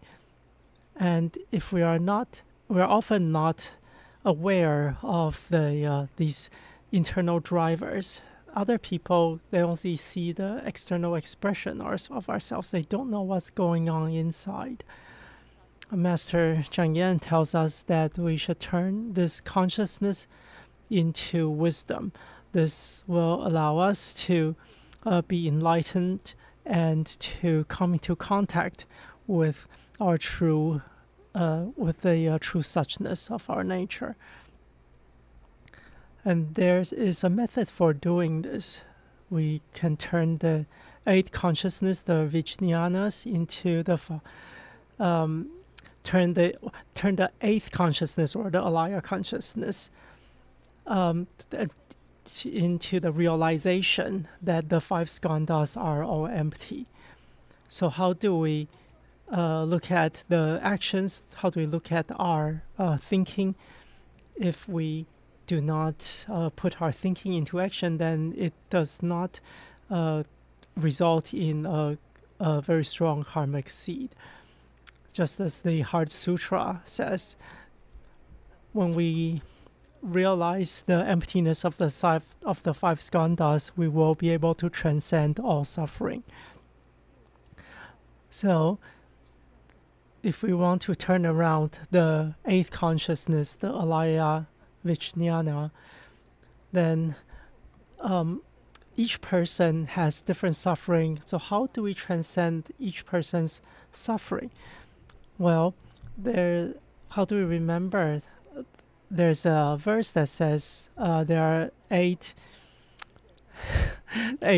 brothers talking about the 8th consciousness. There is let's take a look at this illustration. There are 8 types of consciousness corresponding to the different senses, and there is one that is smart, that is a 7th consciousness, and there is one that is kind of dumb, which is the 8th consciousness, which is just receives whatever is handed to them. So 5 of these brothers, the 5 senses of our 5 sense organs, eyes, ears, nose, tongues, and a body touch. And then our thinking mind, which is the 6th consciousness. So the 6th consciousness is the one that keeps tab on the actions of the 5 senses. So if we look at our body, the 5 senses corresponding to the 5 defilements, these are our eyes, ear, nose, tongue, and body, corresponding to perception of form, sound, smell, taste, and touch. As our eyes come into contact with forms that we like or not like, our ears also distinguish between sounds that sound good and sound not good. The same goes for smell, taste, and touch. So how do we take these 5 consciousness and turn them into wisdom? Master says that to turn them into wisdom, we turn them into the 5 wisdoms of action. If actions are correct, then they can be said to be actions of wisdom. And what is the function of the heart, of the mind, which is our thinking mind? The surface thinking mind is the 6th consciousness, and it has the function of thinking. It distinguishes between things. It looks at the input from the 5 senses. It takes this stimulus and contemplates its meaning, and we want to turn this faculty into a perceiving wisdom. We use wisdom to perceive, to contemplate what we perceive. And the 7th consciousness, the manas consciousness, is the grasping of the self. It is attached to itself, and we want to turn this into equality of all beings. And the 8th consciousness, or alaya vijnana, should be turned into the great mirror wisdom. So we want to turn all 8 types of our consciousness into their counterparts of wisdom. Finally, we want to achieve the 9th consciousness, which is a pure version of the 8th consciousness, or it's also called the Amala consciousness. How do we turn these 8th consciousness into the pure 9th consciousness? We are reminded in the Sutra of the 8 great enlightened ones. It says, this verse says that the mind is the source of all evils, and form is also a cause of sins. So how important is our mind? How do we think? How does our mind cultivate the field of our consciousness? So our mind and our bodily form are both very important. This is worthy of our perception, of our deep observation, so that we can turn our understanding into wisdom. Buddhism says in the Benign Kings Sutra, it says that the length of one thought is equivalent to 90 sanas, and one sana is made up of 900 appearances and disappearances. I had just asked Superintendent Jian that in 1 second there are a lot of chemical reactions, and our mind works very fast. All the chemical reactions in our brain are numerous, and that's because our mind is working uncontrollably. And can we control our thinking? Master says cultivation is easy. I think, how so? How can it be easy? Master says, observe the moment when your thoughts arise. This is something that we can work on. Once we perceive something, can we perceive our thinking? Can we perceive the moment before we take action? If that thought is good, then it is a seed of goodness. If not, then it's a seed for unwholesomeness. The difference between sages and mundane people are decided in a sliver of a second. And every second is the beginning of new. It's the result of old karma and also the cause of new karma. As our thoughts arise, it affects our speech, it affects our bodily action. And these correspond to our body, speech, and mind. So how do we take note, how do we observe the initial moment when our thoughts arise, the initial moment before we speak, before we act? So these are decided in tiny moments of time. Master reminds us to go from learning to enlightenment. In the past, we didn't know. As we do things, we want to learn it, learn something deeper, and eventually come to the realization of our own enlightenment. The only way to do this is to practice the Bodhisattva path, the 6 paramitas, the 6 perfections. It is only through walking on the Bodhisattva path can we be delivered from our suffering, to contribute to cultivate wisdom and blessings. By going into the crowds, we use all the different matters we come across to train our hearts, using the different conditions that we come across to train our hearts. And in this way, cultivate a heart and a mind of purity.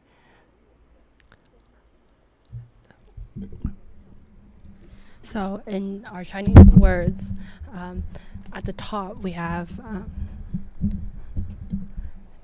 and then we have another word we have that represents the heart. And for example, so if we're able to accept one another, and another word, mu, it's how we don't want to make our hearts go the wrong direction. So we have to be more so one day I saw a word. We all have our desires, or and sometimes we may want to we're not happy with one person. So as we talk, we have to think we need to speak kind words. And if we don't want to do it, if we don't want to do something, but we just have to do it, it's necessary sometimes. And if it's right, then, and if we're able to do it, it shows our strength. And sometimes we can, when we see someone, we may not be happy with them just by seeing them. But if we're able to think of them as everyone else, then we're showing our practice on this path. And sometimes, so if we're able to have a peaceful mind, then we're able to look at people on the same level.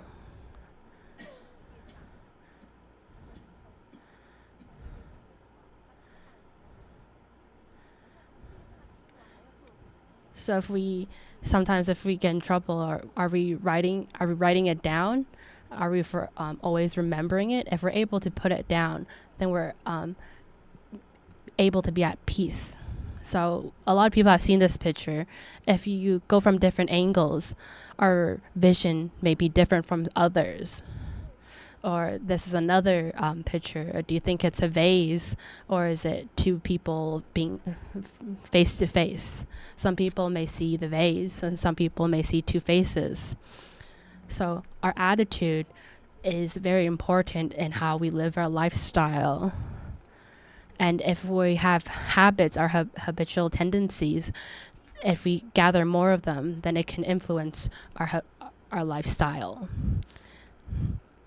And it will influence the way we look at things. So as we walk this path, then it will influence how we see one another or see the way of things. So as we see, if we are facing difficulties, we don't want to be afraid, because everything has their karmic affinities.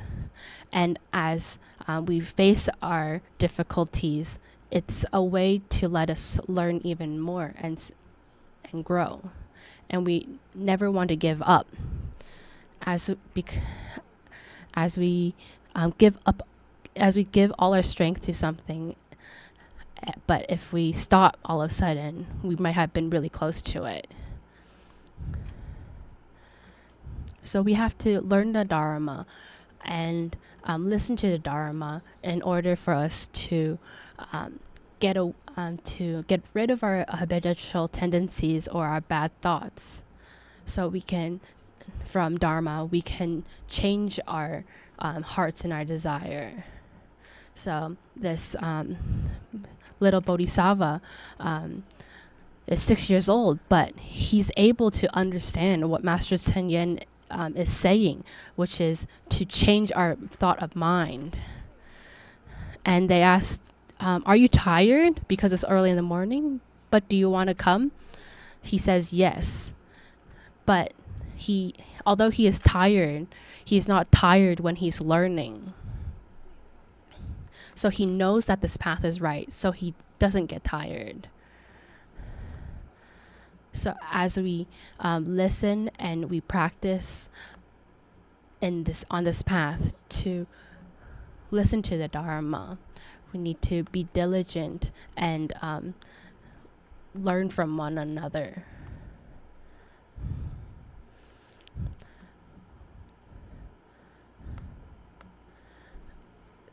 So as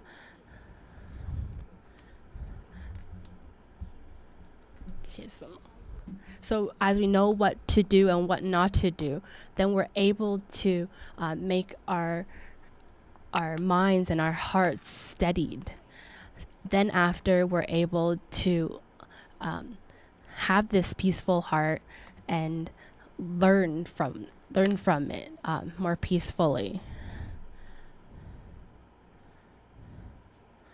So in the Jingsi aphorisms are very a good way to listen to the Dharma and learn the Dharma, because they are short sentences. So a lot. There's a Jingsi aphorism is, when you get angry, we're taking someone else's fault and making it our own. So if we're able to, another one is, if we're able to forgive someone, then we're able to let go of ourselves. So in 2005, at Xingdian Hospital, Master gave 5 words, which is love, giving thanks, respect, and love. So these 5 words is something that we can look upon and use it as we walk this path, as we can thank everyone, and we can be respectful to everyone, and we can love everyone. If everyone has a good heart, then we're able to respect one another too.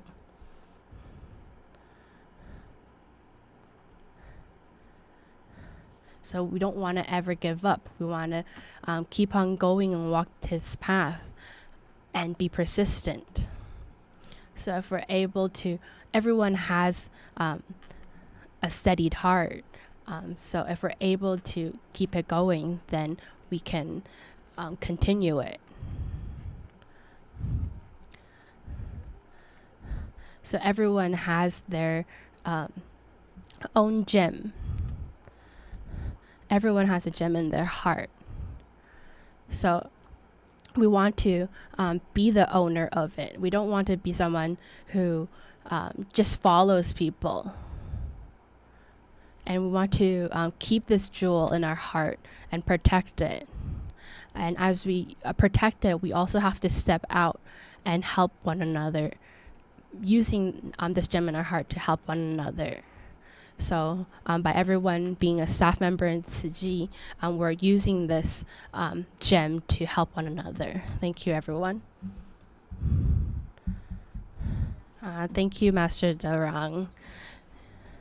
Using how are we supposed to look at who is myself through Dharma? Do we all understand who we actually are? We may have questions still, though. So just like the little bodhisattva, while we're learning, it's not tiring, but we're all people, so our body gets tired. So how are we supposed to look at what is self from a medical perspective?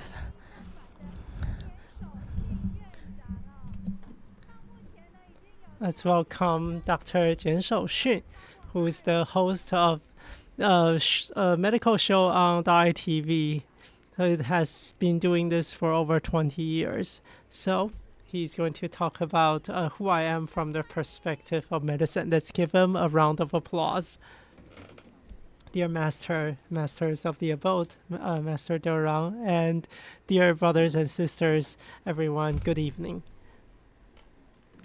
After hearing Master Rang's sharing with us, I think that in the hospital we need to plaster some of her sayings, like with the her sayings about forgiveness, about anger, and I also need it in my office. So tonight I'm going to discuss who I am from the perspective of medicine. I think this is really better shared by watching this show. This is a show about an elderly person who has dementia, and it is something that is very relevant to our society now. And if since I'm here, I'm going to start with a story. This is a queen from Denmark. Her name is Christina, from the 17th century. So what happened? Well, she is very interested in philosophy, so she asked a teacher of philosophy to come to her. This is her teacher. And what happened? Well, they fell in love. And the king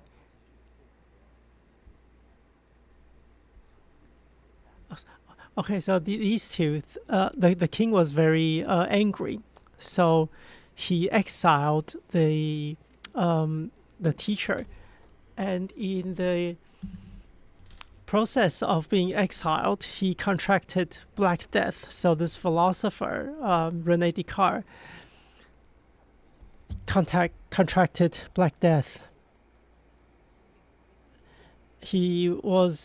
And back then, medicine was not advanced, and so he thought he was going to die, so he started writing letters to this princess. He wrote 13 letters in all. The 12 letters in front, the first 12 letters were intercepted by the king, so the princess wouldn't be able to see it.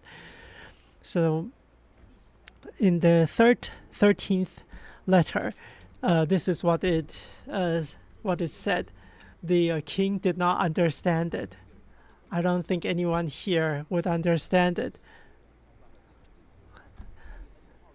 And the king was very curious as well, so he took this letter to Princess Christina, because she's well versed in philosophy and math.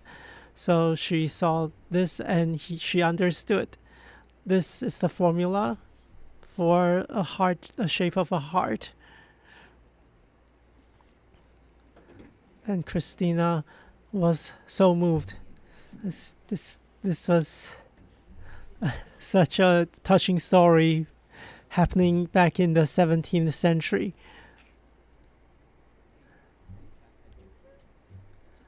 And this story was passed down. Well, anyway, this is the romantic version. The actual version, after people investigated historical records, was in 1948. Christina was already the queen of Denmark, not a princess. And René Descartes was did not have black death. He had pneumonia, and he did indeed die from this. So we see that novelists, if they add in some human weakness, then they would get higher ratings. So who is this person? He is a very well-known philosopher. That's why he was invited by the Queen of Denmark. This is René Descartes, the one who said, "I think, therefore I am, cognito ergo sum." And he said that to be a self, then one needs to have thinking.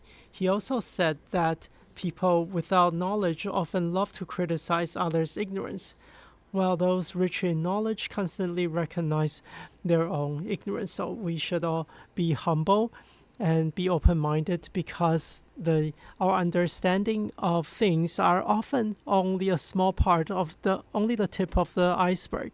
There are many things that we do not see. It is not enough to have a good mind, he said. The main thing is to use it well. This is from René Descartes. Just as Master says, how do we put our bodies, put ourselves to good use? So this part is forgotten by a lot of modern people. Thinking is what makes us us. If we look at our nerve cells, these neurons, the part in front, there are the cell body. It sends a signal through the axon and to the dendrites. It also needs to connect with other nerve cells. Then this is not easy, but it is because of so many nerve cells interacting in our brains that we're able to think, able to make decisions. So in our brain, it is a very complex system, complex processes, communications, interactions among our nerve cells. So we should use our brain more, then it will become more developed. So what are these neural networks? Let's start with some numbers. We have approximately 10 billion neurons in our brain, and there are approximately 10,000 dendrites, connections from one neuron to another. So there are approximately 100 trillion synapses. So of course, this is a very complex system, but even more impressive is how much power does it take to run the brain? We know that now in the age of AI, it's very important that we have compute power, but it also comes with drawing a lot of power. It takes 500 to 1,000 watts for a typical GPU, but our brain only takes 20 watts. It's only 2 to 3 LED light bulbs, which is 1/500th of what a GPU uses. So our brain is is so useful. It is so capable. It does not need to be cooled by water, by forced convection.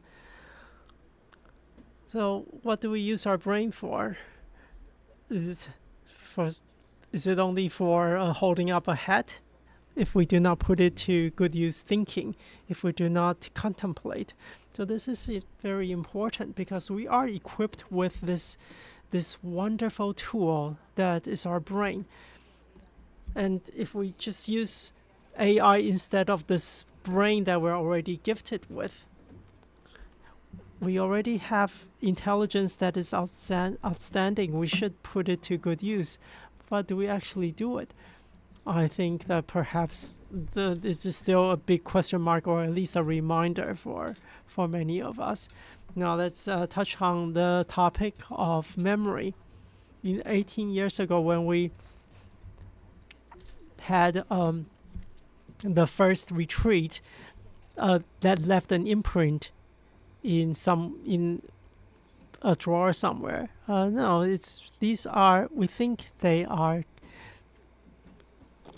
stored in the connections in the neurons. Because of these connections, we can have the memory when we can recall past events. As Master tells us to take inventory of our lives, I think she's talking about enlivening the neural network in our brains. If we can use it more, then our mind will be sharper and sharper. And actually, our understanding of ourself is probably not very good. Why is that? This is Confucius. He said that at 30, I stood firm, I had no doubts. At 50, I understood the mandate of heaven. At 60, my ears are attuned. At 70, I could follow my heart's desire without overstepping bounds. But now I'm 70 myself. I don't think I have achieved it. What have I achieved? At 30, I had gout. At 40, I had hypertension. At 50, I had diabetes. At 60, I was hard of hearing. And at 70, I had arrhythmia, but still did not overstep bounds. So do we need to know the direction in which we're headed so that we are not affected by the other going-ons in our lives? So in Tzu Chi, we know that we are following Master's mission, and to receive the information we want to receive, and also to not overstep the bounds that we should abide by, including me. This is something I need to reflect on. And indeed, I think the result is not very good in my own self-reflection. Now let's take a look at what's happening in the field of medicine. This is advertisement. In Taichung, I think it may be in Taipei as well. We see these outside of buses. There's some hospital that is advertising this. What they're focusing on, I think, has gone a little astray. Like what we need to write on the medical records of patients, subjective, objective, assessment, and planning. These 4 sections. And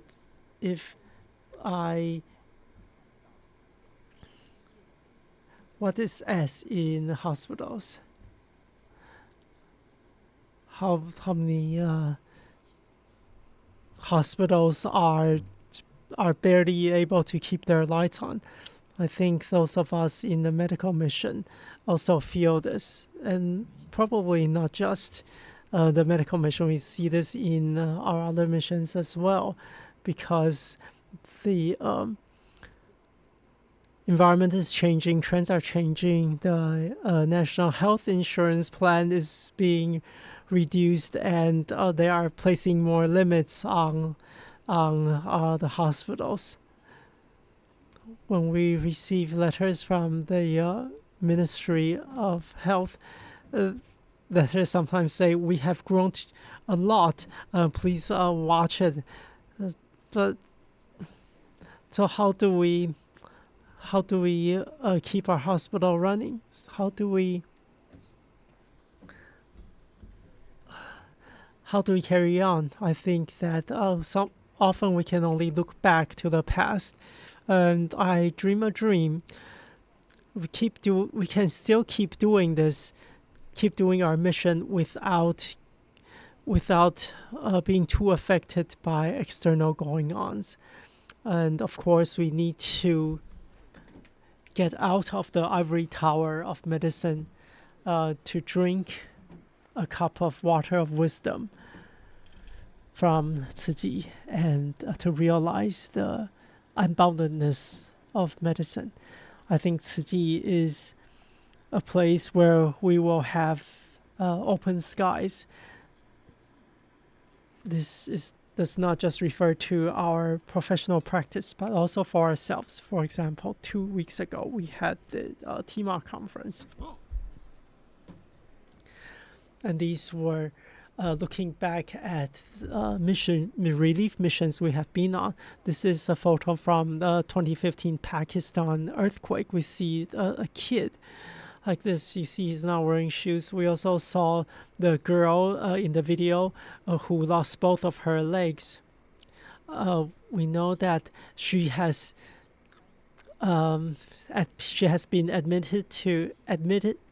been accepted into a university, into Department of English. And we see these wounds on these children. These break our hearts. This is our doctor looking after this child, and we open up the cast. She did not have her foot. She's so young. Where's her future? And it is so impossible for them to have access to prosthetic limbs. We see how thin this child is. Can we only shed tears, or is there something else we can do? So what else can we do? We need to use ourselves and change our ways so we can help one another. So we see as there's a wound on this foot. It looks small, but like it's fire has infected it. It's not from a movie.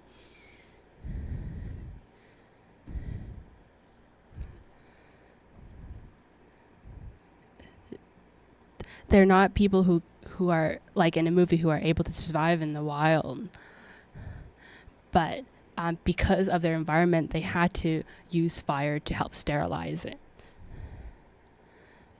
So besides our clinics, we've also gone to rural areas and home clinics. So instead of her going to the clinic, we bring the clinic to her.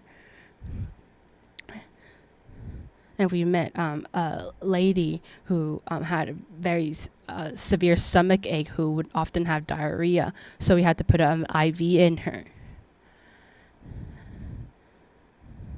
So we brought the IV bag, but we didn't bring the line or the needle. So instead, our doctors had to use syringes and pull out the IV and then put it directly in her veins. But at first, she didn't look very well, and as we slowly put the IV into her facial structure and her facial structure became better and better. But we have to think, as we use this needle, if we put it in the wrong direction, then she would have to get stabbed a lot of times by the needle. So we have to be very precise. And we have to use a unique way to put the IV in slowly so that she didn't have to have many needle pokes. So as you can see, like on my pants, there's some a red spot. So what's going to happen with it? I didn't really think too much about it, and I only had one pair of trousers. So I didn't really have to worry much about it because one of my other brothers lent him a pair of trousers. And what are we supposed to do? Even if we don't have the needle, the IV line, we still have to figure out a way in order to help her. So there's another solution we could do is to ask people for the IV line and the urine line for. So thank you so much to our Singapore family who have provided this material. And the place that we went to, at this place that we went to, there were other organizations. And why did we go to approach our Singapore family is because we're all Asian. So it's a bit easier. And they asked, one time they asked Taiwan, Tzu Chi, for soy sauce. So we gave them soy sauce, and they gave us IV lines. And besides the IV lines, they said, whatever you want, whatever you need, you can take. You can come over here and take it from our tent. So as we're in the Tzu Chi community, we're able to release some of our stress. So as we see from this picture, everyone looks very tired and they don't have any energy. So as often as we see it right now, we see a lot of people looking at their cell phones while they're walking or on commute. So is this a good thing or a bad thing? It is something that's not good. It's not good to keep looking at or scrolling through our phones. And we see, when we look back, our phones were only used as a part of communication to talk to people.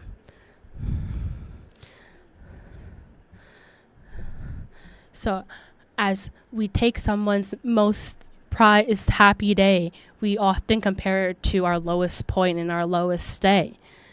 So as we look at this as our phone, where we have this desire and we compare it to ourselves from our day, and we want a desire of what they want, what they have, like going on vacation. So we need to control our thought, our desires. So this goes back to how we can see our cerebral cortex. So our partial lobe and our temporal lobe and our occipital lobe all are involved in how we think. So how much is our temporal lobe is 41%. And our temporal lobe is one of our biggest parts of how we think and how we control our thoughts. So our central cortex is in the middle of our brain, which influences all parts of our brain. So Master's Jing's aphorism of how being angry is a short surge, it's not wrong. So we have to take our desires or our thoughts that aren't good, we have to change it, which is within our brain.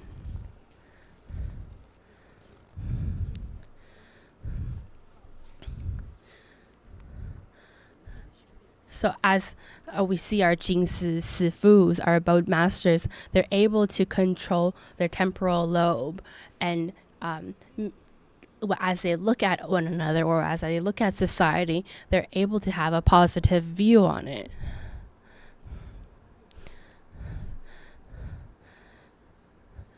So 40% of our brain use is on our temporal lobe. And we have to use a lot of thinking, or a lot of our emotions come from it.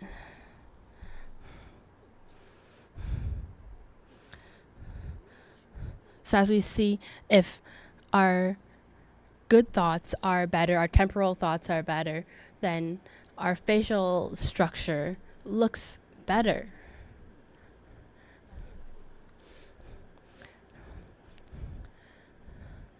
And as we aren't as happy, we from the outside we don't look as good.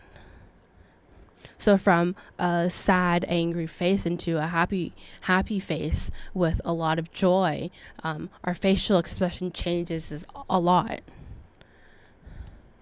We can see our sisters going to the hospital, and as they're very happy because they're able to help patients.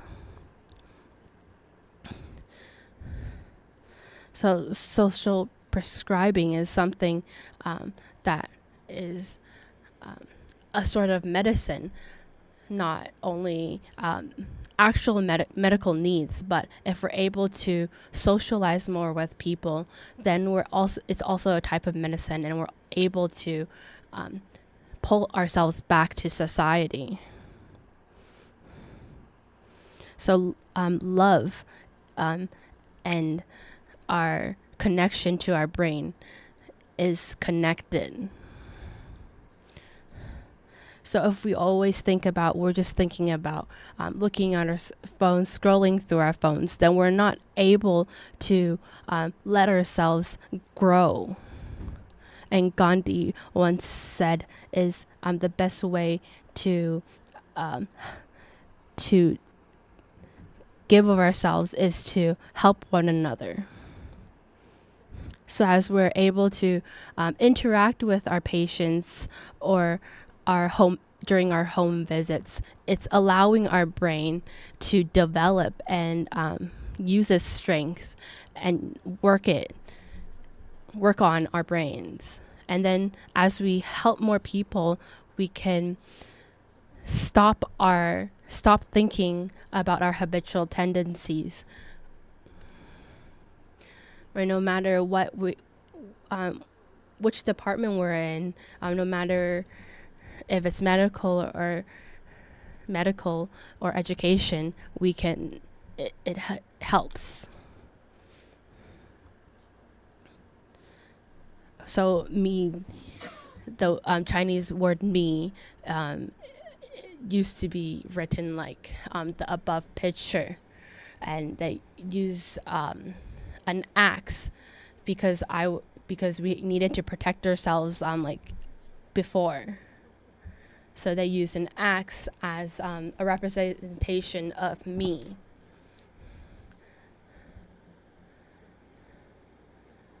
So as we leave the axe behind, we're able to interact with one another. So as we stop thinking about ourselves more and we're able to think about others, then we're able to take down that barrier. So if we want to be happier, we can attend more Tzu Chi events. Thank you very much. So we'll have Master Rang and Superintendent Jen in the middle. We'll have a Q&A. Since we've been sitting for an hour already, we can invite everyone to stand up.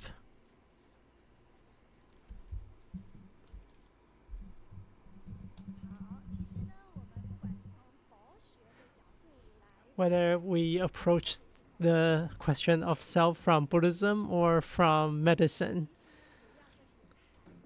what we are talking about is actually emotions. Now, let me ask everyone. We often equate stress and emotion. If you think that out of 10, If you think you have 30% stress, please sit down. 50% stress, please sit down.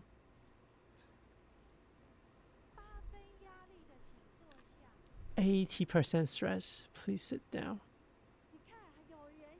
See, there are still people who are still standing. So, is this class important? Oh, I'm still standing as well.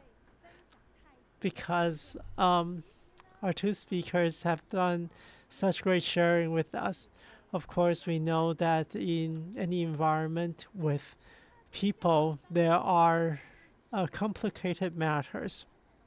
And we will need knowledge for how to deal with these complex situations, interpersonal situations, so that we don't go off the rails and lose control of ourselves.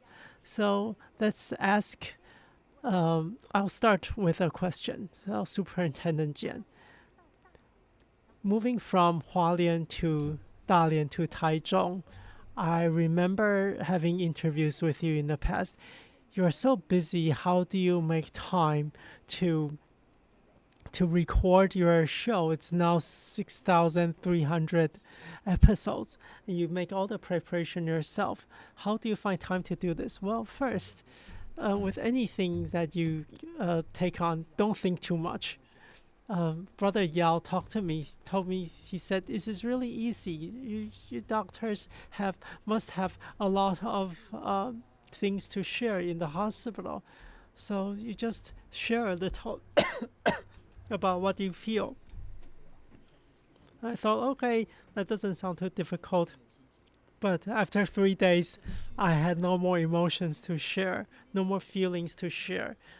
Like, oh, this patient is having such a hard time. This is all not grounded. So I changed the format by adding in art, adding in history, so that I can make better preparation.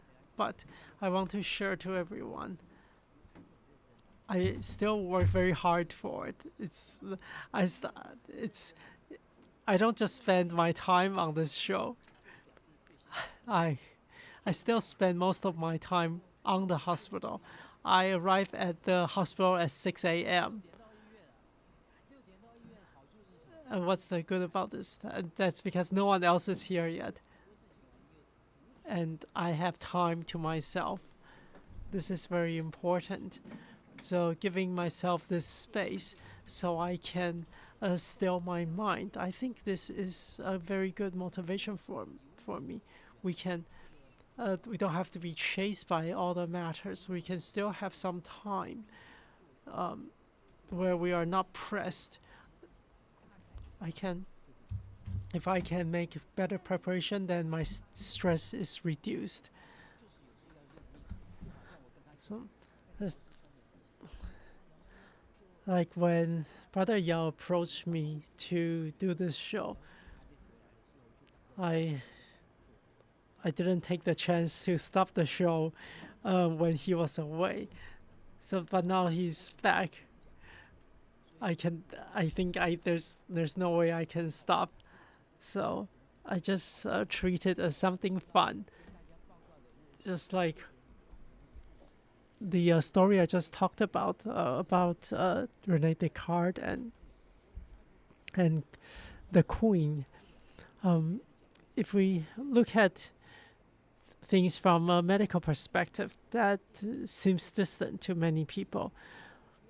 So we want to have everyone understand, and we want all our patients to have this medical knowledge so that they are better able to take care of themselves and their family.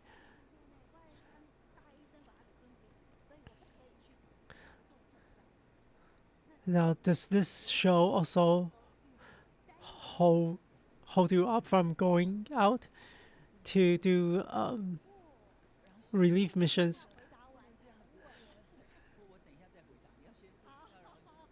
Oh, how about let's ask Master Rang a question first. There's someone wanted me to ask, working at Tzu Chi, is professionalism or is cultivation more important? Like, we may need to get certification, but we're also trying to cultivate. How do we find the balance? I think everyone plays a different role. For me, I think as a cultivator, cultivation is definitely important. But for like Dr. Jian, and we also have doctors and teachers today. Like, you are here to contribute your professionalism in Tzu Chi. Of course, that's important. But in our personal life, is Dharma important? Of course it is. But we need to have go through our daily life. We need to handle our interpersonal relationships. Of course, we need Dharma to help us overcome the different difficulties and challenges. And this goes beyond just professionalism. Everyone needs to be themselves, but without a method for doing this, how do we be our best selves? And in these lifetimes, as we go through our different lifetimes, we hope that our lifetimes are useful, that they bring us improvement. So this is why we need to take inventory of what we have done and take in the Dharma, like what Master Cheng Yen gives us. I think everyone in our daily lives, everyone needs Dharma to help us grow our wisdom life. We have different roles, so you need to make the decision on how to balance it for yourself. Now, how about the inner driver, that DNA? When I want to get angry, when I want to forgive someone, but I become angry instead, what do I do? Well, we know the method. It may take more than just one try. We need to do it over and over and be influenced over and over, so that the karmic seeds that have been with us since our previous lives, these are deep habits, and this will take a lot of more dilution for us to purify our minds. We need to keep giving us right values, right principles. Like this morning, Master De Xiu says that it was very difficult going through chemotherapy. So how does she cope with it? Well, we know how to change our body. How do we bless our body, bless ourselves with positivity? So she wrote, worked for Buddhism and for all living beings. That gave her strength. And as the IV went into her body, don't think that it's medicine killing cells in my body. She thought that it is beneficial for her. These were blessings for her. And that is how she changed her perspective.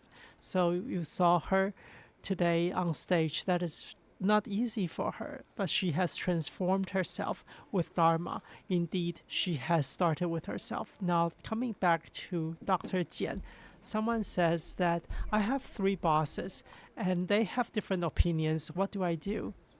Well, you can see which boss knows you better. Of course, the big boss is important. Second boss, third boss, maybe you just need to give them some explanations. I remember Louis the 13th. He gave his son a very good foundation. The archbishop at that time, he wrote a guideline to the king. Wrote the guideline said you need to in front of the boss sometimes, but not too often. and you need to meet him sometimes. But if you show yourself very often, then he will think that you have nothing else to do.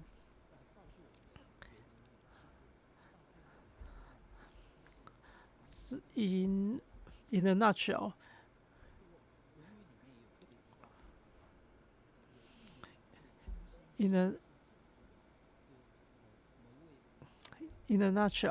there was a disciple of Confucius.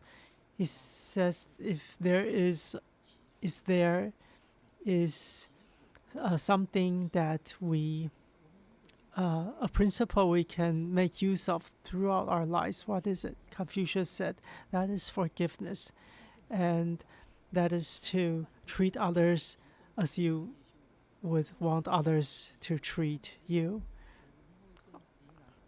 I saw the CEO, if I tell him that this is not good, you're making a wrong decision that will affect us adversely, well, that is not wise. But first, of course, our CEOs here are all wonderful. And the other is, if we discuss things in a reasonable way, don't think of your boss as the devil. They also have Buddha nature. If you look at our superintendents, we all have Buddha nature. So with good communications, we can resolve many problems. I keep stressing that our limbic system, it can override the rest of the brain. So how do we control it? That we need to rely on our frontal lobe.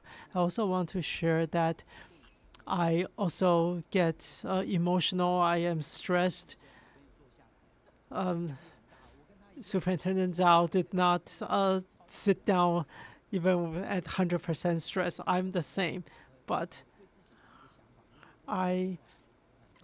very often I look at movies. I used to go to a movie theater. Now I don't do it often, but for movies, I went to see Dune at the theater. I don't mean seeing it on Netflix, but in the theater. I took the MRT to next to a theater. As I passed the Tzu Chi chapter nearby, I needed to walk by fast and wear a hat. I was afraid of being recognized, so I went to see Dune. If you see it, you will think that how can someone be so smart to think of that plot, and that is also deeply related to the environmental issues we are dealing with today. So just read a book, listen to some music, go see a movie. That will help us to keep some distance from our emotions. So I know you read several books each month. And I have published 4 books already. Not too bad. This all with the help with our mission of humanities. Now, Master Cheng Yan has still thought that she shares with us. Use love as a system and use precepts as the system. Have you heard of the term just lying flat? I will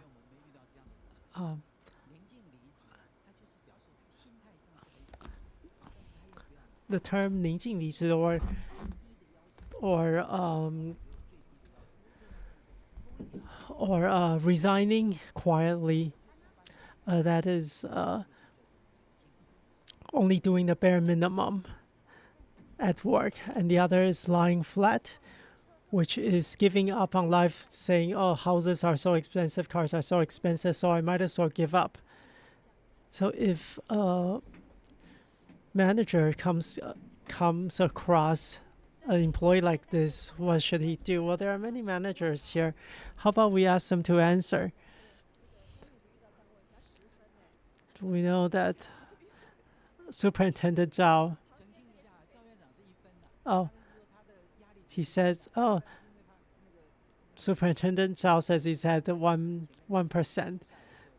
10%, and he forgot to sit down.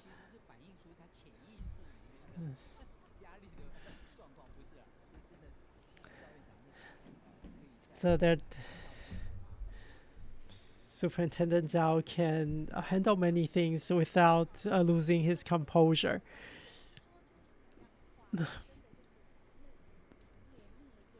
So when we lose control of ourselves, that is because we haven't had enough practice for our frontal lobe.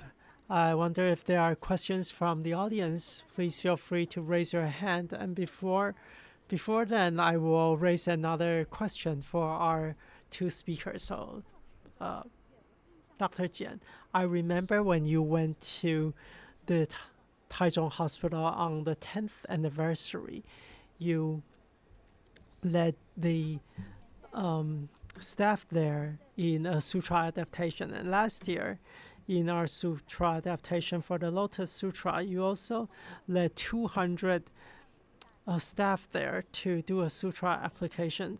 But I know you're so busy.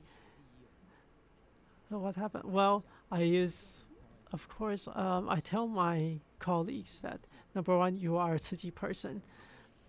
You are a staff at Tzu Chi. If you don't understand much about Tzu Chi, then this will help you understand. Through the process, you will see a bone marrow donation, body donation. I believe you will be touched and you will agree with the principles here, and you will not lie flat, or you will not resign quietly, because you will have passion with you. People are not led. People are inspired. People are not managed. They are guided, just like how Master inspires the compassion in us. So we try to do the same in our hospital, what motivates us. And there was, I think something else moved our staff as well. I told them that this is a Dharma assembly. Then can we use this Dharma assembly to give blessings to our director, Hong Bin? And because of our emotional attachment, everyone signed up, especially from the ENT department to their teacher. So going into the sutra adaptation is not just following orders. They were all very grateful. And I think that in the there was 40-some nurses who participated. They were very busy, and we found that none of them have left the hospital since then. Those who attended the sutra adaptation did not have any turnover. And in the sutra adaptation, when they were saying, I'm willing, I saw tears in their eyes. The same goes for our other hospitals, with nurses being in such a shortage and with such heavy workload. Of course we have professionalism. We also have the wings of humanities. So all our nurses have this courage and also this motivation, pushing them, guiding them forward, steadfast. So, thank you, Dr. Jian, sharing with us. We know that Tzu Chi has a lot of activities. If they have the heart to participate, then it's not so difficult, and this will help us through the process of participation, help us de-stress.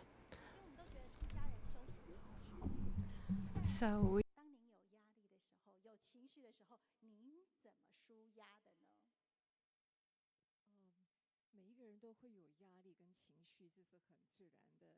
那当然，因为有一个修行人，我自己设定的目标就是要修行，让自己更好嘛。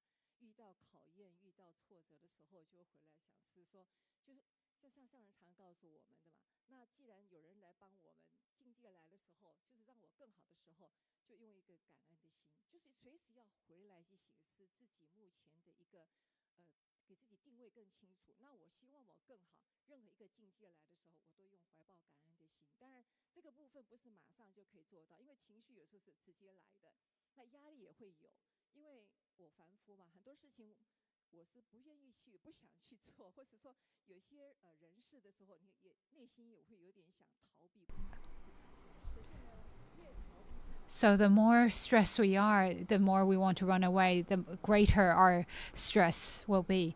So when we face our stresses, sometimes these are just imaginary stress that come from our minds, and it's actually not that difficult, and we can just do the work and be able to achieve it. But sometimes we keep kicking at the board and we're stuck. So why is that? So we need to avoid it. We need to stop banging our heads against the wall. We need to find a way to stop it. Of course, we know it's going to hurt when we bang our heads against the wall. So this is a hurdle. This is a wall that's blocking us. But why is the wall there? So why is it hindering us? Is it something that other people have given us, or it is a wall that we have created for ourselves?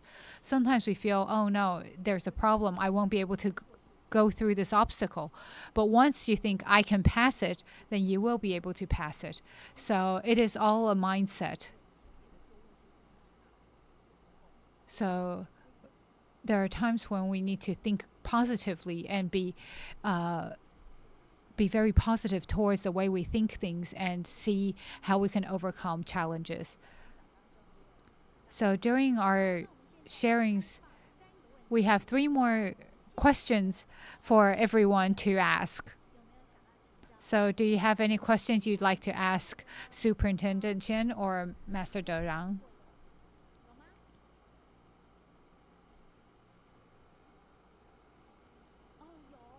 Okay, we have a question here.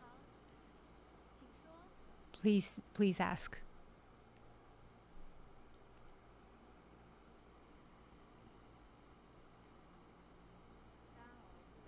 Hi everyone, I'm from the charity mission and my name is Jing'en. I have 2 questions. First is that one day I heard Master Zhen Yin saying something to the volunteers. She has received a lot of complaints and misunderstandings in society and in media. So Master said something. I just laugh it off. But how can we do this? How can we achieve this the way Master Zhen Yin has? And next, I would like to ask Superintendent Chen. So if I can be able to laugh it off, then how do I supersede this? Thank you. I remember in 2015 when there were a lot of people talking about Tzu Chi, and everyone has experienced this difficult time when there were a lot of misunderstandings. So during that period of time, Master said she uses sincerity and care. So what other people wanting to purposely misunderstand me, I can only laugh it off and let it go. She knows that she has not done anything wrong. She has never done anything for herself, but for benefiting society and others. So Master Zhen Yin has really lifted her own spiritual level. And when she looks at it, she knows that she won't let it affect herself and her own emotions. It's like standing high up and looking down below. So she looks at it and she chuckles a little and leaves it. So she still knows that we still need to do what's important, which is to help relieve suffering. So that is what we need to do. We need to lift ourselves up from the situation. It's not about looking down upon others, but it is to lift ourselves away from the situation, and we won't be affected as badly. So what Master Dorang has said is truly quite admirable. To be able to do this and to chuckle or laugh it off, it's not easy at all. So we all know that when there was a lot of complaints and people making up stories about Tzu Chi, it still makes me very angry to think about it. So I clench my claws and I can't let go. I'm so angry. But indeed, for good people, there is good that will come to us. For those who are who say bad things about us, then things can go pretty bad for them. So there's one person who said a lot of terrible things about Tzu Chi, and now he's outside of Taiwan and can't even come back anymore. I won't say who it is, but at the time, even when I went to Shito or somewhere further away, where there weren't a lot of people, so I would go to Sanlingxi, and there was a volunteer who was serving there. She invited me to go visit there and talk about Tzu Chi and the work we do. I drove from Taichung all the way to Sanlingxi, and there were only 40 people. I went to the communities. I went everywhere to speak. It didn't matter how many people were listening. I felt like I still needed to stand up, although the monastics can be able to handle this. But for us, for the lay people, we still need to stand up for ourselves. So when we're standing there, when there's a lot of stress, we will laugh. And so when we're talking about laughing it off, and when we're laughing, we will shake our body and move. So this is compared to the Chinese character. So why is it laughing so important to us?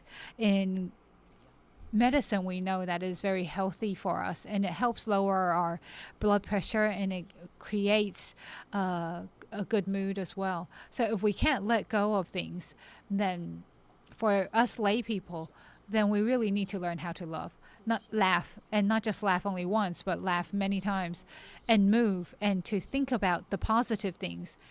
And then when we're feeling more positive, then we can look back at our problem, and then we can look at how we can solve that problem and to overcome it. There are many things that's in the hospital. For me to just laugh it off, it's too difficult. We can't just ignore it and not give medicine to them. So of course we can't just laugh it off. So obviously laughing is something that we need to take into consideration to see whether it's suitable or not. So there are different levels of laughing. So as mundane beings, we'll still need to learn and do things and carry out things the way that is suitable for us. But of course, if we feel anger coming up, then we need to let it go.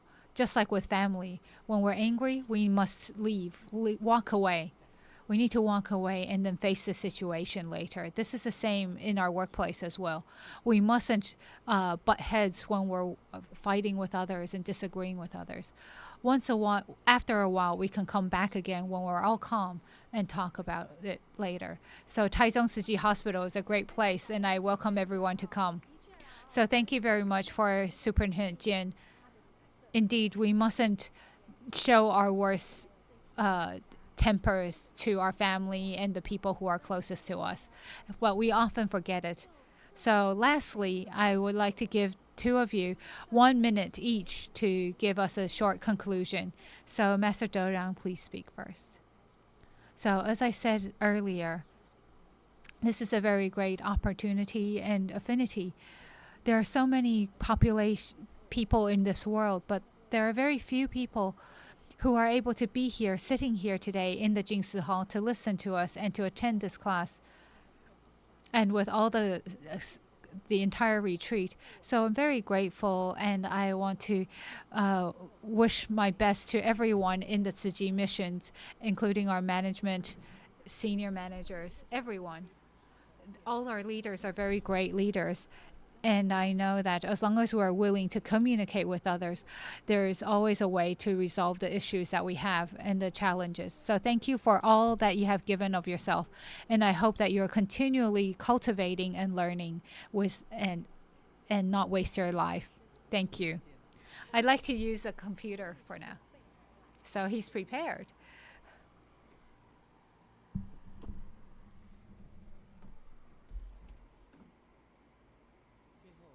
Finally, I want to use this as the conclusion.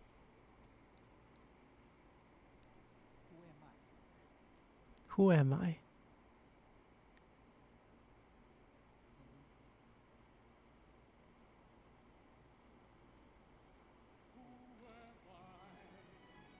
Who am I? I am Jean Valjean.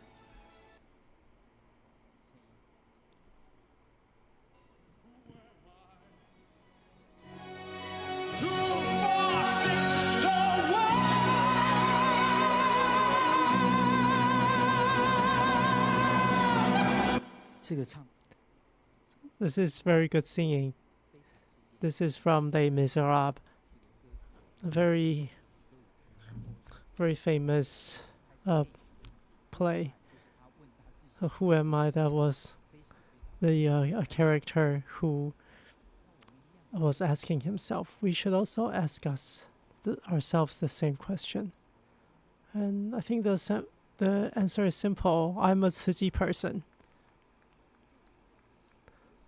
It's not just that we are at Tzu Chi, we are Tzu Chi people. So how do we, and what we do is we find the truth, we find the suchness of our true nature.